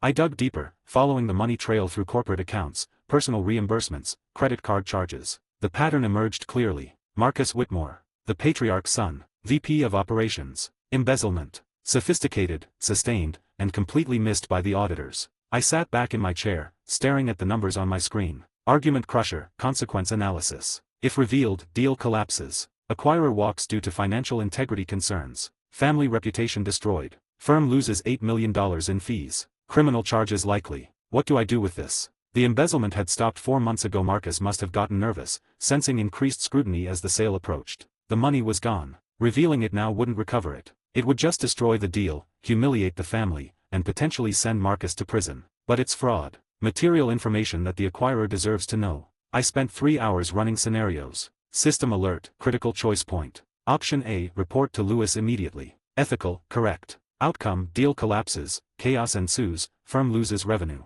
Option B, report to Jessica directly. Ethical, bypassing chain of command but transparent. Outcome, same as option A. Option C, archive privately, exclude from report. Ethical, questionable to severely problematic. Outcome, deal closes, problem becomes leverage, family owes you. I sat with that decision as the sun came up over Manhattan. The embezzlement isn't ongoing. It's not an active threat to the company's operations. Revealing it serves no purpose except to satisfy abstract ethical requirements. But keeping it secret is withholding material information. That's a line I've never crossed. At 7:30 a.m., I made my choice. I created a new entry in my blackmail archive, every transaction, every pattern, every piece of evidence meticulously documented and encrypted. Then I excluded it from my due diligence report. Blackmail archive, new entry created. Marcus Whitmore, embezzlement. Amount, $850,000 over 36 months. Status, inactive, ceased 4 months ago. Evidence, complete transaction pattern analysis. Classification, leverage, future use. Ethical status, withheld material information. The system stored it without judgment, but I felt the weight of it. This is different from everything else I've done. This isn't strategic positioning or calculated networking. This is deliberately hiding fraud. Day 94, I submitted my due diligence report to Lewis. Comprehensive, thorough, clean. Environmental liabilities, clear. IP transfer issues, clear. Tax compliance, clear. Financial irregularities, none reported. Lewis reviewed it in his office while I waited. Perfect work, Scott. Not a single red flag. The company's in good shape. This is why I trust you with the important cases. Thorough, reliable, excellent analysis. I nodded, keeping my expression neutral. He trusts me, and I just betrayed that trust by withholding information. I left his office and went back to my desk, the weight of what I'd done settling over me like a physical thing. That evening, alone in my apartment, I sat on my couch with a beer I wasn't drinking, staring at nothing. The system hummed quietly with its new secret. First time I've crossed a clear ethical line. Not for survival. Not for defense. For future advantage. What does that make me? My phone buzzed. Donna, dinner tomorrow? I stared at the message for a long time. The person she's dating just became someone slightly different. Someone who withholds fraud for leverage. Someone who calculates morality instead of following it. I typed back, yes. 7 p.m. Perfect. I'll pick the place. I set down my phone and finished my beer. The system offered no guidance, no probability calculations, no strategic recommendations. Some choices existed outside its framework. I'd crossed a line. Deliberately. With full awareness of what I was doing. Can't uncross it now. All I could do was decide what to do with the leverage I'd created. And hope that when the moment came, I'd choose something better than the worst version of myself. 27, Chapter 27, The Private Resolution. Chapter 27, The Private Resolution. Day 95, and the Whitmore Industries merger closed without complications. Conference room at Sullivan and Cromwell neutral territory for the signing. Both families present, legal teams from both sides, wire transfers confirmed at 2:47 p.m. $340 million changing hands with the stroke of a pen. Marcus Whitmore shook my hand during the celebration lunch afterward. Thank you for the thorough due diligence work. Made the whole process smooth. He had no idea I knew. $850,000 in embezzlement. 3 years of systematic theft. And I'm the only person in this room who found it. I smiled professionally. Just doing my job. Harvey and Lewis both gave speeches about Pearson Hardman's excellence. The patriarch thanked everyone. Champagne flowed despite it being 3 p.m. on a Tuesday. I stood in the back, watching Marcus laugh with his father, completely unaware that his secret was archived in my system. Blackmail archive, Whitmore family. Status, deal closed, $340 million transaction complete. Marcus Whitmore, embezzlement concealed. Leverage, maximum. Strategic value, family now wealthy and grateful. That evening, the firm newsletter featured the deal, prominently photos of Lewis and Harvey with the Whitmore patriarch, quotes about seamless execution, detailed breakdown of the transaction structure. My name appeared in 8-point font at the bottom, associate support, Scott Roden. I have something more valuable than credit. I have leverage over a family that just became $340 million wealthier. The weight of it sat in my chest like a stone. Day 97, I sent Marcus Whitmore an email. Mr. Whitmore. I have some follow-up questions about subsidiary structures that weren't fully addressed during due diligence. Would you have time for coffee this week? Best regards. Scott Roden. His response came within an hour. Of course. Tomorrow, 10 a.m., there's a cafe near my office in Tribeca. I confirmed. That night, I barely slept. What am I doing? Blackmailing him? Warning him? Helping him? All of the above. The cafe was generic and crowded, the kind of place where business conversations disappeared into background noise. Marcus arrived 5 minutes early, looking relaxed and professional. Still riding the high of a successful sale, probably. That was about to change. Mr. Roden, what questions did you have? I waited until we both had coffee, until we were seated at a corner table away from other patrons. Then I was direct. I found the embezzlement during due diligence. $850,000 over 3 years. Stopped 4 months ago. Marcus's face went from relaxed to pale in under 2 seconds. I don't. What are you? Whitmore Manufacturing, Ohio. Inflated expense reports, creative subsidiary transfers. 45 to 80,000 per quarter for 36 months. The pattern was sophisticated enough that auditors missed it, but I didn't. He started to deny it, mouth opening, then slumped in his chair. How did you? The auditors never. I'm thorough. The question is what happens now. Marcus's hands were shaking slightly. You want money? I can pay you whatever you want. I cut him off. I want nothing. That stopped him. What? I want nothing, except your attention for 2 minutes. Marcus stared at me, clearly expecting blackmail, clearly confused when it wasn't coming. I leaned forward. Revealing this now serves no one. The deal is closed. The acquirer got what they paid for, a functional company with good fundamentals. Your embezzlement didn't affect operations or future earnings. It was stupid and wrong, but it's over. Then why are you telling me? Because your family should know they have gaps in financial oversight. Because you should fix what you broke. And because I'm giving you the chance to be better than your worst mistake. Marcus was quiet for a long moment. What do you want me to do? Repay the money. Quietly. Call it consulting fees to your family's charitable foundation or whatever makes sense. Tighten internal controls so this never happens again. And never do anything like this again. That's it. That's it. He studied my face, looking for the trap. You're not blackmailing me. Blackmail is illegal and stupid. I'm giving you the chance to fix a problem quietly. In exchange, if your family needs corporate counsel in the future, someone they can trust with sensitive issues, you'll remember this conversation. Understanding dawned in his expression. Not extortion. Relationship investment. Why help me?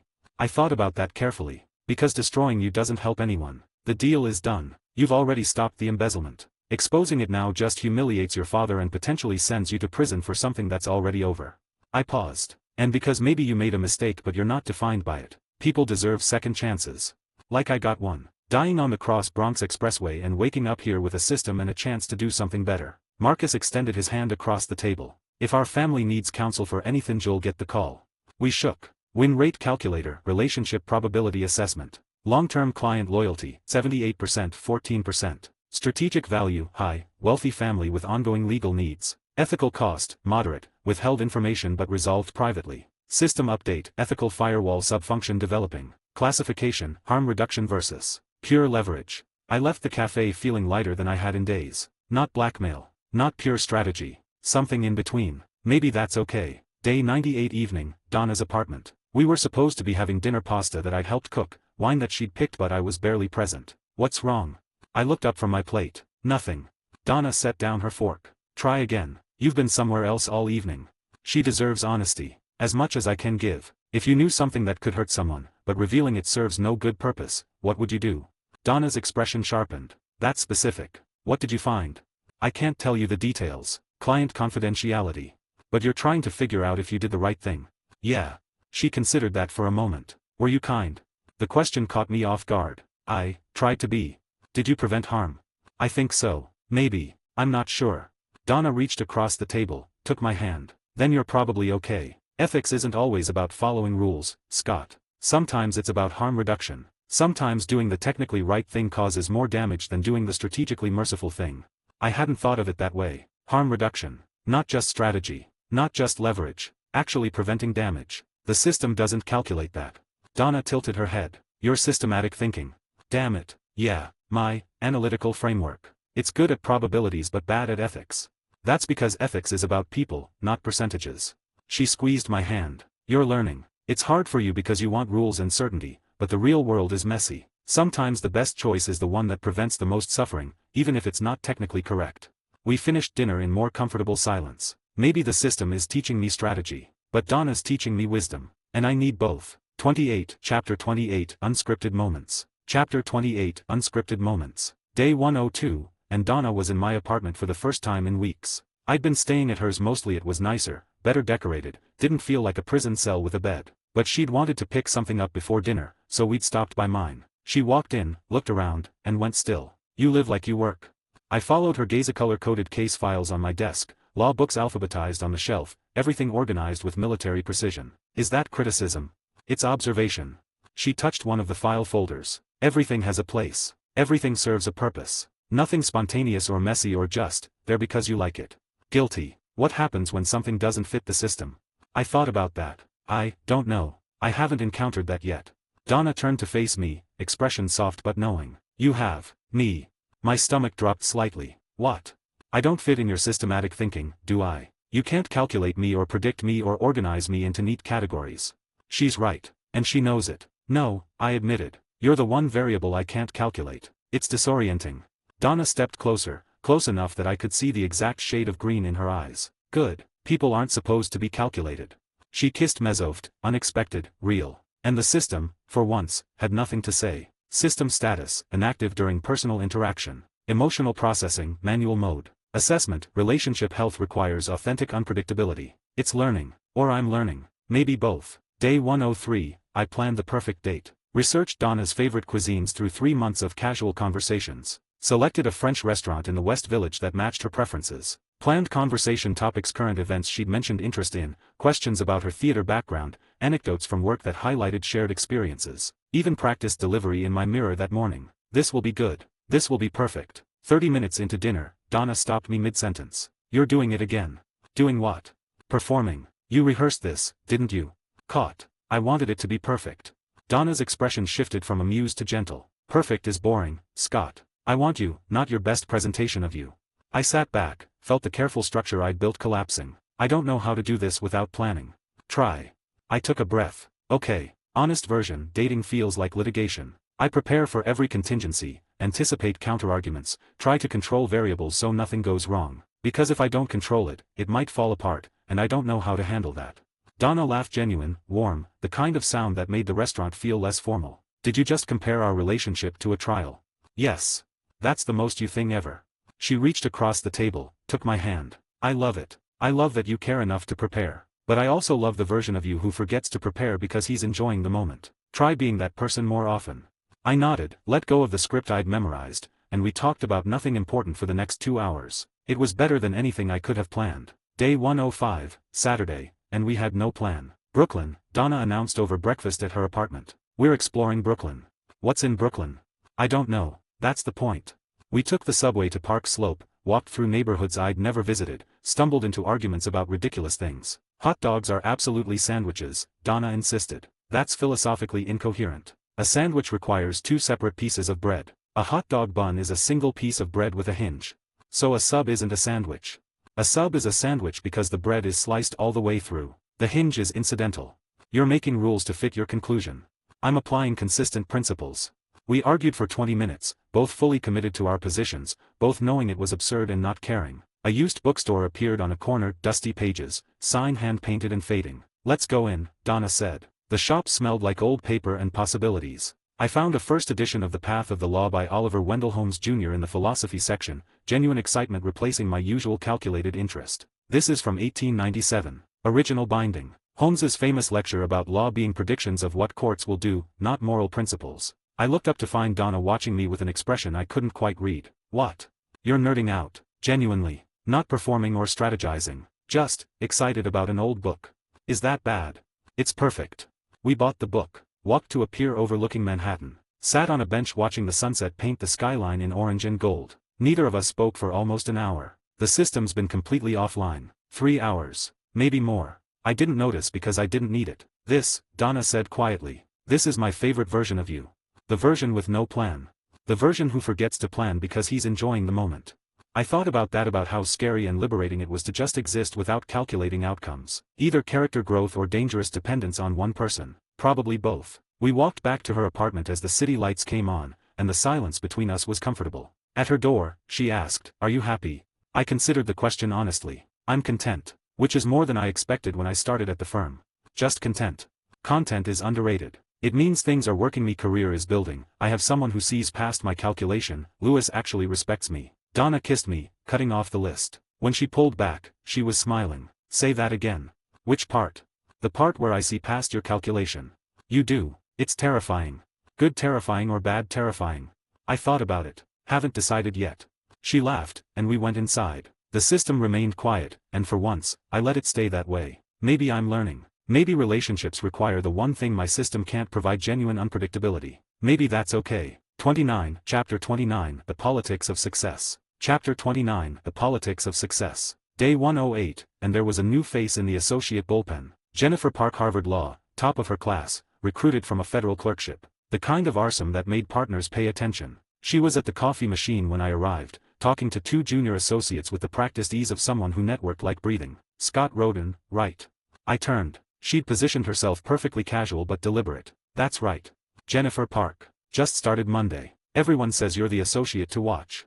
Everyone says. Meaning she's been asking around about hierarchy. Any advice for someone new? I poured my coffee, considered how much honesty to offer. Work for Lewis. Everyone avoids him because they think he's difficult, but he's brilliant and actually teaches. You'll learn more in 3 months with Lewis than a year trying to get Harvey's attention.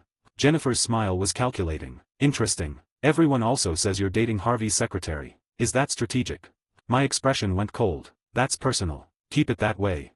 She backed off immediately, hands up in mock surrender. No offense meant. Just trying to understand the landscape. Then understand this, Donna is off limits as a conversation topic. Find someone else to network with.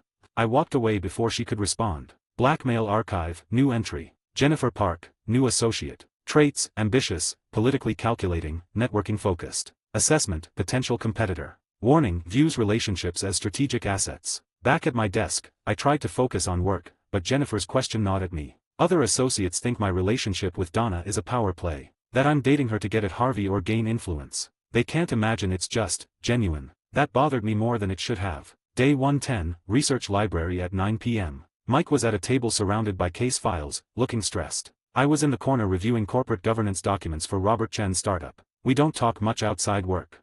I looked up. Mike had moved to the chair across from me. Different work styles. Different mentors, you mean. Harvey teaches improvisation and instinct. Lewis teaches, what, exactly? I set down my pen. Structure. Preparation. How to win through thoroughness rather than charisma. You think that's better? I think it's more reliable. Your photographic memory is a gift. Most people don't have that. They need systems. Mike tilted his head, studying me. You're really methodical. Like, everything is calculated. If he only knew, isn't it? I don't think so. Sometimes you have to trust your gut. My gut hasn't earned that trust. My preparation has. Mike was quiet for a moment. That's kind of sad. The observation hit harder than expected. Why? Because sometimes the best moments are the ones you can't predict. The improvised solutions, the gut calls that shouldn't work but do. He's talking about his entire career. The fraud that got him here. The constant improvisation to hide his secret. Maybe for you. I prefer knowing what's coming.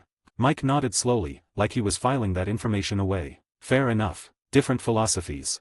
He went back to his work, and I went back to mine. But his words lingered. Is it sad, building everything on calculation instead of instinct? Or is it just, safer? Day 112, I was walking past Harvey's office when I felt eyes on me. Harvey was standing at his glass wall, watching. Not working, not on the phone, just watching me move through the bullpen. How long has he been doing that? He gestured me in before I could pretend not to notice. I entered his office, closed the door. You're building something here. Direct. No preamble. Classic Harvey. I'm doing my job. Harvey walked to his desk, leaned against it, casual posture that didn't match the intensity in his expression. You're doing more than that. You've got Lewis's loyalty, which is impressive because Lewis doesn't give loyalty easily. You've got Jessica's attention. Half the associates either respect you or fear you. He paused. And Donna. The sentence hung unfinished. I waited. Harvey's jaw worked for a moment before he continued. I don't like people I can't read. I don't need you to like me. I need you to let me do my work. That's not how this firm works. Harvey stood up straighter, using his height as subtle intimidation. Eventually you'll need someone's protection. The firm has politics, power structures, alliances. You can't stay neutral forever. When things get complicated and they will, you'll need to choose a side. Is this a threat or an offer? Make sure you choose the right person. I met his eyes. And if I choose to build my own position instead of relying on someone else's? Harvey's smile was thin. Then you better be very good at what you do. Because independence is expensive in a place like this.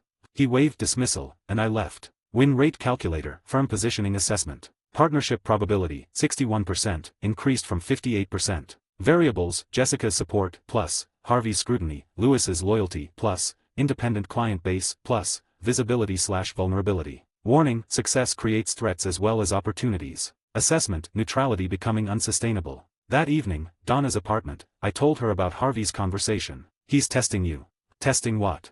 Donna was curled up on her couch, wine glass in hand, looking at me like I was a puzzle she was solving in real time. Seeing if you'll seek his approval or stay independent. Harvey respects strength, but he also needs control. He's trying to figure out which category you fall into.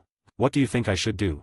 I think you should be exactly who you are, someone who doesn't need Harvey Specter's blessing. He'll respect that more than submission.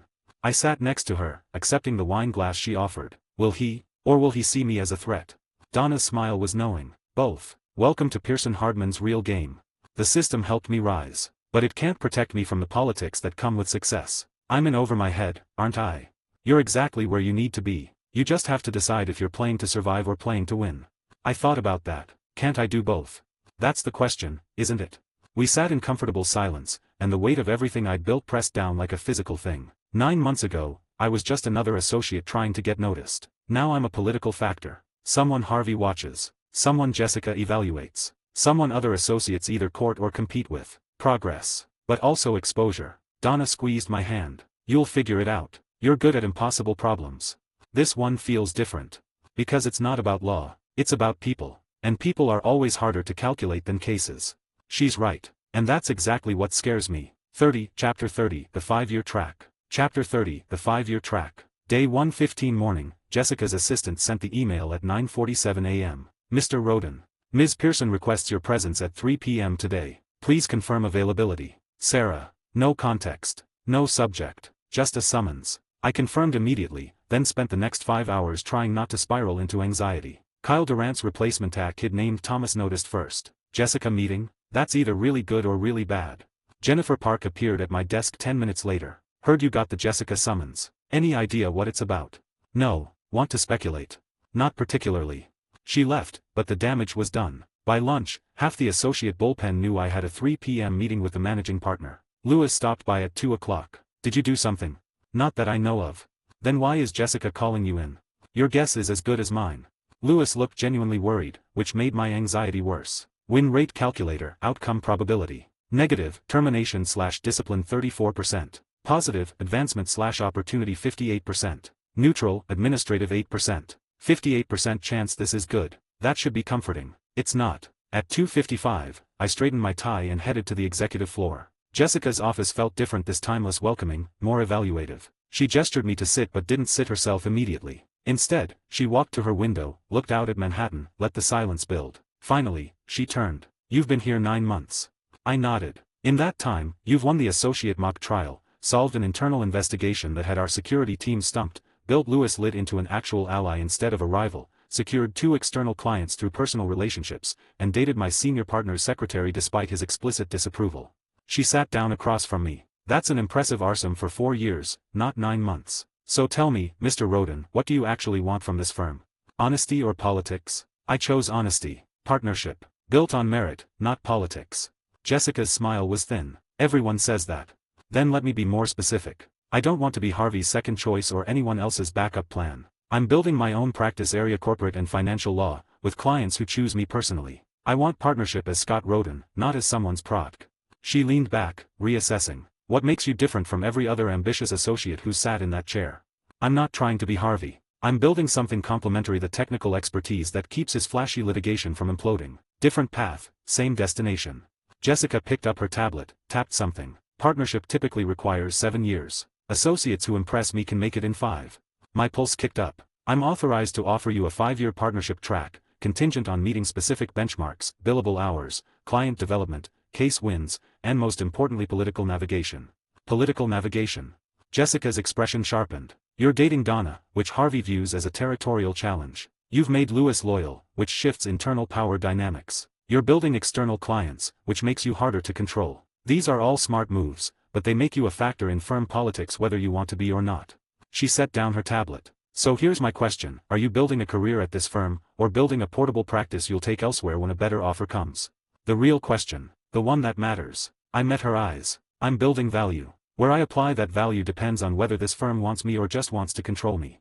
Silence. Then Jessica smiled, genuine, not political. Ruthlessly honest. I appreciate that.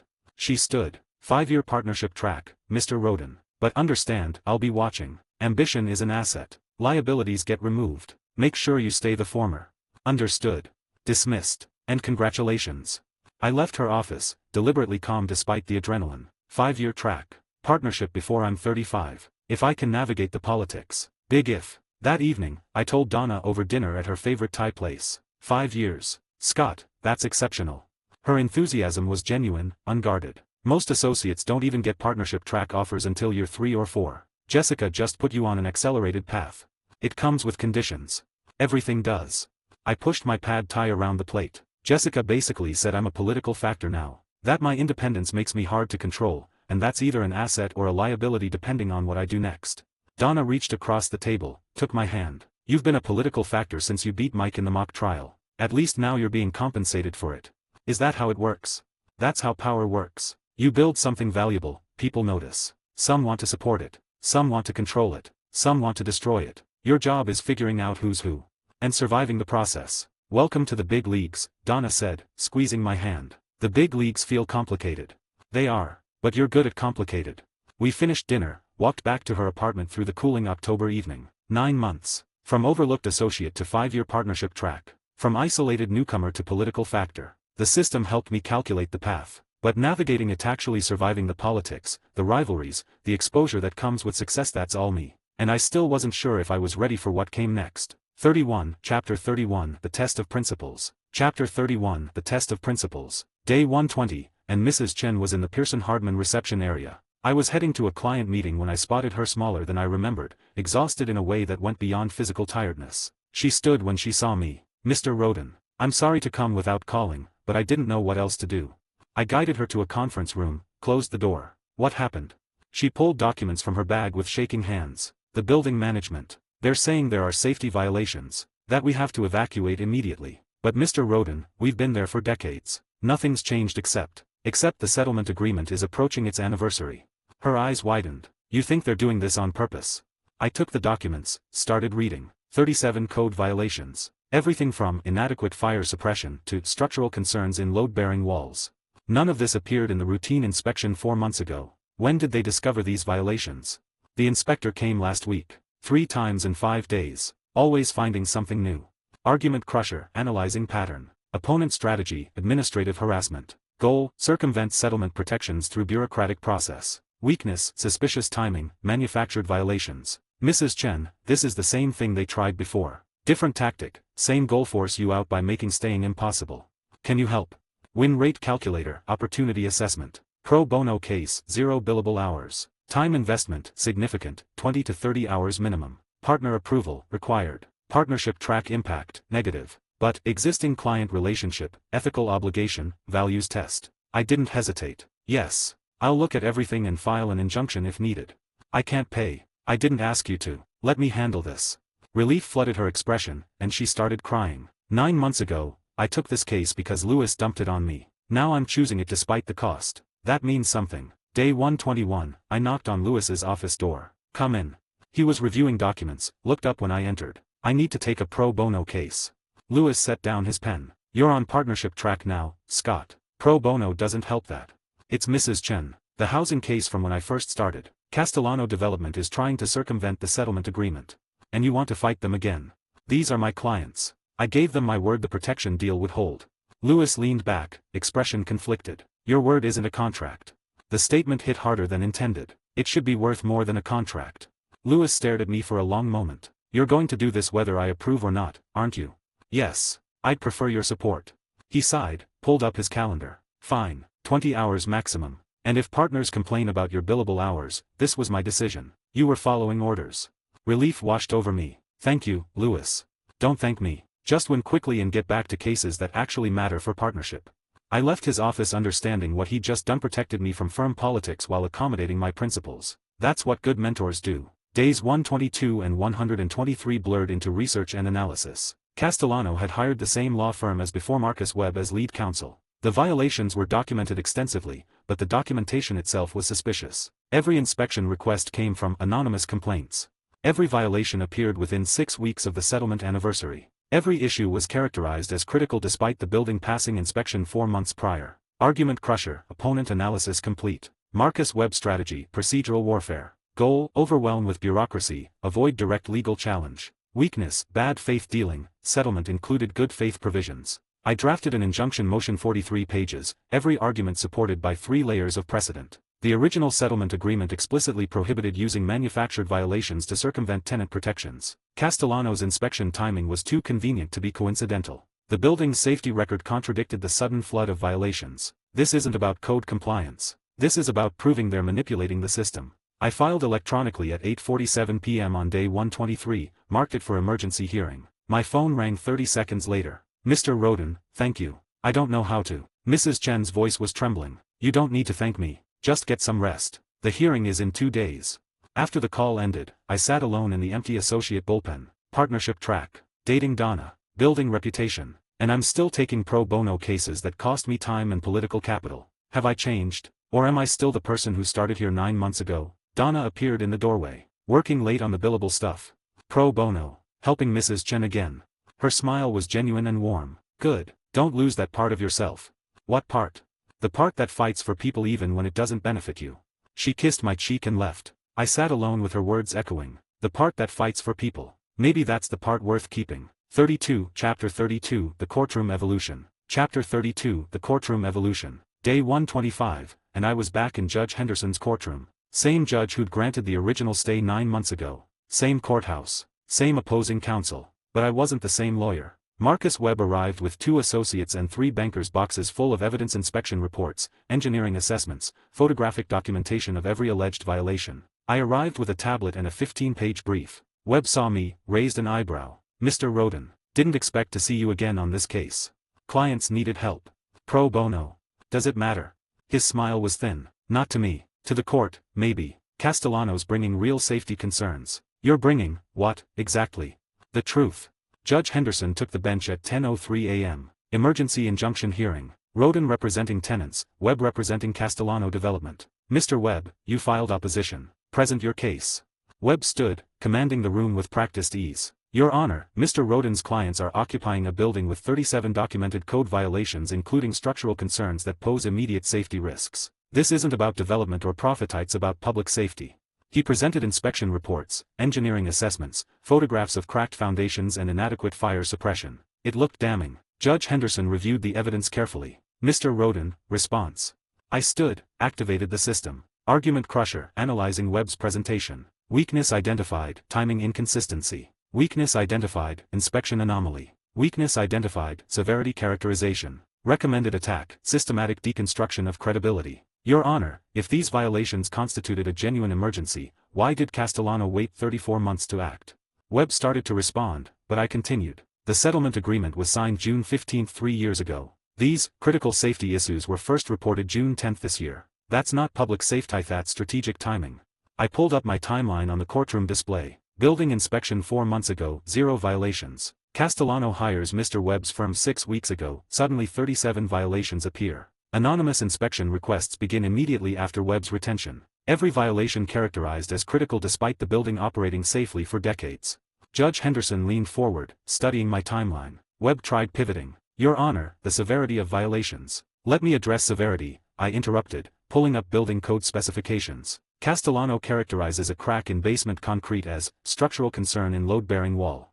The crack is 3 inches long, non-load-bearing, and classified as cosmetic under Section 1908.3 of the Building Code. They characterize outdated fire extinguisher signage as inadequate fire suppression. The extinguishers themselves are up to code, only the signage font is outdated. I walked through violation after violation, each one technically accurate but wildly mischaracterized in severity. This is what 9 months of Lewis's training built. The ability to weaponize thoroughness. Webb was on his heels now, trying to recover. Your Honor, the totality of violations appeared only after your client hired aggressive counsel to find loopholes in a settlement agreement that explicitly prohibits bad faith dealing. Judge Henderson set down the inspection reports. Mr. Webb, your client's timing raises serious questions about good faith compliance with the settlement agreement. Preliminary injunction granted. Tenants may remain pending full hearing on the merits. Victory. Outside the courthouse, Webb approached me. You've gotten better at this. I had good motivation to improve. Castellano wants to settle. They'll extend the tenant protections to 5 years, plus relocation assistance when building is eventually redeveloped. Win rate calculator, analyzing settlement offer. Full litigation victory probability, 58%, 16%. Settlement offer value, superior to expected litigation outcome. Recommendation, negotiate improvements, accept. 6 years instead of 5. Larger relocation packages. And they pay my client's legal fees. Webb considered. Done. We shook hands, and he paused. You could have a future in litigation. Ever think about leaving corporate work? Second time someone suggested that this month. I'm keeping my options open. That evening, I delivered the news to Mrs. Chen at the community center. She cried with relief, hugged me despite my discomfort with physical contact, and thanked me repeatedly. You did it again. You deserved someone who wouldn't give up. Later, back at the office, Lewis reviewed the settlement agreement. You turned a pro bono headache into a clean win, and apparently impressed opposing counsel enough that he tried recruiting you. Webb called you. Asked about your availability. I told him you're not on the market. Lewis set down the documents. But Scotty are good at litigation. Really good. Have you considered that path seriously?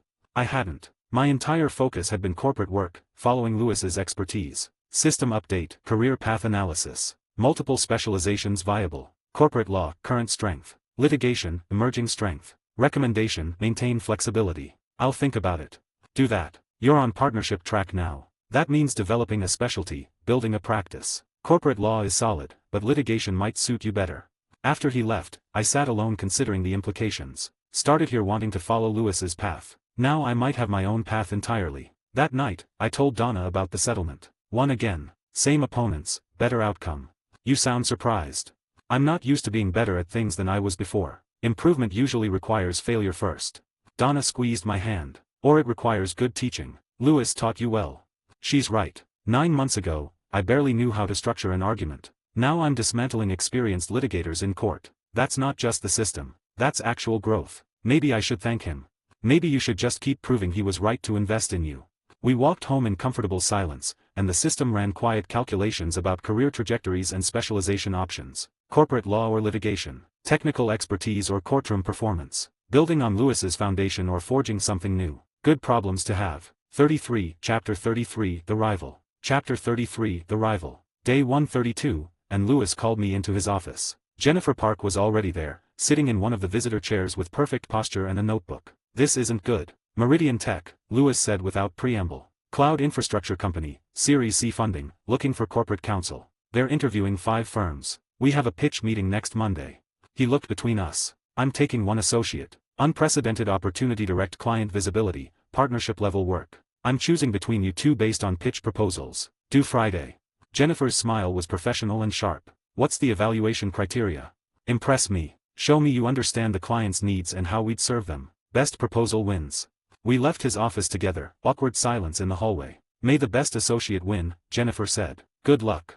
Her smile suggested she didn't think she'd need it. I spent day 133 researching. Not networking. Jennifer was already making rounds, asking associates about Meridian's business model, researching the CFO's background on LinkedIn, building a social intelligence map. I went deeper. SEC filings for the past 3 years, earnings calls, patent applications, competitive analysis of their market position, win rate calculator, strategic approach analysis, Jennifer's networking approach, social intelligence, relationship building, Scott's research approach, problem identification, solution development, client profile, David Park, Silicon Valley CFO, practical, results-oriented, probability, problem-solving approach resonates better, 62% 18%. Meridian had 3 major challenges I could identify. International expansion into Europe, GDPR compliance gaps that had already cost them a $40 million opportunity last quarter. IP portfolio vulnerabilities, their database architecture patents had gaps that competitors could exploit. M&A positioning, they were perfectly positioned to acquire 2 smaller competitors,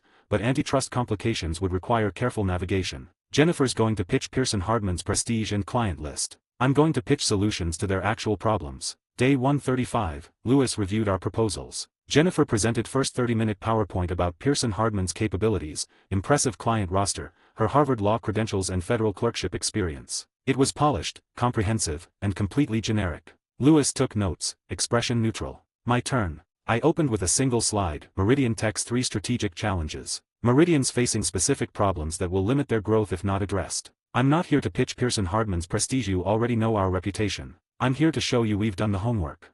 Lewis leaned forward. International expansion. Meridian tried entering the European market last quarter and lost a $40 million contract due to GDPR compliance gaps. Here's our compliance framework for navigating data sovereignty laws across 8 jurisdictions. I distributed the analysis packet. I'd prepared 40 pages of specific regulatory requirements, compliance checklists, implementation timelines. IP portfolio. Meridian's database architecture is innovative, but you have patent gaps that leave you vulnerable to Chinese competitors. Here's how we'd close them with strategic patent applications.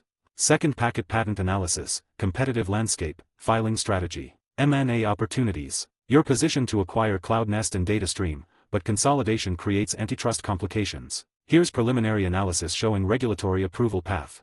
Third packet, merger simulation, antitrust review, approval timeline. Lewis was making notes rapidly. You researched their actual business. The pitch should be about their needs, not our prestige. He set down his pen, looked between me and Jennifer's still displayed PowerPoint. Thank you both. I'll make my decision by end of day. At 4:47 p.m., Lewis's email arrived. Scott will accompany me to the Meridian pitch. Jennifer, excellent work on your proposal. We'll find another opportunity for you to demonstrate client development skills. I forwarded the email to Donna with a simple won the pitch competition. Her response, never doubted it. Celebratory dinner tonight? Jennifer appeared at my desk 5 minutes later. You showed off. I looked up from my screen. I'm sorry. Your presentation made mine look generic on purpose. I focused on the client's needs. That's not showing off. Her expression hardened. Everything with you is calculated. The pro bono cases for reputation building, dating Harvey's secretary for access, befriending Lewis because no one else would, it's all strategy. The accusation stung more than it should have. I stood, kept my voice cold. You're projecting. I date Donna because I care about her. I work with Lewis because he's brilliant and actually teaches. I do pro bono work because people deserve help. Maybe try genuine motivation instead of assuming everyone's as calculating as you. Jennifer's face flushed. You're not as good as everyone thinks. Then you should have beaten me. She left, and I sat back down, hands shaking slightly from adrenaline. Made an enemy. First real peer-level rival. From his office, Harvey was watching through the glass walls. Our eyes met briefly before he turned back to his work. He saw that. Saw me defend principles even when it created conflict. Does that make me look strong or naive? That evening, Donna's apartment, I told her about Jennifer's accusations. She thinks everything I do is strategic manipulation. Donna was cooking pasta, didn't turn around. Is she wrong?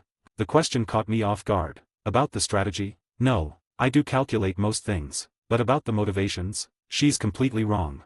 Donna turned, wooden spoon in hand. Then you're learning the hardest lesson: you can be strategic and genuine, but people will assume you can't be both. How do I prove them wrong? You don't. You just keep being both and let them figure it out eventually. She went back to cooking, and I sat at her small kitchen table, turning a wine glass in my hands. Jennifer's words sting because they're partially true. I do calculate everything. The question is whether that negates genuine emotion, or whether both can coexist. I still didn't have an answer. 34, Chapter 34, The Client Win. Chapter 34, The Client Win. Day 140, Meridian Tech Headquarters in Lower Manhattan. Lewis and I arrived at 9:47 a.m. for our 10 o'clock pitch, fourth of 5 firms presenting. The waiting area was a study in corporate minimalism and competitive tension. White shoe firm partners in their 60s checking phones. Boutique tech law specialists in designer suits discussing strategy. Mid-size firm associates frantically reviewing notes. Lewis looked at the competition and swallowed hard. We're outgunned on profile. We're not selling profile. We're selling solutions. Easy for you to say. You don't have to open with firm credentials. Then don't. He looked at me sharply, but David Park appeared before he could respond. Gentlemen, follow me. The conference room held Park and 3 other executive CTO, general counsel, head of business development. All ex-Silicon Valley. All practical. All looking tired of generic pitches. Lewis opened with Pearson Hardman's credentials, founding history, major clients, practice areas. I watched the executives through system-enhanced observation. Argument crusher, audience analysis. Engagement level, low. Body language, polite disinterest. Assessment, they've heard this 4 times today. Recommendation, pivot to substance immediately. Lewis was 3 minutes into firm history when I made the risky decision. Mr. Park, forgive me for interrupting. Lewis stopped mid-sentence, looking startled. You've heard firm credentials from 4 firms already today. May I skip to what matters to you specifically? Park's expression shifted from polite boredom to genuine interest. Please. I stood, distributed the analysis packets I'd prepared. Meridian's facing 3 specific challenges that will limit growth if not addressed. First, GDPR compliance gaps cost you a $40 million European expansion opportunity last quarter. Here's our compliance framework for navigating data sovereignty laws across 8 jurisdictions. The CTO opened the packet, started reading. Second, your patent portfolio has gaps in database architecture that leave you vulnerable to IP theft from Chinese competitors. Here's how we'd close them with strategic patent applications. The general counsel was taking notes. Third, your position to acquire CloudNest and DataStream, but consolidation creates antitrust complications. Here's preliminary analysis showing regulatory approval path. I sat down, let them process. Park looked at Lewis. Your associate did his homework. Scott is thorough, Lewis said, recovering quickly. It's why I brought him. Good save. Giving me credit while maintaining his authority. The executives conferred quietly, then Park addressed us directly. The other firms gave us capability presentations. You gave us solutions to problems we didn't realize you knew about. We'd like to engage Pearson Hardman, with Mr. Roden as primary associate on our matters. We won. Lewis maintained professional composure. Scott is one of our finest associates. We'd be honored to represent Meridian. Handshakes. Business cards. Discussion of engagement terms and next steps. We left 40 minutes later with a signed engagement letter. Outside the building, Lewis stopped on the sidewalk. You just landed a $200,000 annual client. As an associate, that's exceptional. You taught me to focus on what clients actually need, not what impresses other lawyers. Lewis's expression shifted something vulnerable and proud. I did teach you that. Thank you for remembering. Mutual respect. Teacher and student. Not just strategic alliance. We took a cab back to the office in comfortable silence. News spread fast. By 3 p.m., the associate bullpen knew Scott Roden had independently secured a major client. Jennifer Park watched from her desk, expression cold. Mike Ross stopped by to congratulate me genuinely. That's impressive, man. Landing your own client as an associate. Lewis created the opportunity. I just executed. That's modest. You basically ran the pitch yourself. Team effort. But we both knew better. Harvey heard through the partner grapevine Lewis's associate just won a client through pure competence rather than relationship leverage. Donna met me at the elevator at 6 p.m. Heard you basically ran the pitch yourself. Lewis created the opportunity. I just executed. Her smile was knowing. That's gracious. Also strategic. Giving Lewis credit builds your alliance while establishing your capability. See, strategic and genuine. I laughed despite my exhaustion. You know me too well. That's the idea. The elevator doors closed, and I leaned against the wall. 9 months ago, I couldn't get Harvey's attention. Now I'm winning major clients independently. The system helped with the analysis. But the pitch execution, the risk-taking, the relationship building, that's all me. Blackmail archive, Meridian Tech client entry. Status, 1 through personal reputation. Primary relationship, Scott Roden. Firm affiliation, secondary. Assessment, portable if firm circumstances change. Building something that survives even if Pearson Hardman doesn't. Insurance. Or ambition. Probably both. 35, Chapter 35, The Confrontation. Chapter 35, The Confrontation. Day 145, I was heading to the file room when Harvey's voice cut through the bullpen. Roden. My office. Now. Not a request. A command. Every associate within earshot looked up, then quickly back down at their work. I followed Harvey to his office, door closing behind us with a heavy click. He didn't invite me to sit, just stood behind his desk, arms crossed, using the height and space as intimidation. The Meridian pitch. You took over Lewis's presentation. Direct. No preamble. I redirected to what the client needed. You upstaged your supervising partner in front of a client. I kept my voice level. I secured a $200,000 annual client. Lewis was pleased with the outcome. Harvey's expression hardened. This isn't about the outcome. It's about respect. Associates don't hijack partner presentations. Associates also don't watch clients drift away because we're following protocol instead of serving them. Harvey circled around his desk, using movement as pressure, forcing me to track him, making the space feel smaller. You think you've figured it out? Beat Mike in a mock trial, make Lewis loyal, land some clients, date Donna. Leave Donna out of this. My voice came out harder than intended. Harvey stopped moving. She's my secretary. That makes her part of this. She's a person who makes her own choices. And your possessiveness about her loyalty is your problem, not mine. Harvey stepped closer, not threatening exactly, but using physical presence the way he probably used it in negotiations. You've been here 9 months. I've been building this firm for a decade. Don't confuse a hot streak with actual staying power.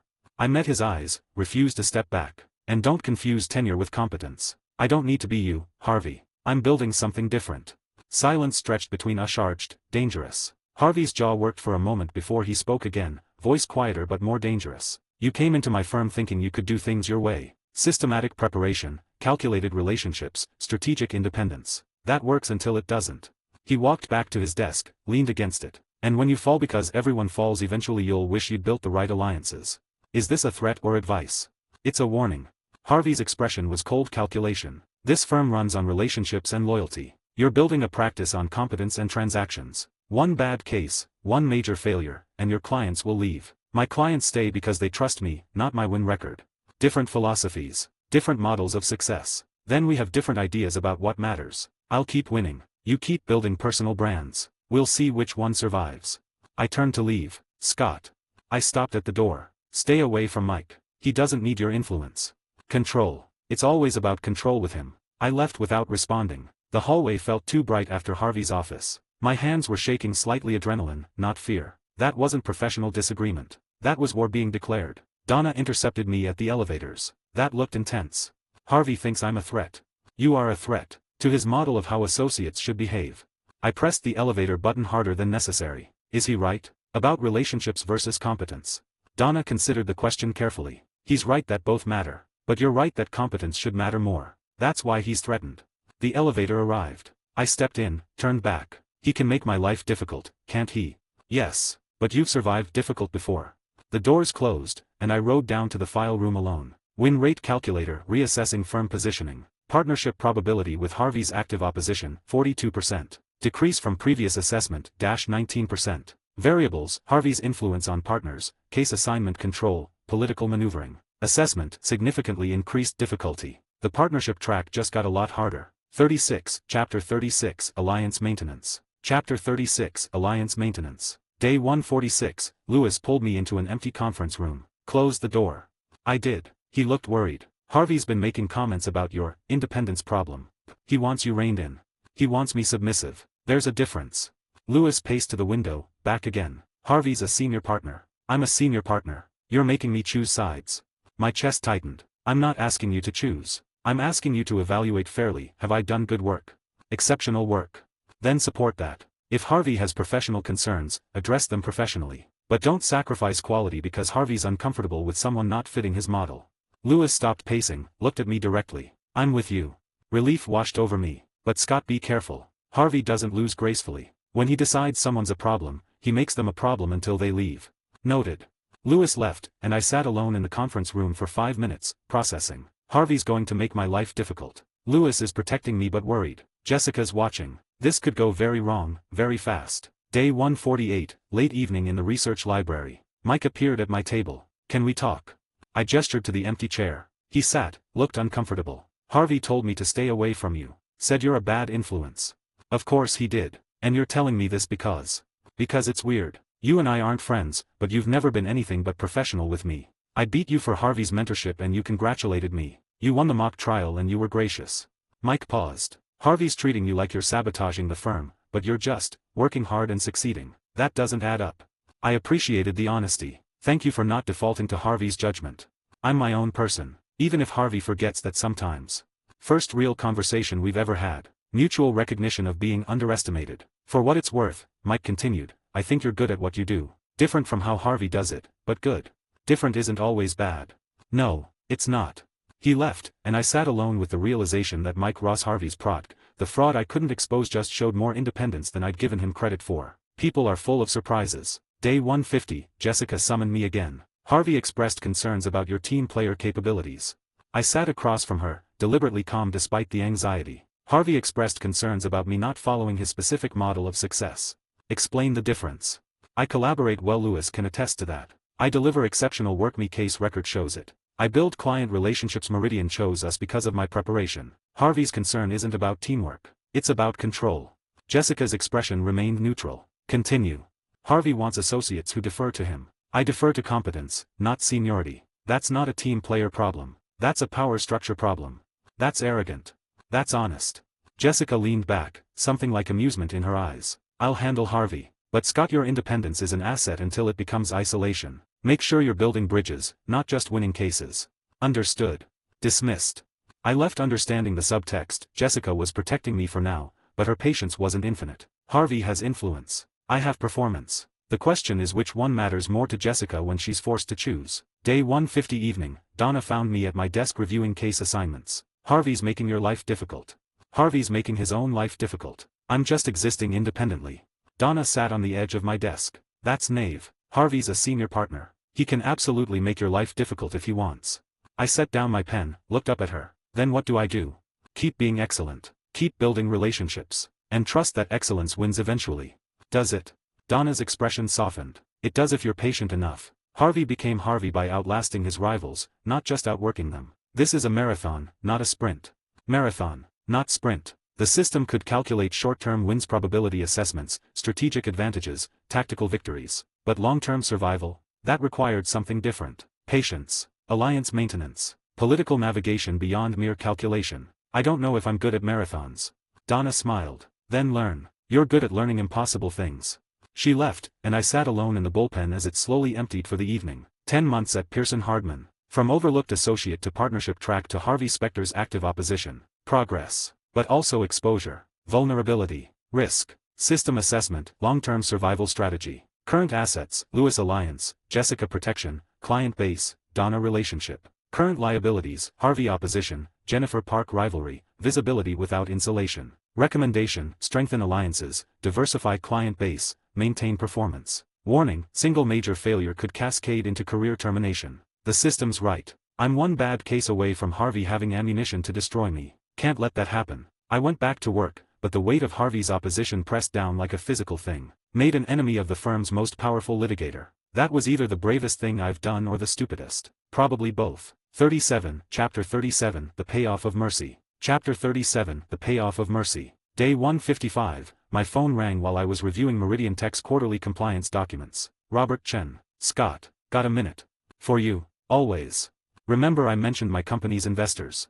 I did brought in seed funding 3 months ago, Series A still pending. One of them is Richard Whitmore. His family just sold their manufacturing business for over $300 million. Whitmore, the family whose merger I handled, where I found Marcus's embezzlement and chose mercy over exposure. My pulse kicked up. He's looking for estate planning counsel, tax optimization, trust structures, charitable foundation work. Asked if I knew any trusted lawyers. Blackmail archive, alert. Whitmore family, Marcus embezzlement. Private resolution, $850,000 repaid quietly. Relationship status, built on discretion. New opportunity, estate planning engagement. Test, whether mercy approach created lasting trust. I mentioned you. He wants to meet. When? This weekend. His estate in Connecticut. Informal consultation, see if you're a good fit for the family. This tests everything. Whether choosing private resolution over public exposure was actually the right call. I'll be there. Day 157, Saturday morning, I took Metro North to Greenwich. The Whitmore estate was exactly what you'd expect from old Connecticut money-sprawling grounds, house that was technically a mansion but called itself the cottage, the kind of understated wealth that didn't need to announce itself. Richard Whitmore answered the door himself, early 70s, elegant suit even on a weekend, sharp eyes that missed nothing. Mr. Roden, thank you for coming. Marcus was in the study, standing when we entered. He looked nervous. Robert speaks highly of you, Richard said, gesturing me to sit. Says you handled our merger with exceptional thoroughness. My son Marcus mentioned the same. Marcus met my eyes briefly, gratitude and residual fear in equal measure. He hasn't told his father. Good. The merger went smoothly. I'm glad it worked out well for your family. We discussed estate planning for 90 minutes, trust structures for Richard's grandchildren, charitable foundation establishment, tax optimization strategies for the sale proceeds. Throughout, Marcus was unusually quiet, deferring to me on every technical question. Richard noticed. Marcus, you're being unusually subdued. Just respect for expertise, father. After the formal meeting, Richard excused himself to take a call. Marcus pulled me aside immediately. Thank you for not. I've repaid everything. Quietly, through consulting fees to the family foundation like you suggested. No one knows. I know. That's why we're having this conversation instead of a different one. Relief flooded his expression. If you need anything, I need you to be better than you were. That's all.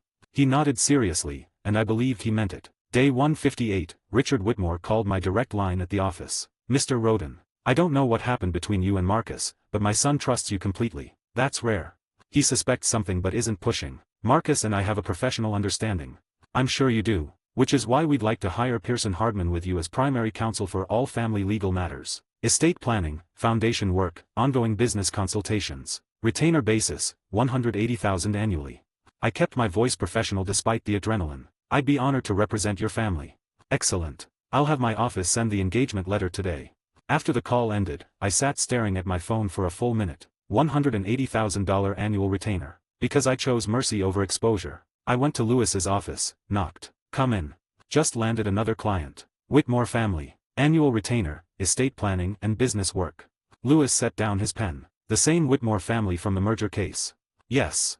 How do you do this? You just keep building client relationships that turn into major engagements. I thought about how to answer honestly without revealing the embezzlement. I treat people well when no one's watching. Apparently it compounds.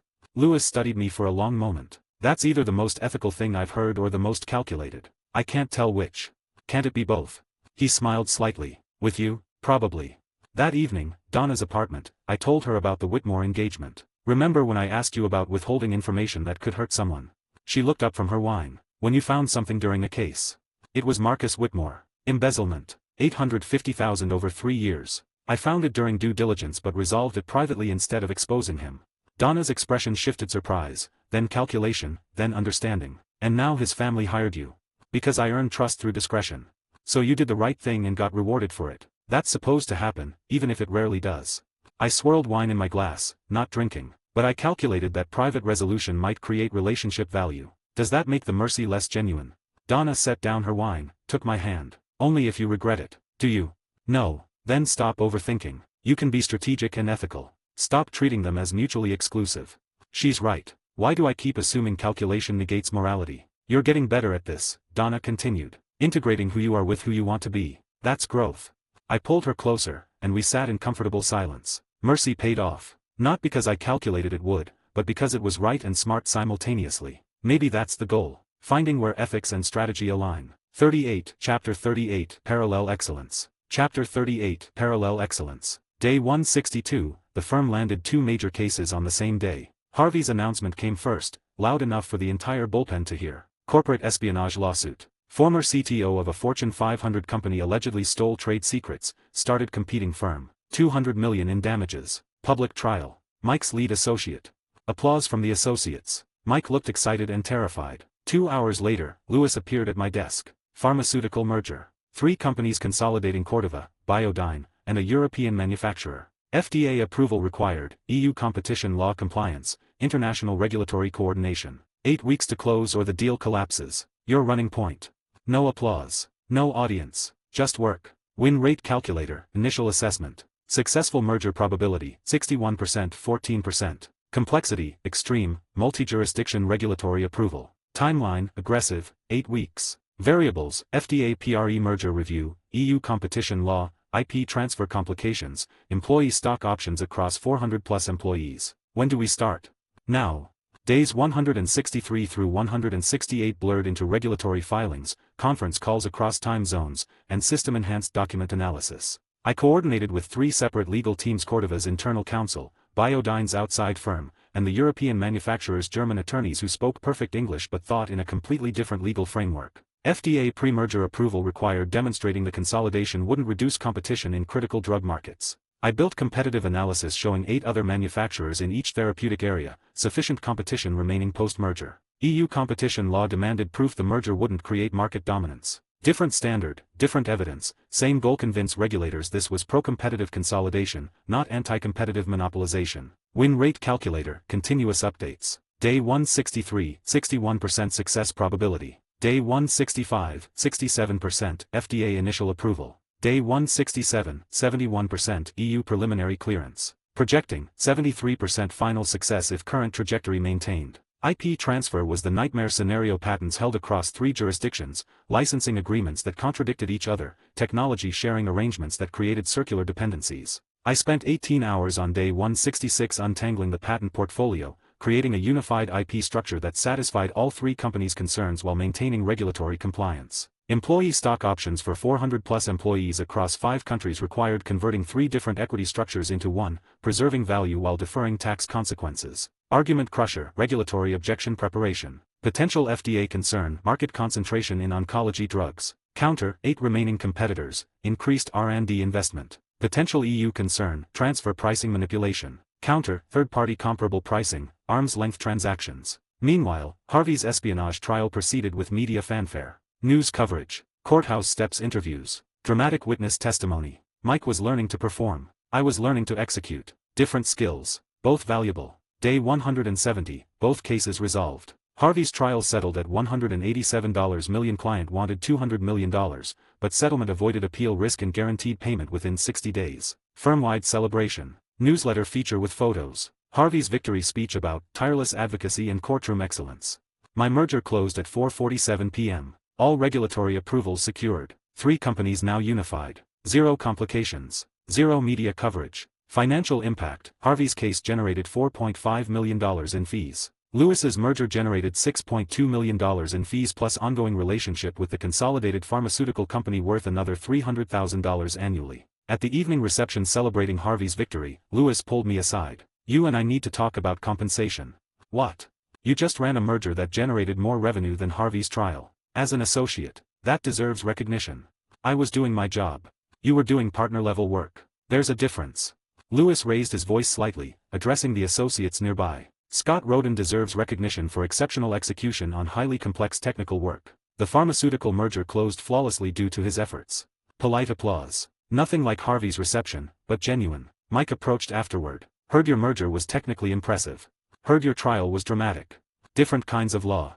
Different kinds of lawyers. Both needed. Mike nodded, understanding the implicit recognition that we weren't competing directly because we were playing different games entirely. Donna found me near the exit. You and Lewis make a good team. We complement each other. He handles relationships and negotiations. I handle structure and execution. That's partnership dynamics. You've essentially built a junior partnership with Lewis. The observation stopped me. She's right. I'm not just Lewis's associate anymore. I'm his strategic partner. 10 months in, and I've built something that looks like a practice. We left together, and Harvey watched from across the room, expression calculating, measuring, evaluating. He sees it too. I'm not just an associate anymore. That's either very good or very dangerous. Probably both. 39, Chapter 39, The Fall. Chapter 39, The Fall. Day 175 started normally. I arrived at 6:58 a.m., grabbed Colombian roast, settled at my desk to review Meridian Tech's latest compliance filing. Jessica's assistant emailed at 9:47 a.m. Mr. Roden, Ms. Pearson requests your immediate presence. Senior partner Brooks will also attend. Senior partner Brooks. That's never good. I confirmed and spent 20 minutes trying not to spiral into anxiety. Win rate calculator, emergency assessment. Probability of positive outcome, 23%. Probability of disciplinary action, 61%. Probability of termination, 16%. 23% chance this goes well. Not great odds. Jessica's office felt smaller than usual. Brooks was already there, sitting in the chair I usually took. I stood. Mr. Roden, Brooks said without preamble. You were observed having dinner with Richard Whitmore last week. Thursday evening, off-firm time, personal capacity. They're watching me outside the office. Mr. Whitmore is a client. We discussed his charitable foundation's legal structure. Outside of billable hours, without firm oversight. I was providing client service. Jessica cut through. You're building personal relationships with firm clients outside official engagement scope. That's problematic. I kept my voice level. I'm building client loyalty. That benefits the firm. Jessica's expression hardened. It benefits you. These clients are loyal to Scott Roden, not Pearson Hardman. That's what concerns us. Here it comes. Win rate calculator, updating. Probability of positive outcome, 18%. Escape scenarios, minimal. Assessment, trapped. Brooks left after 10 more minutes of accusations disguised as questions. Jessica and I sat alone. You're building your own network inside my firm. Robert Chen, Whitmore family, Meridian Tech, they all call you directly, not through firm channels. Because I deliver results. Isn't that what associates should do? Associates should make partners look good. You're making yourself look good. That's different. My hands tightened on the chair arms. Is it? Or is the problem that I'm building a practice that doesn't require Harvey's approval or your direct control? Jessica stood, walked to her window, the power move she always used when delivering bad news. This isn't about control. It's about trust. I can't trust that you're committed to this firm's success versus your personal advancement. Those aren't mutually exclusive. She turned back to face me. They are when you're positioning for a portable practice. You've built client relationships that could leave with you. That's an exit strategy. She's decided. This meeting isn't about convincing her. It's about managing my departure. Here's the situation, Jessica said, returning to her desk. You're talented. Your work is excellent. Your clients love you. She paused. But you're also exactly the type of lawyer who becomes a problem: too independent, too ambitious, too willing to build outside firm structures. So what happens now? Jessica's expression was professionally neutral. We call this mutual parting. You get severance, neutral reference, time to find a new position. In exchange, you leave quietly, no clients leave with you, no drama. And if I refuse? Then I find cause to terminate you, and you leave with nothing. Win rate calculator, final assessment. Accept terms, 67% probability of quality placement. Reject terms, 12% probability of successful legal challenge. Recommendation, accept, minimize damage. Checkmated. She wins either way. I accept the terms. When? 2 weeks notice. Thank you for your service, Mr. Roden. Dismissed. Like I was never here. I left her office on autopilot, the hallway too bright, sounds too loud. 10 months. Exceptional performance. Partnership track. Gone. Lewis was waiting at my desk, face pale. Jessica told me. Scott, I'm sorry. I tried to defend you. It's not your fault. This is wrong. You're one of the best associates this firm has. I started gathering personal items from my desk. I'm an associate who doesn't fit the model. That's worse than being mediocre. Lewis looked like he wanted to argue, then just sagged. What will you do? Find somewhere that appreciates independence instead of punishing it. Associates were whispering. Jennifer Park watched with poorly concealed satisfaction. Mike looked genuinely upset. Donna appeared as I was packing the last box. I heard. I got fired for doing exactly what they hired me to do. Excel. Her expression was fierce. You got fired for threatening the established order. That's how power protects itself. Is that supposed to make me feel better? No, but it's supposed to make you understand this isn't about you failing. It's about them fearing you succeeding. She touched my arm briefly, then left before anyone could comment. I finished packing and walked out of Pearson Hardman at 3:47 p.m. 10 months. Built something real. And they destroyed it because I built it wrong. 40, Chapter 40, The Offer. Chapter 40, The Offer. Days 176 through 180 became a strange goodbye tour. Associates I'd competed with expressed grudging respect. Jennifer Park actually said you were good at what you did before walking away. Mike found me transferring files on day 178. You made me better by being competition. I know that sounds weird, but it's true. Thanks, Mike. Keep being better than people expect. Lewis was the hardest. Day 179, he pulled me into his office one last time. You were the first associate who treated me like a teacher, not an obstacle. His voice cracked slightly. I'm going to miss having someone who actually listens. You're a good teacher, Lewis. Don't let anyone tell you different. We shook hands, and I left before either of us could get more emotional. I called Robert Chen and Richard Whitmore privately, told them I was leaving Pearson Hardman. Both responded identically. Where are you going? We'll follow. Let me get settled first. I'll be in touch. My final interaction with Harvey was day 180, passing in the hallway. Good luck wherever you land. I'll remember you wished me luck. His expression flickered uncertainty whether that was gratitude or threat. Good. Let him wonder. Day 182, Donna came to my apartment to help me prepare for job interviews. She found me surrounded by rejection emails from firms that I'd mutually parted from Pearson Hardman. This is my fault, she said quietly. Harvey saw us together and decided you were a threat. This is Harvey's insecurity and Jessica's control issues, not you. Donna sat next to me on the couch. What happens to us? I work at Pearson Hardman. You'll be somewhere else. The question I'd been avoiding. Do you want this to continue? Yes. If you do, then we figure it out. People have relationships across firm boundaries. She kissed me relief and determination in equal measure. That's the right answer.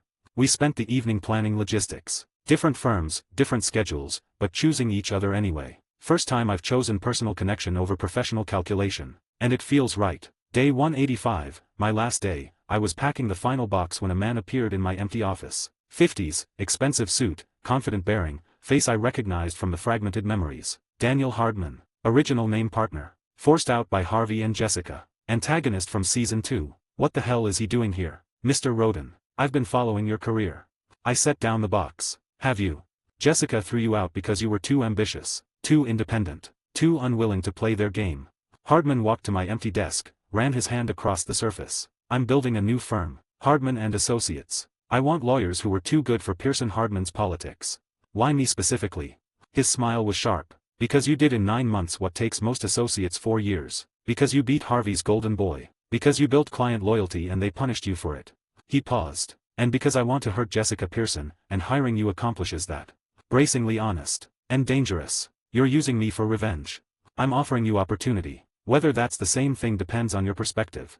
System alert, critical career choice point. Option A, established firm, safe, conventional, slow. Option B, Hardman and Associates, risky, fast, direct opposition. Option C, independent practice, maximum control, maximum uncertainty. Partnership probability at Hardman, 78% within 3 years. Opportunity to oppose Pearson Hardman, 89% guaranteed. What's the offer?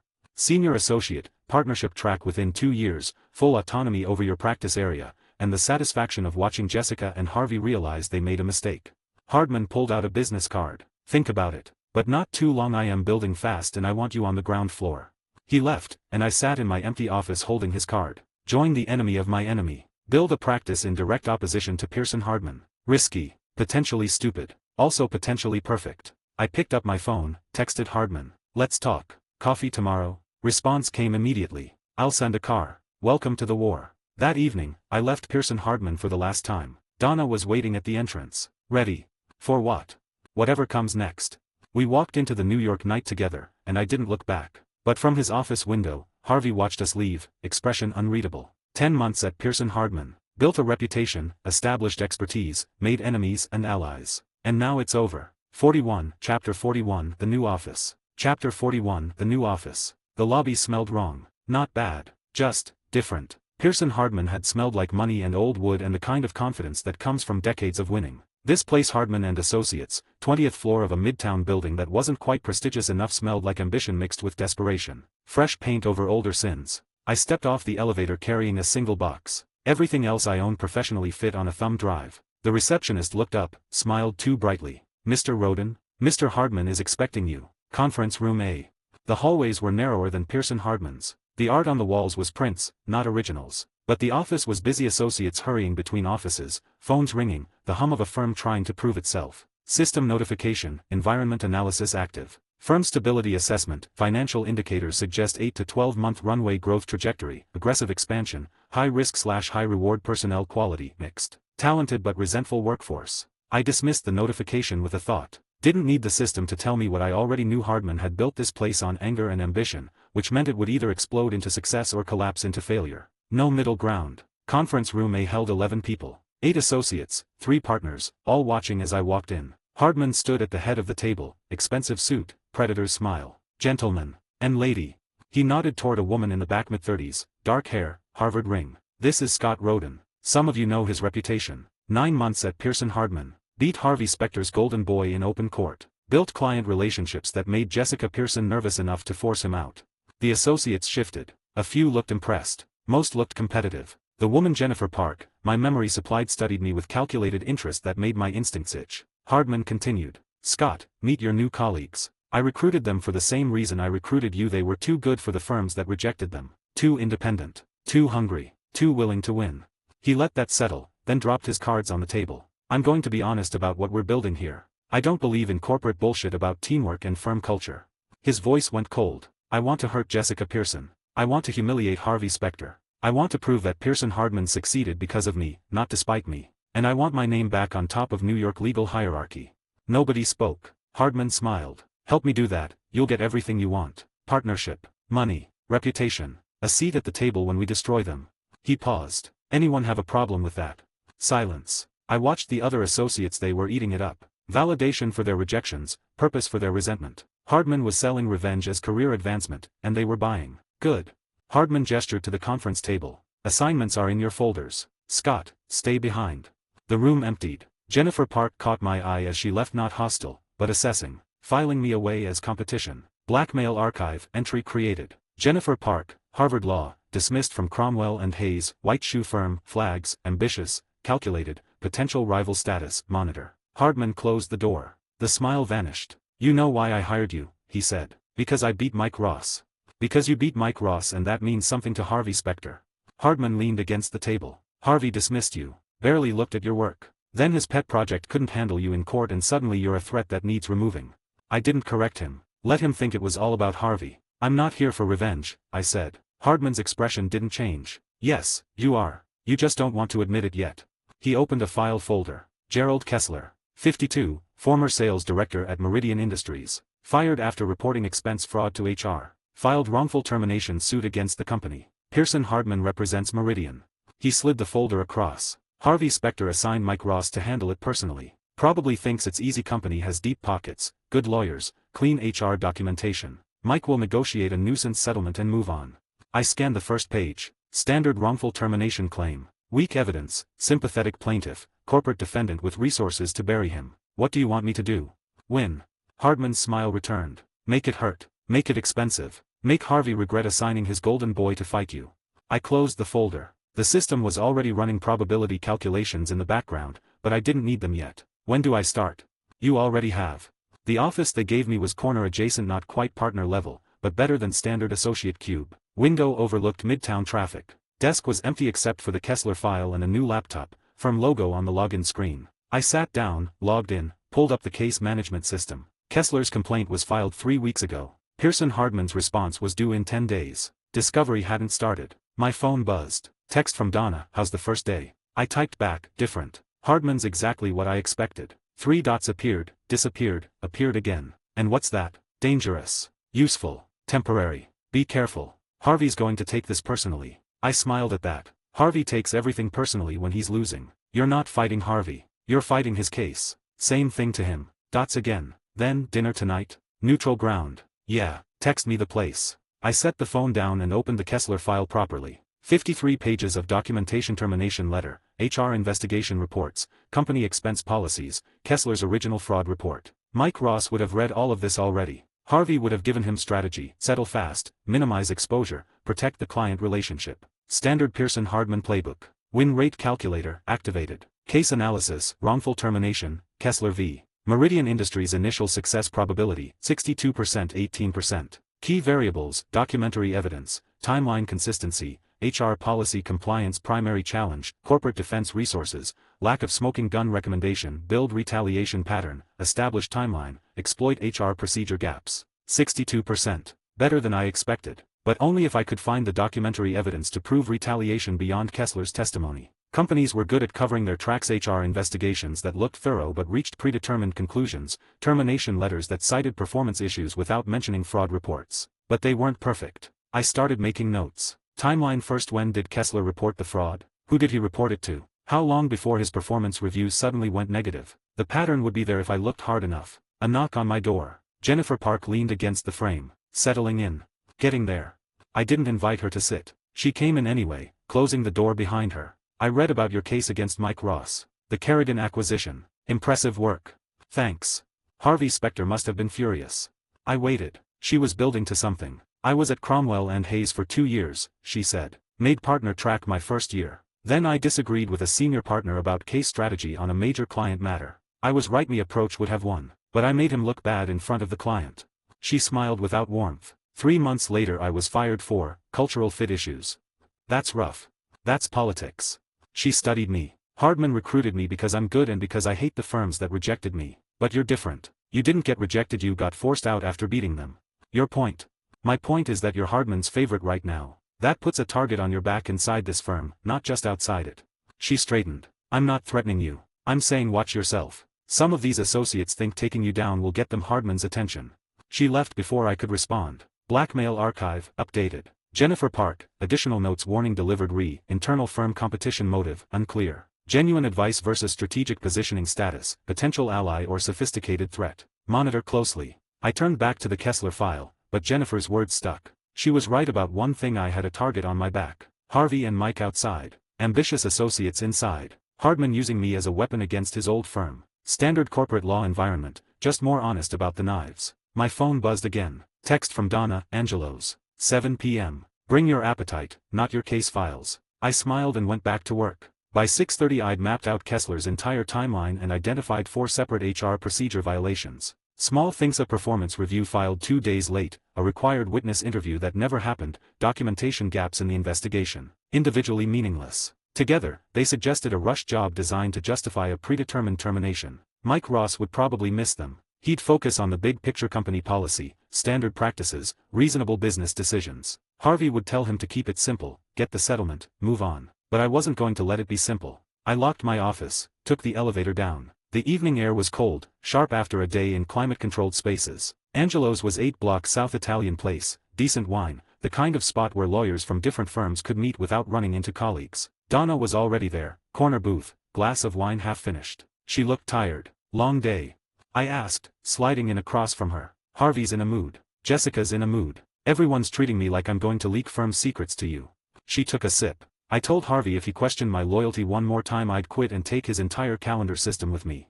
What did he say? Nothing, which means he's thinking about it. She studied me. You look different. Different how? Less calculated. Like you're not performing anymore. I thought about that. She was right. At Pearson Hardman I'd been constantly aware of how I was perceived, what impression I was making, which associate was watching. Here, at a firm built on rejection and resentment, there was less pretense. Hardman's transparent about what he wants, I said. He's not pretending this is about justice or client service. It's revenge. That's almost refreshing. That's dangerous. Also true. The waiter came. We ordered without looking at menus. We'd been here before, back when I was still at Pearson Hardman, and we were still pretending this was just casual. Mike Ross is opposing counsel on my first case, I said when the waiter left. Donna's expression didn't change, but I saw the calculation behind her eyes. Harvey assigned it personally. Apparently. He's testing Mike. Seeing if he can handle you without backup. Or he's sending a message that I'm not worth his time. With Harvey, it's probably both. She finished her wine. Be careful. Mike's smarter than Harvey gives him credit for. And he's got something to prove now after you beat him. So do I. No. Donna's voice was sharp. You proved it already. That's why they forced you out. Now you're starting over at a smaller firm with a bitter name partner using you as a weapon. Don't let Hardman's vendetta become your identity. I didn't have an answer to that. The food came. We ate, talked about other things, her sister's wedding drama, my apartment search for something bigger now that I could actually afford it, whether the Knicks would ever be good again. Normal conversation. The kind we'd had before everything got complicated. Walking her to the subway after, she stopped on the corner. I meant what I said. About figuring this out. Working at different firms, dealing with Harvey's possessiveness, all of it. I know. But you need to know something else. She met my eyes. I'm not leaving Pearson Hardman. Not yet. Harvey's an ass, but he's also been my career for over a decade. I don't abandon people just because things get hard. I'm not asking you to. Good. Because I'm not asking you to give up on proving yourself either. Just, remember why you're doing it. For you. Not for Hardman. Not to spite Harvey. For you. She kissed me, quick and certain, then headed down the subway stairs. I walked back toward my apartment, hands in pockets, city noise washing over me. The system was quiet, dormant in the background. It would wake up tomorrow when I called Gerald Kessler and started building my case. But tonight I let it rest. Tomorrow the war began. 42, Chapter 42, The Strategy Session. Chapter 42, The Strategy Session. Gerald Kessler answered on the third ring. Mr. Kessler, this is Scott Roden from Hardman and Associates. I've been assigned to your case. Silence on the other end. Then, what happened to the other lawyer? Thompson. Mr. Thompson is no longer with the firm. I'll be handling your representation going forward. I kept my voice professional, neutral. Kessler didn't need to know that Thompson had been a placeholder until Hardman found the right associate to weaponize against Pearson Hardman. I've reviewed your complaint and the company's initial response. I have some questions if you have time. I have time. I've had nothing but time since Meridian fired me. The bitterness in his voice was raw. 6 months unemployed, probably burning through savings, watching job applications disappear into void because nobody wants to hire the guy who reported his employer for fraud. I pulled up my notes. Walk me through the timeline. You reported expense fraud to HR on October 3rd. When did your performance reviews start changing? November. I'd been getting exceeds expectations for 3 years straight. Suddenly needs improvement, with complaints about missed deadlines and communication issues. Win rate calculator, passive analysis. Timeline pattern, suspicious flag, 1 month gap between fraud report and negative reviews, probability of legitimate performance decline, 23%. What specifically did they cite in the November review?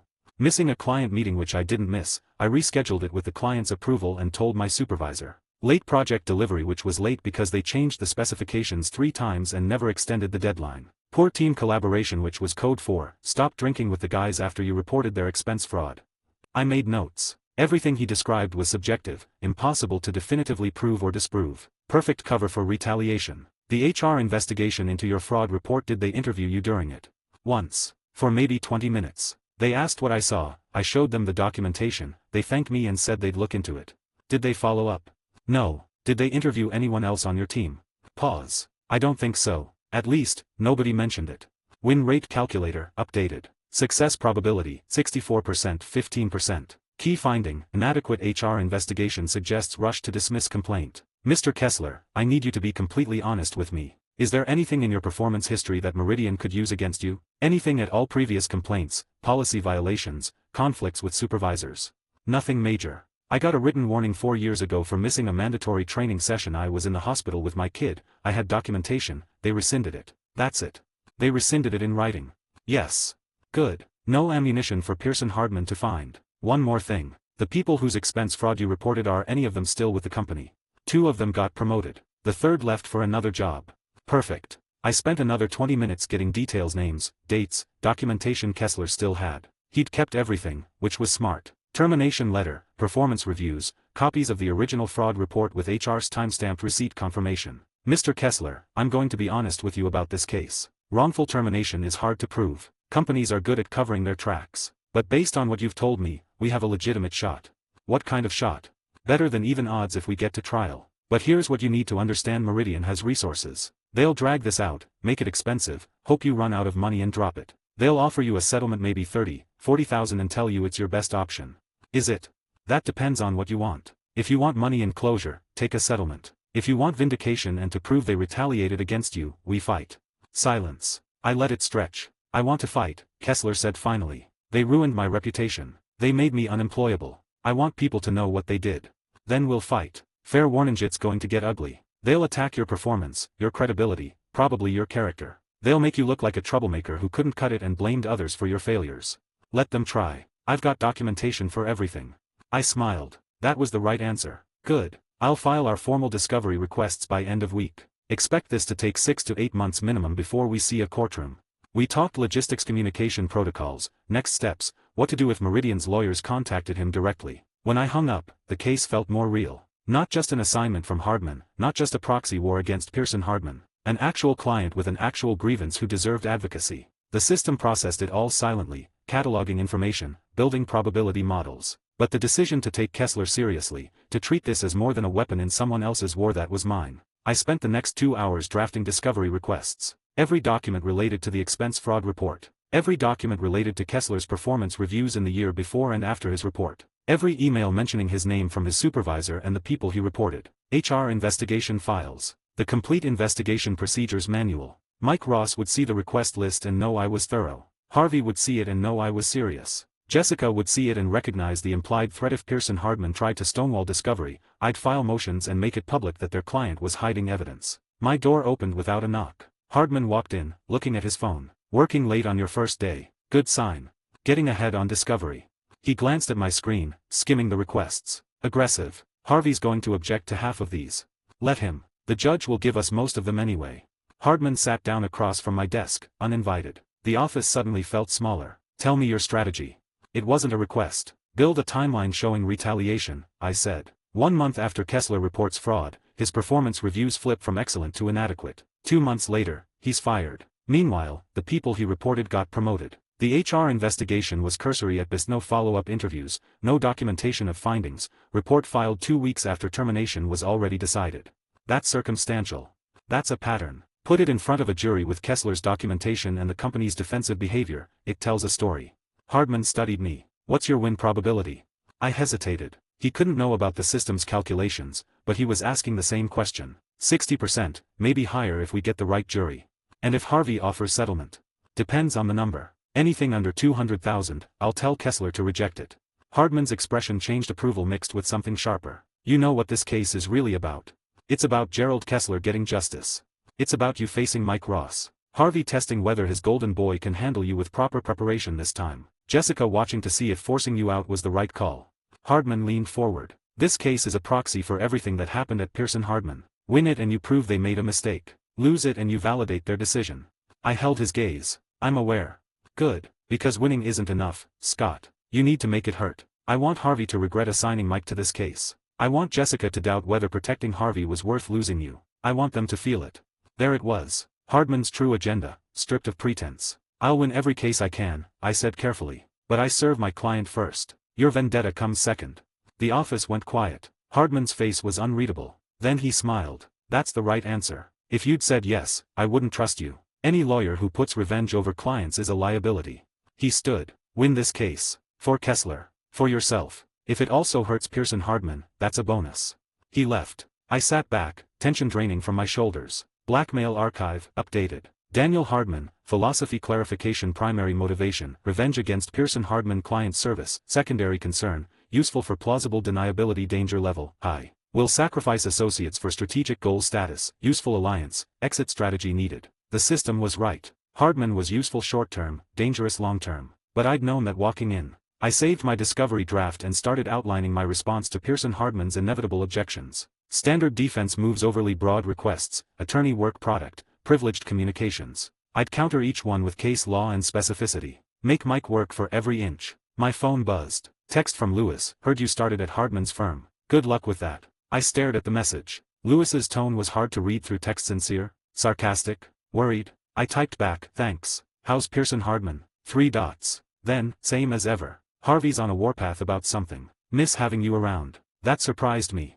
Lewis and I had built an alliance, but I hadn't expected genuine sentiment. Miss the mudroom talks, I replied. If you ever want to grab a drink and complain about Harvey, let me know. Yeah, I'd like that. I set the phone down, smiling slightly. Lewis lit, the most insecure partner at Pearson Hardman, staying friendly with someone who'd left the firm. That was either genuine friendship or strategic positioning. Probably both. 9:30. The office was quiet. Most associates had left hours ago. I should go home, get rest, start fresh tomorrow. Instead, I opened a new document and started drafting my formal answer to Meridian's motion to dismiss. Might as well get ahead while I had the momentum. 3 hours later, I'd finished a preliminary draft and made a note to call an expert witness in HR practices. If this went to trial, I'd need someone to testify about proper investigation procedures, show how Meridian cut corners. My phone buzzed again. Donna, still working? Just finished. Heading home now. Good. Don't let Hardman turn you into Harvey. I thought about that walking to the subway. Harvey worked until midnight routinely, drove his associates into the ground,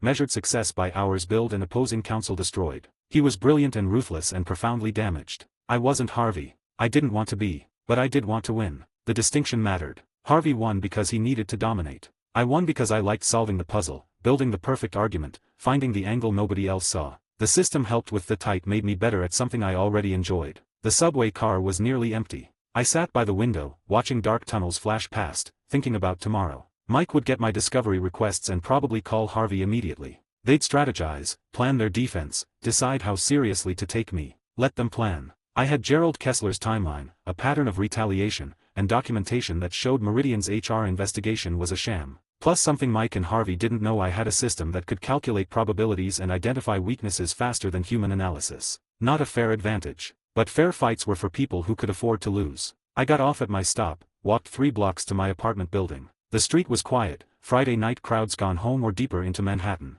My apartment was small but no roommate, no compromises. I decorated it minimally because I was never here long enough to care. Inside, I dropped my bag, opened my laptop, and pulled up the Kessler file one more time. The system had been running background probability calculations all evening. Win rate calculator, final assessment. Case, Kessler v. Meridian Industries current success probability, 66%, 12%. Key advantages: timeline, documentation, HR procedure violations, primary risks, corporate resources, jury bias favoring employers, recommended strategy, establish retaliation pattern early, preempt credibility attack status, winnable with proper execution. 66%. Better than 2-to-1 odds. I'd take that. I closed the laptop and finally let myself relax. Tomorrow I'd file the discovery requests. Next week I'd start building expert witness testimony. Month from now, maybe 2, I'd be in depositions. And eventually, I'd be back in a courtroom across from Mike Ross. This time would be different. Last time was a fluke, a kid with photographic memory against an associate with too much confidence.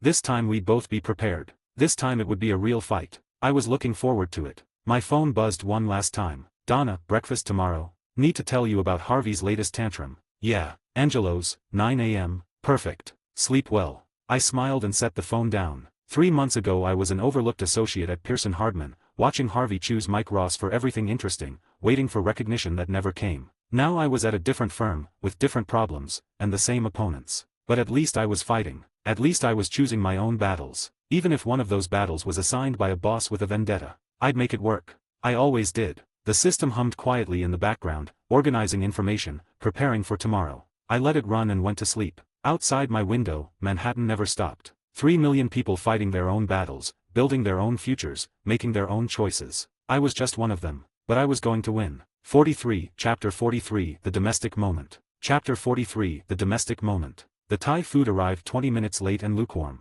I didn't care. Donna sat cross-legged on my couch, chopsticks moving through pad CEU like she'd been doing this in my apartment for years instead of the 3rd time. Harvey threw a file at Mike today, she said between bites. Actual throwing. Papers everywhere. What did Mike do? Pick them up without saying anything. Smart kid. She set down her takeout container. It's getting worse. Ever since you joined Hardman, Harvey's been. She searched for the word. Volatile.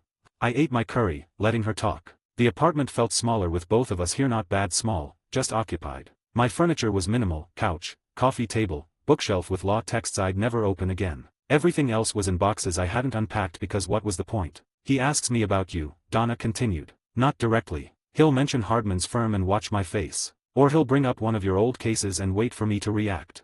Are you reacting? No, but that's making it worse. She picked up her wine glass. Harvey can't handle not knowing things. And right now, he doesn't know if I'm feeding you information, if we're still together, if I'm loyal to him or to you. Are those mutually exclusive? To Harvey? Yes. The heater kicked on with a rattle. I'd complained to the landlord twice. Nothing changed. We need rules, I said. Donna looked at me over the rim of her glass. I'm listening. No case discussion. Anything active between our firms is off limits. You don't ask, I don't tell. Agreed. No fishing for information. If one of us needs something for work, we go through official channels. Obviously. And no using each other as intelligence sources. Not even accidentally. We don't let work bleed into this. I gestured between us. Donna set down her glass. This only works if we're honest about what we can't talk about. The minute we start pretending we can handle it, we can't. Then we're honest. Even when it's uncomfortable. Especially then. She studied me, that look she got when she was reading subtext I didn't know I was broadcasting. Then she nodded. Okay, rules established. She picked up her chopsticks again. Now tell me about your apartment search. You can't stay here forever, your shower barely works. The shower works fine. Scott, I've used it. It's sad.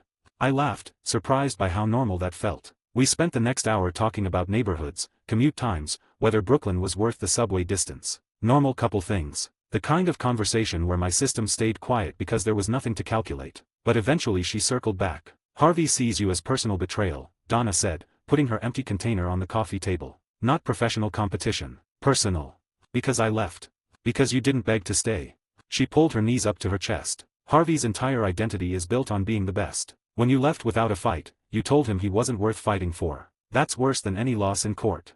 I processed that. The system flickered to life, briefly cataloging Harvey's psychology, updating threat assessments, but I dismissed it. This wasn't about tactics. He's going to make it personal, Donna continued. The cases, the motions, everything. He'll tell himself it's about winning, but it's about proving you were wrong to leave. I know. And you're okay with that. Not okay with it. But I expected it. Donna shifted closer, her shoulder against mine. I need to know something. What? Is this us? She gestured between us again. Is this part of your strategy? Getting close to Harvey's secretary, having an information source at Pearson Hardman, staying connected to. No. The word came out harder than I meant. She flinched slightly. I set down my food, turned to face her properly. When we started whatever this is, yeah, part of me calculated the advantages. That's what I do. I calculate everything. The admission felt like peeling off skin. But that stopped being true around the third time you called me on my bullshit. Maybe earlier. When did it stop? When you helped me pack my desk. When you showed up at my apartment that night and told me Jessica was wrong. When I stopped, struggling with words that the system couldn't help with. You're the one thing I don't calculate anymore. That scares me more than Harvey does. Donna's expression softened. Good. You should be scared. Means you're actually feeling something. I'm not good at this. The not calculating thing. I know, but you're trying. She kissed me, quick and certain. That's enough. We cleaned up the takeout containers, moving around each other in the small kitchen with the ease of repetition. She washed, I dried. Domestic choreography. Mike's opposing counsel on my first case, I said, handing her a plate. I know, Harvey mentioned it. What did he say? That Mike would handle you easily now that he knows what to expect. I smiled at that. Harvey's in for a surprise. So is Mike. She rinsed the last dish. Just, be careful. Mike's not Harvey. He doesn't play dirty. If you crush him, you're not really fighting him, you're fighting through him to get to Harvey. I know the difference. Do you? I didn't answer because she was right to question it. The line between fighting the case and fighting the firm was thinner than I wanted to admit. We ended up on the couch with terrible reality TV on in the background, some show about rich people buying houses they couldn't afford. Donna provided running commentary, mocking their choices, predicting divorces. I half-watched, mostly just aware of her weight against my shoulder, her breathing, the particular way she laughed at the stupid parts. My system ran quiet. No calculations, no probability assessments, no strategic analysis. Just, this. I need to know you're in this, Donna said during a commercial break. Her voice was different, smaller, more careful. Us. Not the legal war. Not the rivalry with Harvey. Not the career advancement. Just us. I could have deflected. Made a joke. Said something charming and noncommittal. The old Scott would have. I'm in this, I said. Completely. Promise. Promise. She kissed me properly then, and the TV kept playing Forgotten in the background. Later we fell asleep on the couch, her head on my chest, my arm going numb but not moving because I didn't want to wake her. Around 2 a.m., my phone buzzed on the coffee table. I checked it carefully, not disturbing Donna. Text from Hardman, first motion due tomorrow. Make it count. I set the phone down, ignored it. Tomorrow I'd file against Pearson Hardman. Tomorrow Mike Ross would get his first taste of prepared opposition. Tomorrow Harvey would learn his dismissed associate had teeth. But right now, none of that mattered. Donna shifted in her sleep, mumbled something incoherent. I pulled the blanket over both of us and closed my eyes. The war could wait until morning. 44, Chapter 44, The Opening Salvo. Chapter 44, The Opening Salvo. The courthouse filing office opened at 8:30. I was there at 8:15 with a messenger bag full of documents and the kind of nervous energy that came from knowing I was about to start something I couldn't stop. The motion was 47 pages. Comprehensive. Aggressive. Designed to hurt. I'd spent 2 days perfecting it after my conversation with Kessler, cross-referencing every citation, anticipating every objection, building arguments on top of arguments until the thing was a legal fortress. The core request was simple: expedited discovery of Meridian Industries' internal communications regarding Gerald Kessler's fraud report and subsequent termination. But the execution was surgical. I'd identified 6 specific categories of documents, each justified with case law showing their relevance to proving retaliation. I'd preempted the standard objections: overly broad, unduly burdensome, protected by privilege, with narrowly tailored language that made objecting look like obstruction. I'd included a timeline that made the retaliation pattern obvious even to someone skimming. And I'd attached 23 pages of supporting exhibits, including excerpts from Meridian's own HR policy manual that required more thorough investigations than they'd conducted. Mike Ross would read this and realize he'd underestimated me. Harvey would read it and be forced to devote resources. Jessica would see it and wonder if firing me had been a mistake. That was the point. The clerk looked up as I approached the window. Morning. Filing. Civil case. Kessler vs. Meridian Industries. Motion for expedited discovery with supporting documentation. I slid the papers through. She flipped through them, eyebrows rising at the page count. 47 pages. That's thorough. The case requires it. She stamped the documents, entered them in the system, handed me the filed copies. You'll need these for service. I have a process server waiting outside. Efficient. She smiled. Good luck. I walked out with the filed copies, handed them to the process server. Young guy, professional, already had Pearson Hardman's address. He'd deliver them within the hour. The morning was cold, sharp, the kind of spring day that couldn't decide if winter was over. I stood on the courthouse steps, breathing the crisp air, feeling the weight of what I'd just initiated. System notification, strategic action complete. Motion filed, Kessler v. Meridian Industries. Predicted response time, 5 to 7 business days. Pearson Hardman resource allocation, estimated 40 to 60 associate hours. Harvey Specter attention level, elevated. I dismissed the notification and headed toward the subway. I had a morning meeting with another Hardman client, something about a contract dispute that wouldn't require the system's help. Standard commercial work. Billable hours. The subway was packed with morning commuters. I stood near the door, holding the overhead rail, thinking about Mike's face when he read the motion. He'd be thorough. Mike was smart, careful, detail-oriented. But he'd also be surprised. Last time we faced each other, I'd won through preparation and his overconfidence. This time he'd be prepared too. That made it interesting. My phone buzzed. Text from Jennifer Park. Heard you filed against Pearson Hardman this morning. Bold move for day 8. I typed back, someone has to go first. Her response came fast. Just remember Yuri Hardman's weapon. Weapons get used up. I pocketed the phone. Jennifer wasn't wrong. But she also wasn't telling me anything I hadn't already calculated. The morning meeting ran long. By the time I got back to Hardman and Associates, it was past noon. The office hummed with activity. Associates on calls, paralegals moving between desks, the particular energy of a firm trying to prove itself. My phone rang as I reached my office. Unknown number. Scott Roden. Heard you filed this morning. Louis Litt's voice, careful but amused. 47 pages. Harvey's already complaining about it. He's seen it. Saw it 20 minutes ago. Mike brought it to him. Let's just say Harvey was expressive in his feedback. I smiled, sitting down at my desk. What did he say? Nothing I can repeat in polite company. But the general theme was that you're overcompensating for inadequate legal arguments with excessive documentation. And what do you think? Pause. I think your motion is technically sound and strategically smart. The timeline section alone is going to give Meridian nightmares. But Harvey's not wrong that you're making this personal. Harvey made it personal when he dismissed me. Fair. Louis's voice dropped. Look, I'm calling because I owe you. From when you saved me after I almost got you fired over that leak. This case is going to get ugly. Mike's good but he's green. Harvey's going to step in directly if he feels threatened. And Jessica. He trailed off. Jessica what? Jessica's watching. She doesn't like loose ends, and you're a loose end that's performing well at a rival firm. That makes her uncomfortable. Good. Scott. Thanks for the warning, Louis. I appreciate it, but I know what I'm doing. Do you? Because from where I'm sitting, you just declared war on the most powerful firm in New York with a boss who's using you as a weapon in his personal vendetta. Then I'd better make sure I win. Louis sighed. Just, be careful. Harvey holds grudges, and he's better at the long game than people think.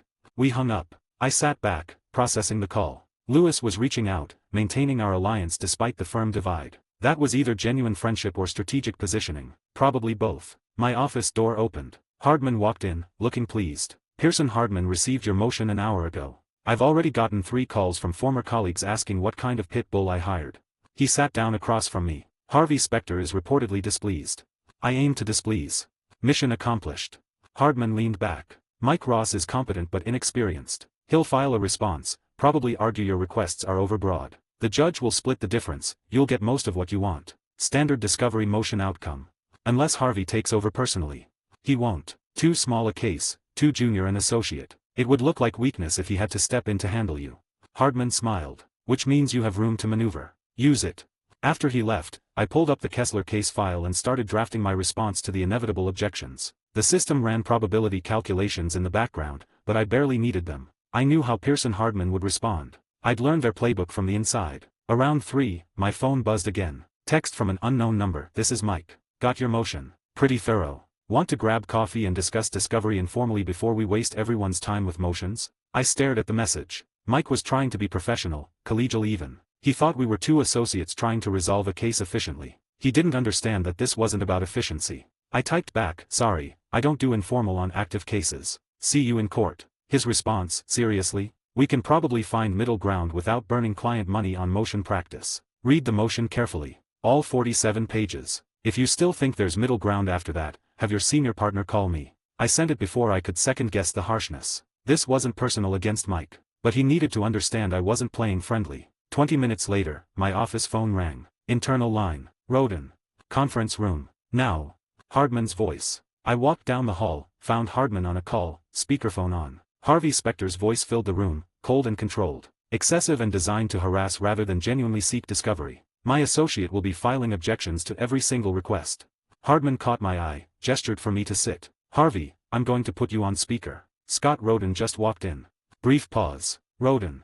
Harvey, I said. Your motion is bullshit. 47 pages of overbroad requests that you know won't survive judicial review. Then object. Let Judge Chin decide. I will. And when she cuts your requests in half, you'll have wasted a month and accomplished nothing. Or she'll grant them and you'll have to explain to your client why you didn't settle before discovery exposed their retaliation pattern. Silence on the other end. I could picture Harvey's face, that particular expression he got when someone surprised him. This is a simple wrongful termination case, Harvey said finally. You're treating it like corporate espionage. This is a case about a company retaliating against an employee who reported fraud. I'm treating it like exactly what it is. We'll see you in court. The line went dead. Hardman grinned. That was Harvey Specter trying to intimidate you into backing down. You handled it well. He's not wrong that Judge Chin will probably reduce some of the requests. Doesn't matter. You've already won the first round. Hardman stood. Harvey had to call personally instead of letting Mike handle it. That means you're a threat he's taking seriously. That's exactly what we want. After he left, I sat in the empty conference room, thinking about Harvey's voice. Controlled but with an edge. Annoyed but not truly angry yet. That would change. My phone buzzed. Text from Donna. Harvey just yelled at Mike for 20 minutes about your motion. You really couldn't have kept it under 30 pages. I smiled and typed back. Where's the fun in that? You're enjoying this. A little. Be careful. Mike's not the enemy here. I know, but he's in the way. Dots appeared, disappeared, appeared again. Then, just remember who you're really fighting. And why. I pocketed the phone and headed back to my office. Outside my window, Manhattan stretched out in its usual chaos, millions of people fighting their own battles, most of them invisible to each other. But this battle was about to become very visible. Mike Ross would file his objections within a week. We'd have a conference with Judge Chen. She'd rule, we'd either get discovery or fight about it more. Standard litigation procedure. But underneath the procedure was the real game. Harvey and me. Pearson Hardman and Associates. The firm that forced me out versus the firm that took me in. I opened my laptop and started drafting my reply brief to Mike's inevitable objections.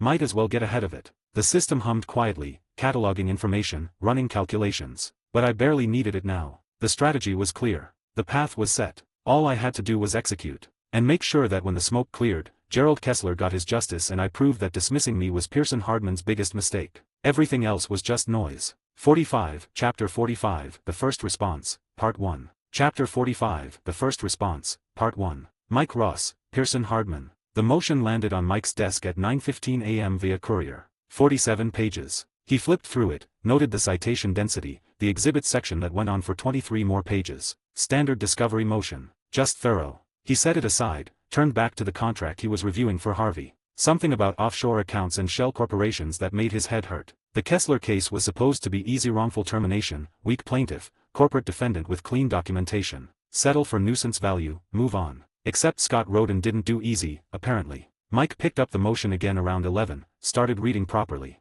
The first section laid out the timeline. Kessler reports fraud on October 3, performance reviews flip negative exactly 32 days later, termination follows 98 days after that. The dates were highlighted, cross-referenced with Meridian's own HR policy manual requirements. Okay, that's actually pretty damning. Page 8, footnote 14 caught his attention. Scott had anticipated the standard, overbroad and burdensome objection, preemptively narrowed the request to specific custodians and date ranges, then cited 3 cases where judges had granted similar discovery despite defense objections. Mike sat back. This wasn't padding. This was someone who knew exactly what he was doing. He kept reading. Request 2 targeted emails between Kessler's supervisor and HR narrowed to the 2 weeks after the fraud report. Request 3 asked for the complete HR investigation file, citing company policy that required written documentation of all witness interviews. Request 4 asked for performance reviews of the employees Kessler had reported, establishing that they'd been promoted while he was terminated. Each request built on the last. Each one was justified with case law. Each one would be hard to object to without looking like obstruction.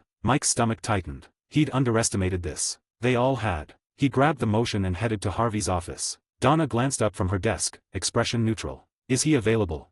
For you, always. For that motion. She nodded at the papers in his hand. Probably not. Mike pushed through anyway. Harvey was on the phone, feet up on his desk, looking out at Manhattan like he owned it. He waved Mike in without looking. Don't care what the board wants. If they don't like my terms, find another lawyer. He hung up. What? The Kessler motion. From Scott Roden.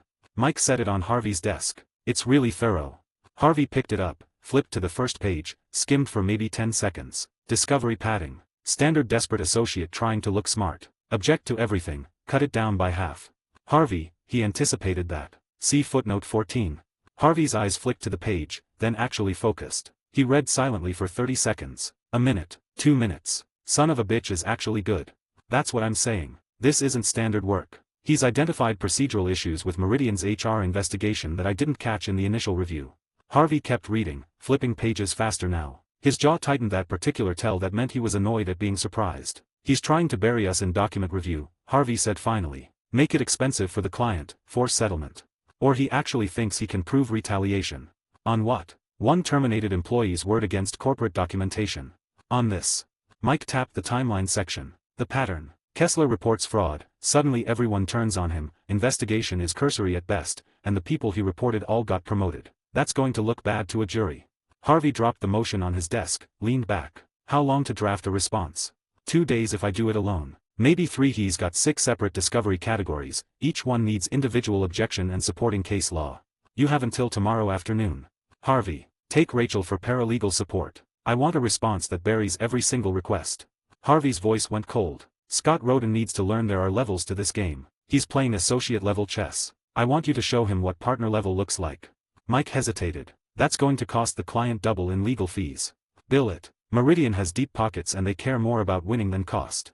Harvey pointed at the door. Go. And Mike? Make it hurt. Rachel was in the library when Mike found her, surrounded by deposition transcripts for one of Lewis's cases. She looked up as he approached, smiled. Hey, what's up? Need help on a motion. Harvey's orders. Going to be late nights for the next 2 days. Her smile faded slightly. How late? Probably midnight. Great. She stood, gathering her materials. What's the case? Wrongful termination. Defense side. Plaintiff's lawyer filed an aggressive discovery motion that we need to shut down. Who's the lawyer? Scott Roden. Used to work here. Rachel paused. The one Harvey forced out. Jessica forced out. Harvey just made it uncomfortable enough that she had to.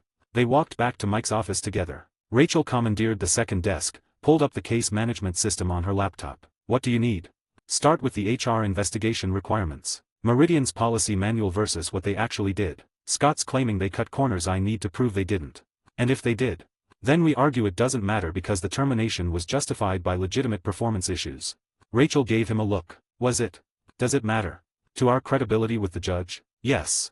Mike didn't answer. He pulled up the case file, started drafting objections. Rachel worked parallel, pulling HR case law, building the defense framework. Around 2 p.m., Lewis stopped by. Heard Harvey assigned you extra resources for the Kessler case.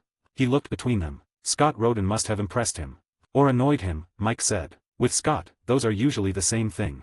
Lewis leaned against the doorframe. Fair warning, Scott doesn't bluff. If he filed 47 pages, he believes every word. You're not fighting standard associate overreach. You're fighting someone who calculated the exact amount of pressure needed to make you uncomfortable.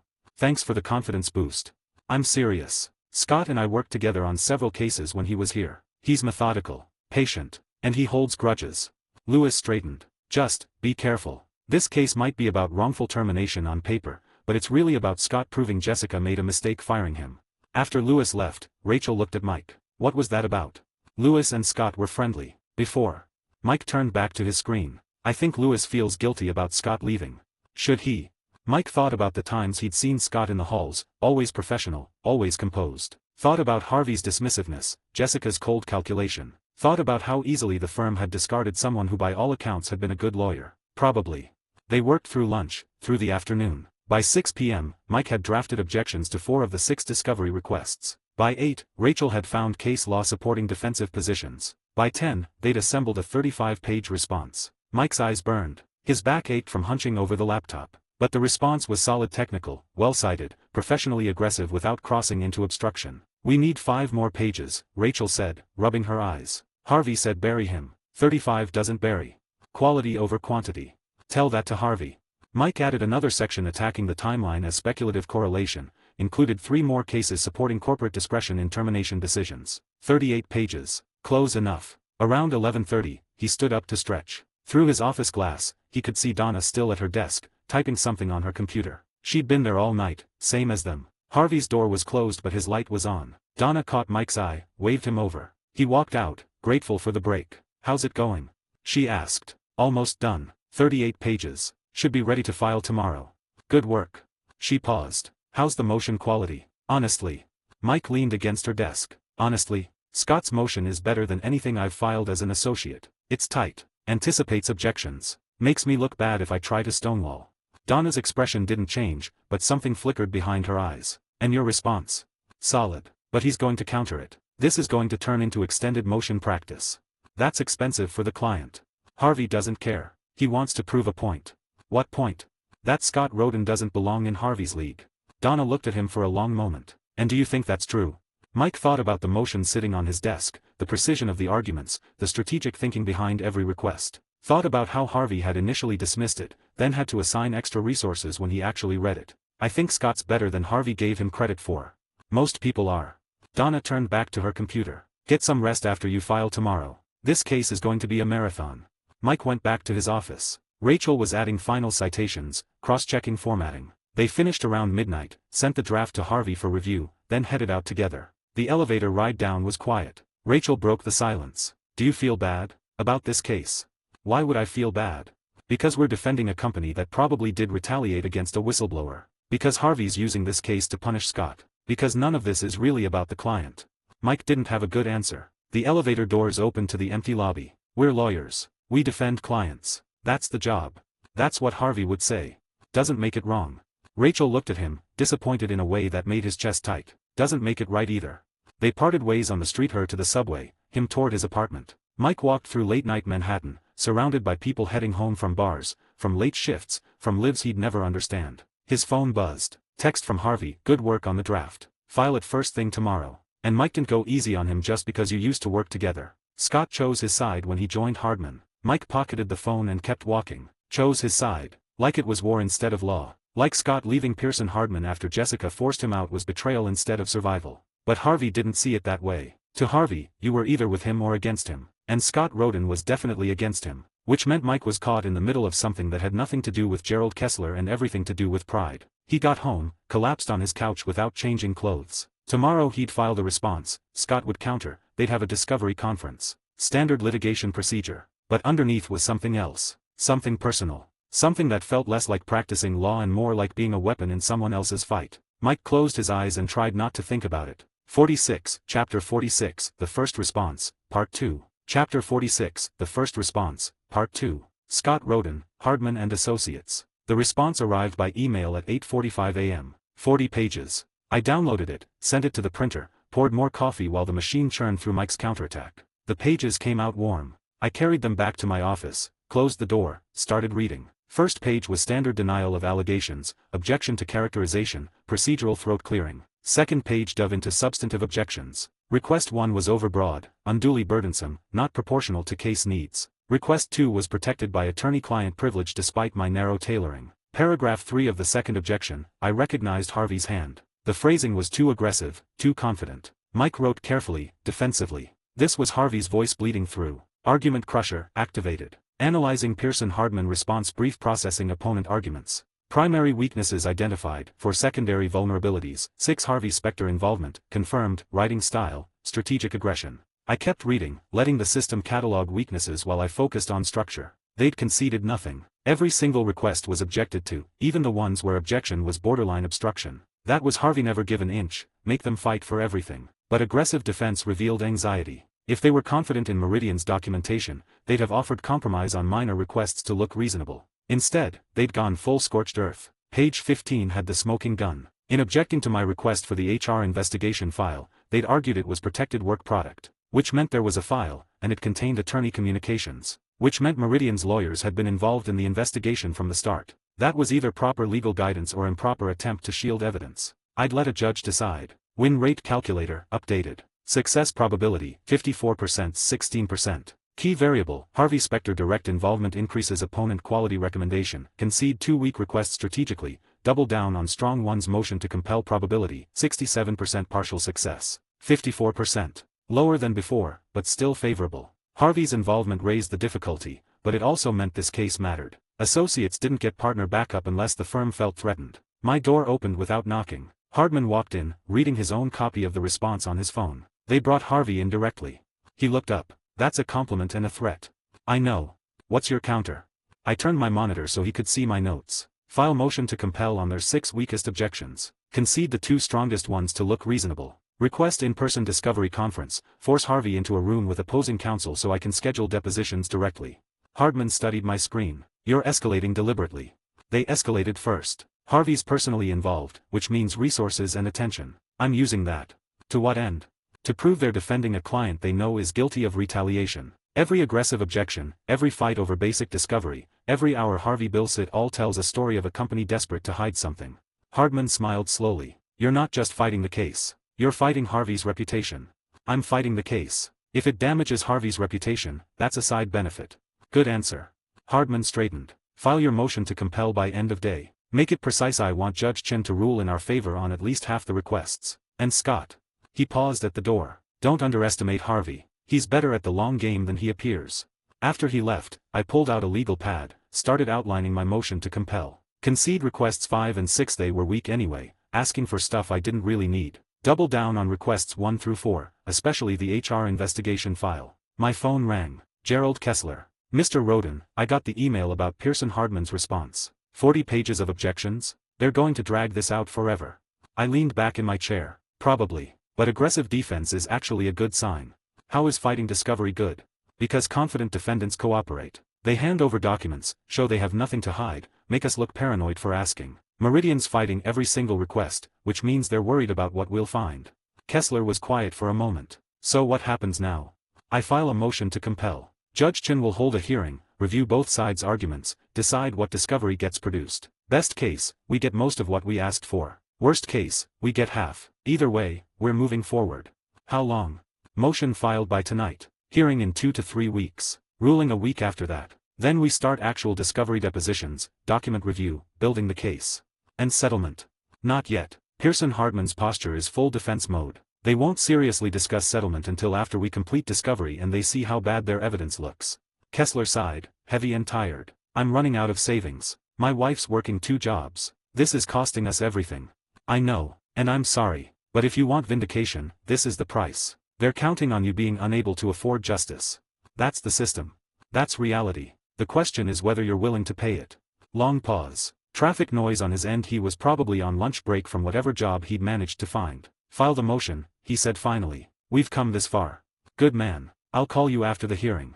I hung up and pulled up the motion to compel template. 30 pages, single-spaced, precisely dismantling Harvey's objections one by one. Request own emails between supervisor and HR was not overbroad because it was limited to specific custodians and narrow date range, per precedent in Wilson v. Tech Corp. Request to HR investigation file was not privileged because attorney communications during an internal investigation weren't protected when the investigation itself was relevant to the litigation. I worked through lunch, through the afternoon, built each argument systematically, anticipated Harvey's counterarguments, deployed case law like artillery. By 4 p.m., I had a draft. By 6, after 3 rounds of editing, I had something worth filing. My office phone rang. Internal line. Roden. Conference room. Bring your draft. Hardman. I grabbed my laptop and headed down. Hardman was there with 2 junior partners, Williams and Chen, both recruited from firms that had passed them over for advancement. They reviewed my motion in silence, Williams occasionally nodding, Chen making notes. This is good work, Williams said finally. Precise. Professional. You're not attacking their responsory, just methodically explaining why they're wrong. That's the idea. Chen looked up. The judge will split the difference. You'll get requests 1, 2, and 4. Maybe 3 if she's feeling generous. 3 out of 6 is a win. Agreed. Hardman closed his laptop. File it. And start preparing for the discovery conference. Harvey will attend personally. That's your opportunity.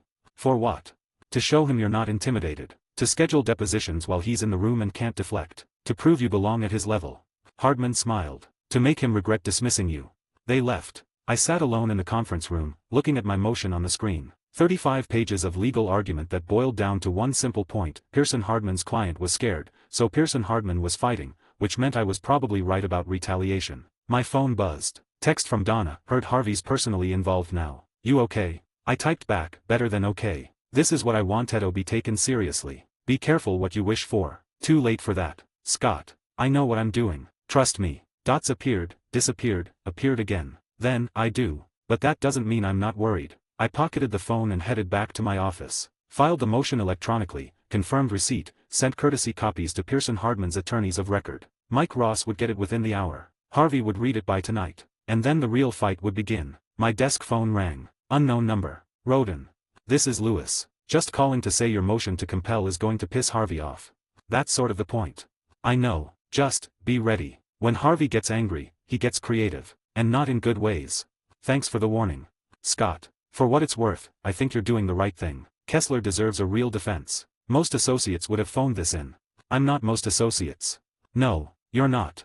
Lewis paused. That's why Harvey's scared of you. Harvey's not scared of anyone. Keep telling yourself that. See you at the Discovery Conference. The line went dead. I sat back, thinking about what Lewis had said. Harvey scared. It didn't track with the Harvey Specter I knew, arrogant, dismissive, untouchable. But maybe that was the point. Maybe I'd never actually seen Harvey threatened before. My email pinged. New message from court system. Discovery Conference scheduled for April 23, 10 a.m., Judge Chen's chambers. Both parties required to attend. 11 days. I marked my calendar, started preparing. 11 days to build arguments for why discovery should be granted, to anticipate Harvey's tactics, to get ready for the first time we'd be in the same room since he dismissed my work without looking at it. The system hummed quietly in the background, organizing information, running probability models. But I didn't need calculations to know what this meant. Harvey Specter was taking me seriously. Finally, my phone buzzed again. Text from Jennifer Park. Saw your motion to compel. You're really going for the throat. Just doing my job. Keep telling yourself that. I didn't respond. Outside my window, Manhattan glittered in evening light. Somewhere across town, Harvey was reading my motion, probably getting angrier with every page. Mike was probably worried, Rachel was probably sympathetic, Donna was probably caught in the middle. And I was exactly where I wanted to be. Fighting. Being noticed. Proving myself. The rest would take care of itself. I shut down my laptop and headed home. Tomorrow I'd start preparing for the conference. Tonight, I'd sleep knowing that Gerald Kessler had a real lawyer fighting for him. Everything else was just noise. 47, Chapter 47, The Robert Chen Connection. Chapter 47, The Robert Chen Connection. The coffee shop was one of those midtown places that charged $8 for mediocre espresso and survived on location rather than quality. I sat in the back corner with my laptop, reviewing discovery responses, when someone approached my table. Scott Roden. I looked up. Asian guy, early 30s, expensive but understated clothes, tailored jeans, designer watch, the uniform of tech entrepreneurs who'd made their first million and were hungry for more. He held out his hand. Robert Chen. Eleanor Chen's son. The name clicked. Mrs. Chen, the housing discrimination case from my first month at Pearson Hardman. Pro bono work that Lewis had assigned to keep me busy, that had turned into an actual victory when the landlord's lawyer couldn't match my documentation. Robert. Your mom doing well? She is. Thanks to you. He gestured at the empty chair. Mind if I sit? I promise this isn't a social call. Please. He sat down, ordered something complicated from the passing waiter, then pulled out his phone and showed me a website. Clean design, blue and white color scheme, logo that said Flow Pay in modern sans serif. Payment processing platform for gig economy workers. Drivers, delivery people, freelancer Sanion who gets paid in small increments and needs instant access to their money instead of waiting 2 weeks for direct deposit. I scrolled through the site. Well designed. Professional. The kind of thing that could actually work if executed properly. You built this. Me and 2 partners. We soft launched 6 months ago. 5,000 active users, processing about $200,000 monthly. Now we're raising Series A funding $3 million from a venture capital firm in Palo Alto. Congratulations. But I'm guessing you didn't track me down to share good news. Robert's expression shifted. Businessman replacing grateful son. We need legal counsel. Corporate structure, IP protection, investor agreements, employment contracts. Our current lawyer is a friend from business school who handles residential real estate. He's in over his head. Why me? Because my mom says you fought for her when no one else would. You didn't treat her pro bono case like charity, you treated it like it mattered. I want that kind of lawyer for my company. The waiter brought Robert's drink, some elaborate thing with foam. He ignored it, focused on me. What's your incorporation status right now? I asked. LLC. We need to convert to C Corp before the funding closes. The investors require it for their structure. IP assignments from all 3 founders. Verbal agreements. Nothing in writing. I kept my expression neutral but internally winced. Verbal agreements were worthless when money got involved. Employment agreements with any contractors or employees. Handshake deals. Non-competes. Non-solicitation clauses. Nothing formal. This was worse than I thought. 3 entrepreneurs building something valuable without basic legal protections. If one partner decided to walk, or if investors discovered the IP situation, the whole deal could collapse. Win rate calculator, business assessment. Flow pay legal risk, high Series A completion probability, current state 34% with proper legal structure, 78% billable hours required, 60 to 80 revenue potential, $40K, 60K. I closed my laptop, gave Robert my full attention. You need immediate work. Corporate restructuring, IP assignments, founder agreements, investor documentation. Probably 60 to 80 hours of legal work before your funding closes. How much? Depends on the firm. Pearson Hardman would charge you $250 to $350 an hour, probably bill you for 100 hours because they'd assign a junior associate who doesn't know what they're doing. Hardman and Associates would charge less but move slower because we're understaffed. And you? I thought about that. Robert had tracked me down based on his mother's gratitude, which meant loyalty mattered more than prestige. He was offering legitimate work that could turn into a long-term client relationship if I handled it right. Here's what I'll do. This conversation. Free consultation. You go home, think about whether you want to work with me specifically or just want competent corporate counsel. If you want Hardman and Associates officially engaged, I'll connect you with our managing partner and we'll handle everything properly. If you want someone who'll treat your company like it matters, keep my number. Robert studied me. You're not pushing the sale. I'm giving you information to make your own decision. That's what good lawyers do. My mom said you were different. He picked up his drink, took a sip. Walk me through what needs to happen, specifically.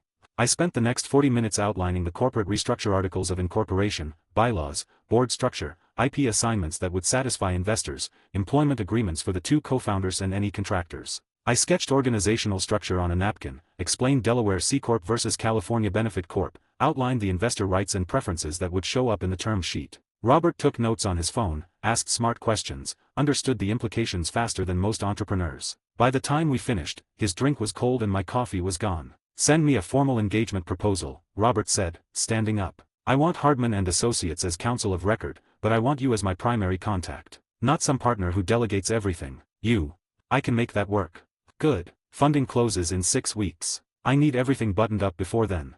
We shook hands. He left cash on the table enough to cover both drinks and a generous tip and headed out. I watched him go, thinking about what this meant. Blackmail archive, entry created. Robert Chen, FlowPay CEO loyalty driver, personal gratitude, mother's case, decision style, values integrity over prestige relationship, direct to Scott, portable across firm status, long-term ally potential. This was exactly what I'd done at Pearson Hardman that had made Jessica nervous, building client relationships that followed me rather than staying with the firm. But at Hardman and Associates, with a boss who cared more about results than control, it was an asset. I packed up my laptop, headed back to the office. Hardman was in a partner meeting but his assistant said I could wait. I sat in the small conference room, drafted an engagement proposal that positioned the work as business development from my pro bono network while ensuring Robert's communications would flow directly to me. 20 minutes later, Hardman emerged from his meeting, read my proposal standing up. Fintech startup. Series of funding. 60 to 80 billable hours at our standard rate.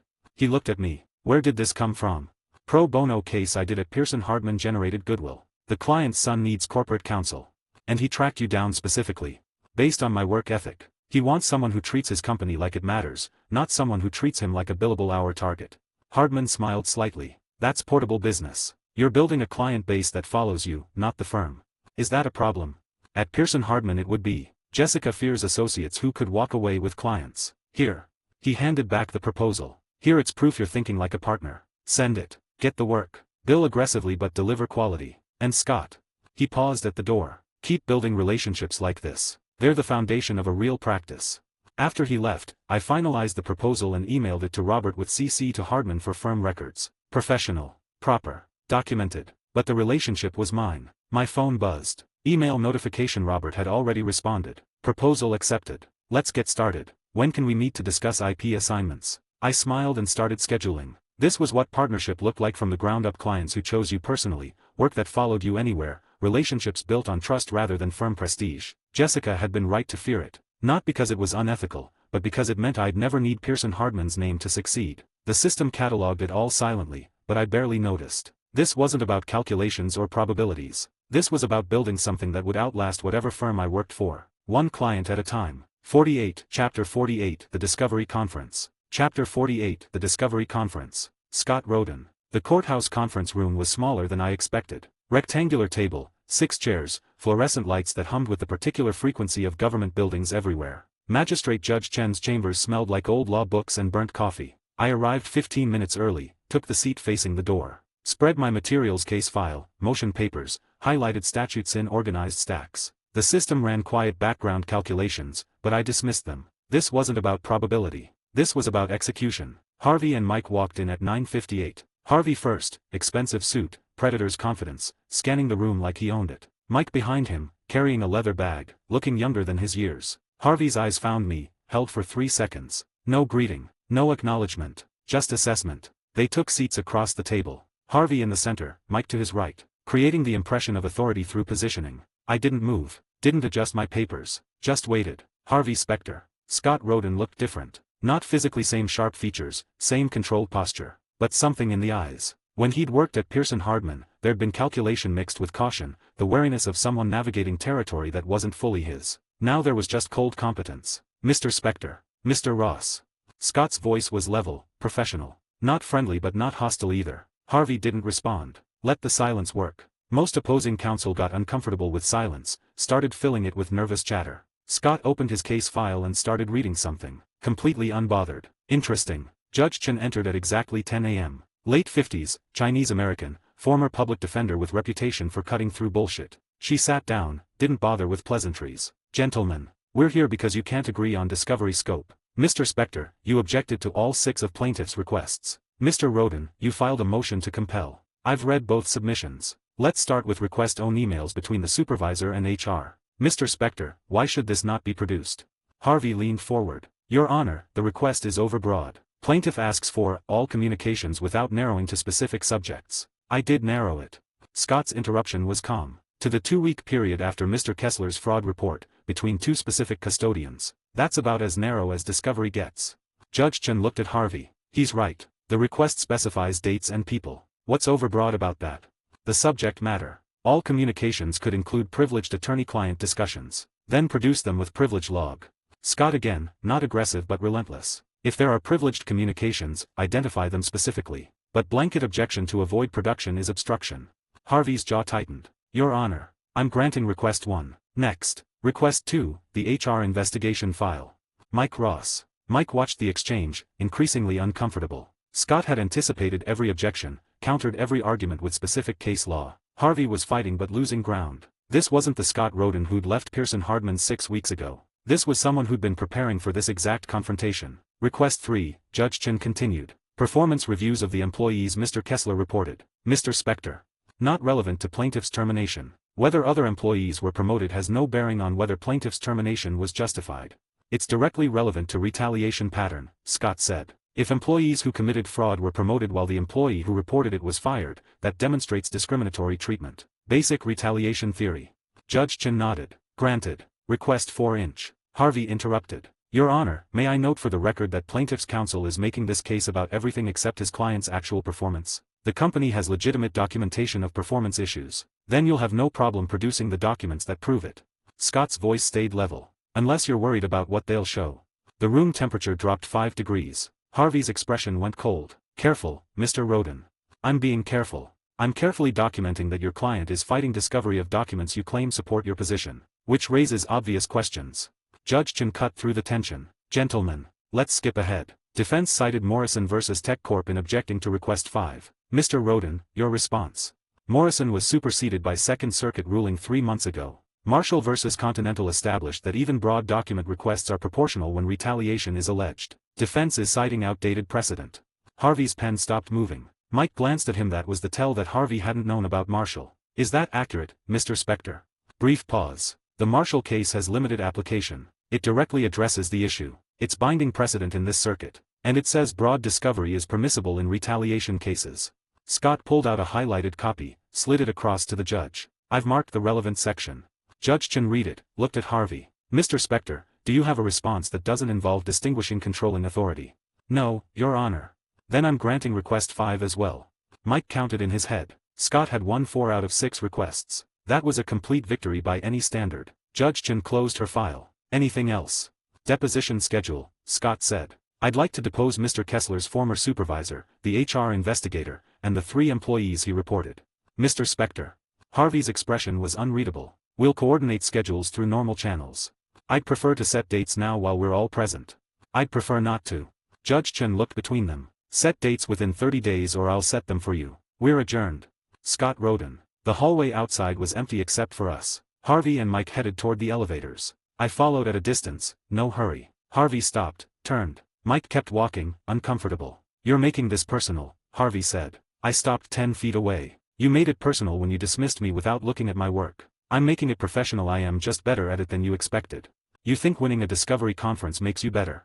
I think preparing makes me better. You relied on outdated precedent. I didn't. Harvey stepped closer. Not threatening, just intense. You're playing in the big leagues now. That means consequences. I've been here the whole time. You just weren't paying attention. We stood there, neither backing down. The elevator dinged behind Harvey. Mike held the door. Harvey, we should go. Harvey didn't move for another 5 seconds. Then he turned and walked away without another word. Mike gave me an apologetic look before the doors closed. I watched the numbers descend, then headed to the stairs. My phone buzzed immediately. Text from Hardman. How did it go? 1/4 of 6 requests. Deposition scheduled for next month. Well done. Harvey's going to be furious. I know. Harvey Spector. The car ride back was silent. Mike kept glancing at Harvey, clearly wanting to say something but smart enough to stay quiet. He's not afraid of you, Mike said finally as they pulled up to Pearson Hardman. He should be. But he's not. He prepared better, argued better, won. Mike paused. Harvey, he beat you. He won a discovery conference, not the war. Are you sure about that?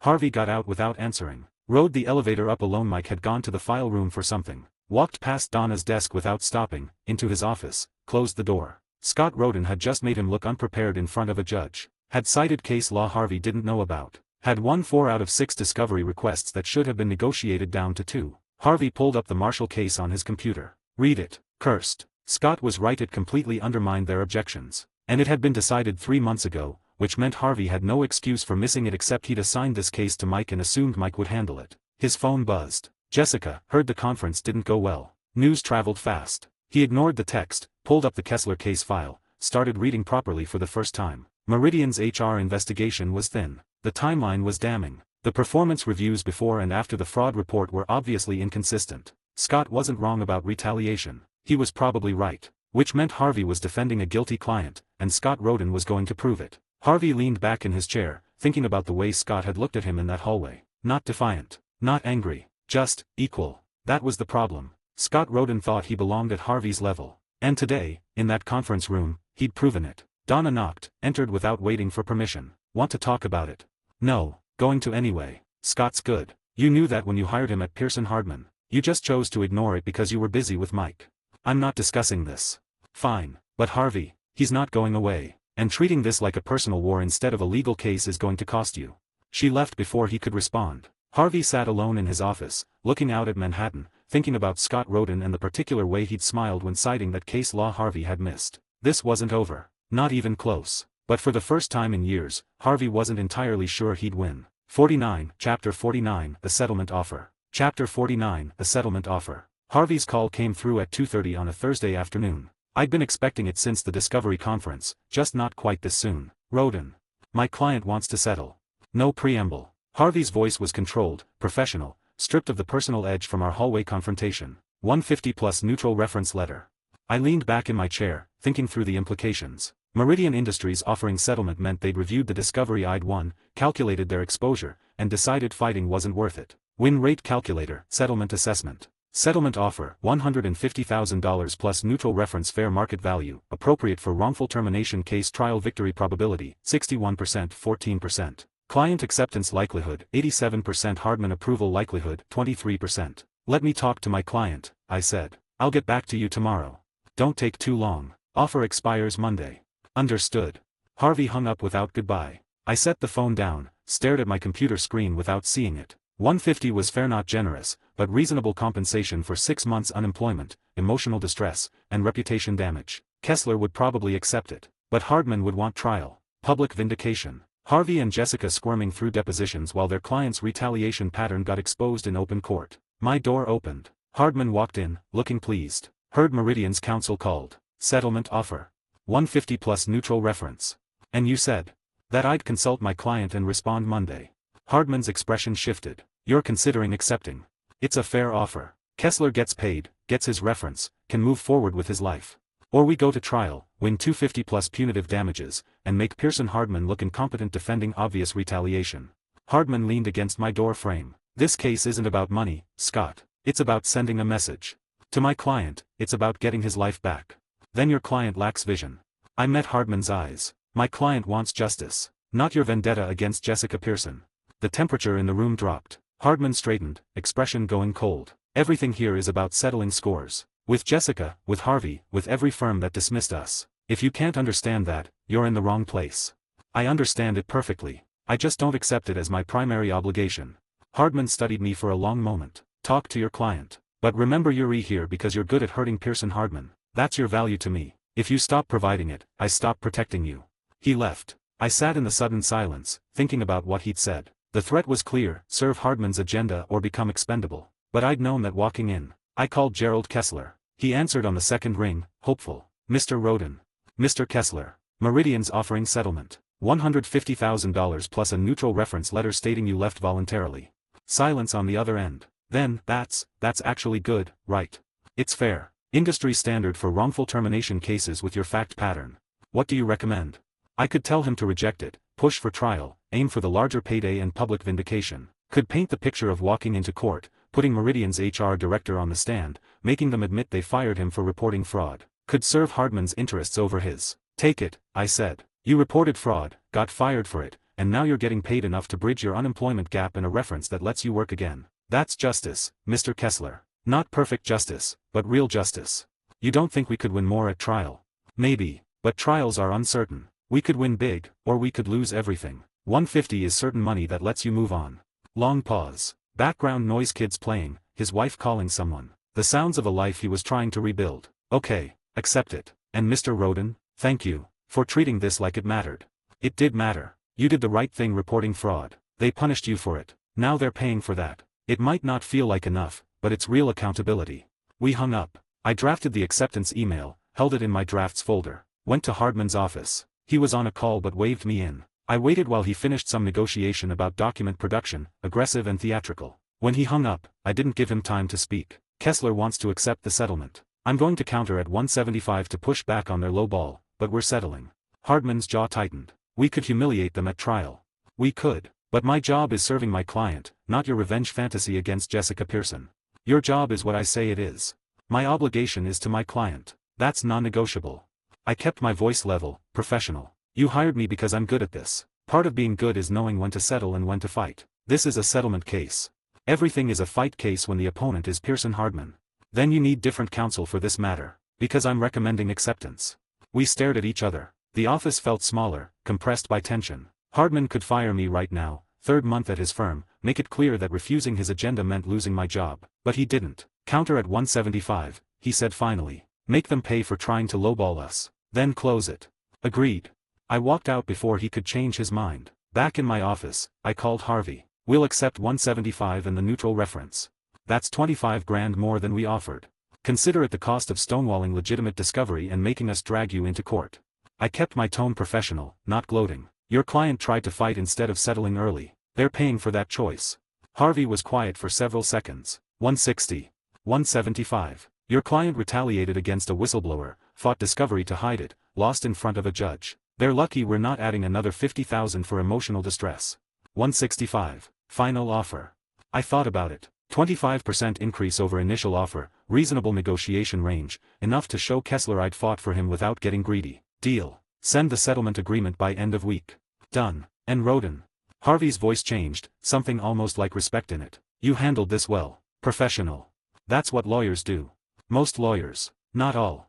He hung up. I sat back, feeling the adrenaline drain away. First case against Pearson Hardman, resolved in client's favor, everyone walking away satisfied except maybe Hardman. System notification, case resolution. Kessler v. Meridian Industries, settled client recovery, $165,000 plus neutral reference original assessment, $150,000 performance, plus 10% above predicted outcome reputation impact, positive, handled professionally. I dismissed the notification and pulled up my billable hours log. 63 hours on Kessler over 2 months. Not huge, but solid work. More importantly, I'd proven I could take on Harvey Specter and win. My phone buzzed. Text from Donna, heard you settled. Congratulations. Thanks. Fair outcome for everyone. Except Harvey's ego. Especially Harvey's ego. 3 dots appeared, then disappeared. Then, he respects you now. Won't admit it, but he does. Be careful, that makes you more dangerous to him, not less. I stared at that message, parsing the warning. Harvey respecting me meant he'd take me seriously, which meant he'd fight harder next time instead of dismissing me. Good. I wanted him to fight seriously. Made the wins mean more. Harvey Specter, Pearson Hardman. Harvey hung up with Scott and sat for a moment, processing. 165. 25% more than his opening offer, achieved through straightforward negotiation without theatrics or threats. Professional. Competent. Effective. Exactly the kind of opposing counsel he hated facing. Donna appeared in his doorway. Settlement. 165. That's high. That's fair. Harvey pulled up the case file, looked at the timeline Scott had documented so precisely. He had us beat. Discovery revealed exactly what he said it would: retaliation pattern, rushed HR investigation, promoted the people Kessler reported while firing him. So you lost. We negotiated reasonable settlement for a case we couldn't win at trial. Donna smiled slightly. That's lawyer speak for, yes, I lost. Harvey glared at her. She didn't flinch. Scott handled it well, she continued. Served his client, didn't make it personal, got good result without unnecessary conflict. Are you defending him? I'm observing reality. Something you're usually good at. Harvey turned back to his computer, effectively dismissing her. But she was right. Scott had beaten him cleanly, professionally, without the antagonism Harvey had expected, which somehow made it worse. His phone rang. Jessica. I heard about the Meridian settlement. News travels fast. When my senior partner loses to Daniel Hardman's new hire, yes, it travels fast. Jessica's voice was dry. What happened? Scott Roden happened. Thorough discovery motion, beat me on case law I should have known, proved retaliation pattern, forced settlement. And your assessment? Harvey thought about Scott in that conference room, citing Marshall v. Continental without hesitation. Thought about the way he'd negotiated settlement, firm but not aggressive, confident but not arrogant. He's better than we gave him credit for. Good enough to be a real problem if he stays at Hardman's firm. Or good enough to recruit back. Harvey's hand tightened on his phone. You fired him. I removed him from an untenable situation. Different thing. Jessica paused. Think about it, Harvey. He's proving himself at a satellite firm fighting against us. What happens when he gets tired of being Daniel Hardman's weapon? She hung up before Harvey could respond. Scott Roden. I left the office at 6, earlier than usual. Walked through Midtown toward the subway, hands in pockets, city noise washing over me. First case at Hardman and Associates, resolved successfully. Client happy, opposing counsel acknowledging competence, boss satisfied if not thrilled. By any objective measure, a win. So why did it feel incomplete? Because Hardman was right about one thing. Part of me had wanted trial. Wanted to put Harvey on defense, make him watch while his client got exposed, prove definitively that forcing me out of Pearson Hardman had been a mistake. But that wasn't serving Gerald Kessler. That was serving my ego. The distinction mattered. My phone buzzed. Text from Mike Ross, heard you settled. Good result. Buy you a drink sometime. I stared at that message, surprised. Mike Ross, Harvey's product, reaching out after losing to me. That was either genuine respect or strategic relationship building. Yeah, this week sometime. Tomorrow. Bar near the courthouse, 6 p.m. See you there. I pocketed the phone and descended into the subway. Tomorrow I'd have drinks with Mike Ross, the fraud I couldn't expose, and probably have a perfectly pleasant conversation with a genuinely decent person built on a lie. The system cataloged it all without comment, but I didn't need its input to feel the cognitive dissonance. Mike was good at his job. He cared about clients. He worked hard and meant well. He also didn't have a law degree, and I could never do anything about it. The train arrived. I got on, found a seat, closed my eyes. Tomorrow. I'd deal with the contradictions tomorrow. Tonight, I'd just accept the win. 50, Chapter 50, The Mike Conversation. Chapter 50, The Mike Conversation. Scott Roden. The bar was one of those deliberately generic places near courthouses everywhere: dark wood, brass fixtures, the smell of beer and fried food. Lawyers from every firm in Manhattan came here after hearings, neutral ground where opposing counsel could drink without their partners knowing. Mike was already there, corner booth, 2 beers on the table. Wasn't sure what you drink, he said as I slid in across from him. Figured beer was safe. Beer's fine. We sat in awkward silence for 30 seconds. He picked at the label on his bottle. I took a long drink, let him work up to whatever he wanted to say. I thought you'd be easier, Mike said finally. Harvey told me you were good but not great. That you'd gotten lucky beating me in the Kerrigan case. That you'd probably phone it in at a satellite firm. And now I think Harvey was wrong. Mike met my eyes. Your discovery motion was better than anything I've filed. Your timeline presentation was airtight. Your case law was current. You beat me because you were better prepared and smarter about it. I studied him. No defensive posture, no hidden agenda. Just genuine acknowledgement. You're good, Mike, I said. Your response brief was solid, technical, well argued. You just got stuck with Harvey's strategy instead of trusting your own judgment. Mike's expression shifted, surprise mixed with something else. You actually mean that? Why wouldn't I? Because I lost. Because you won. Most lawyers in your position would gloat or at least not compliment the losing side. Most lawyers are insecure. I took another drink. You filed a competent defense brief. I filed a better offense brief. That's not about you being bad, that's about me being thorough. Learn from it, do better next time. Mike laughed, short and genuine. Harvey would never say something like that. He'd tell me I lost because I wasn't thinking like him. Harvey's brilliant, but he has one major flaw. What's that? He thinks there's only one way to be good at this job, his way. So he misses other kinds of excellence. I gestured at Mike. You're not Harvey Specter. Trying to become him means losing what makes you good. Mike was quiet, processing that. The bar noise filled the silence, conversations, laughter, the clink of glasses. Why did you leave Pearson Hardman? He asked finally. Jessica forced me out. Harvey made my position untenable. They didn't like that I built client relationships independent of partner supervision. That's what associates are supposed to do. That's what they say. But they mean build relationships that serve the firm, not yourself. I built relationships that would follow me anywhere. I met his eyes. That made me dangerous. So they eliminated the danger. By firing you. By offering severance and a neutral reference in exchange for my resignation. Cleaner that way. Mike shifted uncomfortably. That's harsh. That's corporate law. You're useful until you're threatening. Then you're gone. Is that why you joined Hardman's firm? Revenge. I thought about how to answer that honestly. The system ran probability calculations about what Mike would believe, but I dismissed them. This conversation felt too genuine for tactics. Partly, I admitted. Hardman offered me a path forward when no one else would. He's also using me as a weapon against Pearson Hardman. I'm aware of that. But I'm using him to for cases, experience, advancement opportunities one wouldn't get elsewhere. Sounds complicated. Most things worth doing are. Blackmail archive, updating profile. Mike Ross, additional observations, genuine character traits, values honesty, struggles with confidence, seeks validation, professional qualities, brilliant legal mind, thorough researcher, emotional advocate, current limitations, Harvey's mentorship style, imposter syndrome from secret threat assessment, high competence if properly directed, note, likable despite fraud, foundation. The system cataloged it all while I watched Mike. He was good company, smart, self-aware, willing to acknowledge mistakes. Under different circumstances, we might have been friends. Except for the secret neither of us could talk about. Him because he didn't know I knew. Me because the system prevented me from exposing it. Can I ask you something? Mike said. Sure. Do you like working for Hardman? Honestly.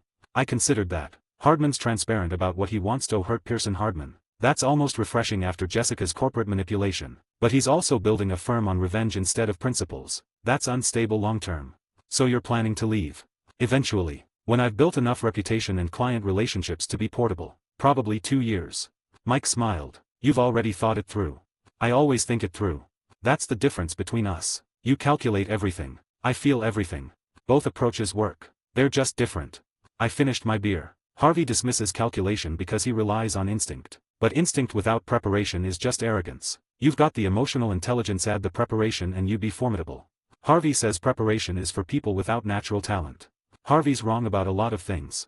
Mike laughed at that, genuine and loud. A few nearby lawyers glanced over. He lowered his voice. I can't believe you just said that. It's true. Harvey's brilliant, but brilliance without self-awareness is a liability. He dismissed me because I didn't fit his model of what an associate should be. Cost him a good lawyer and earned him a competent opponent. You really think that bothers him?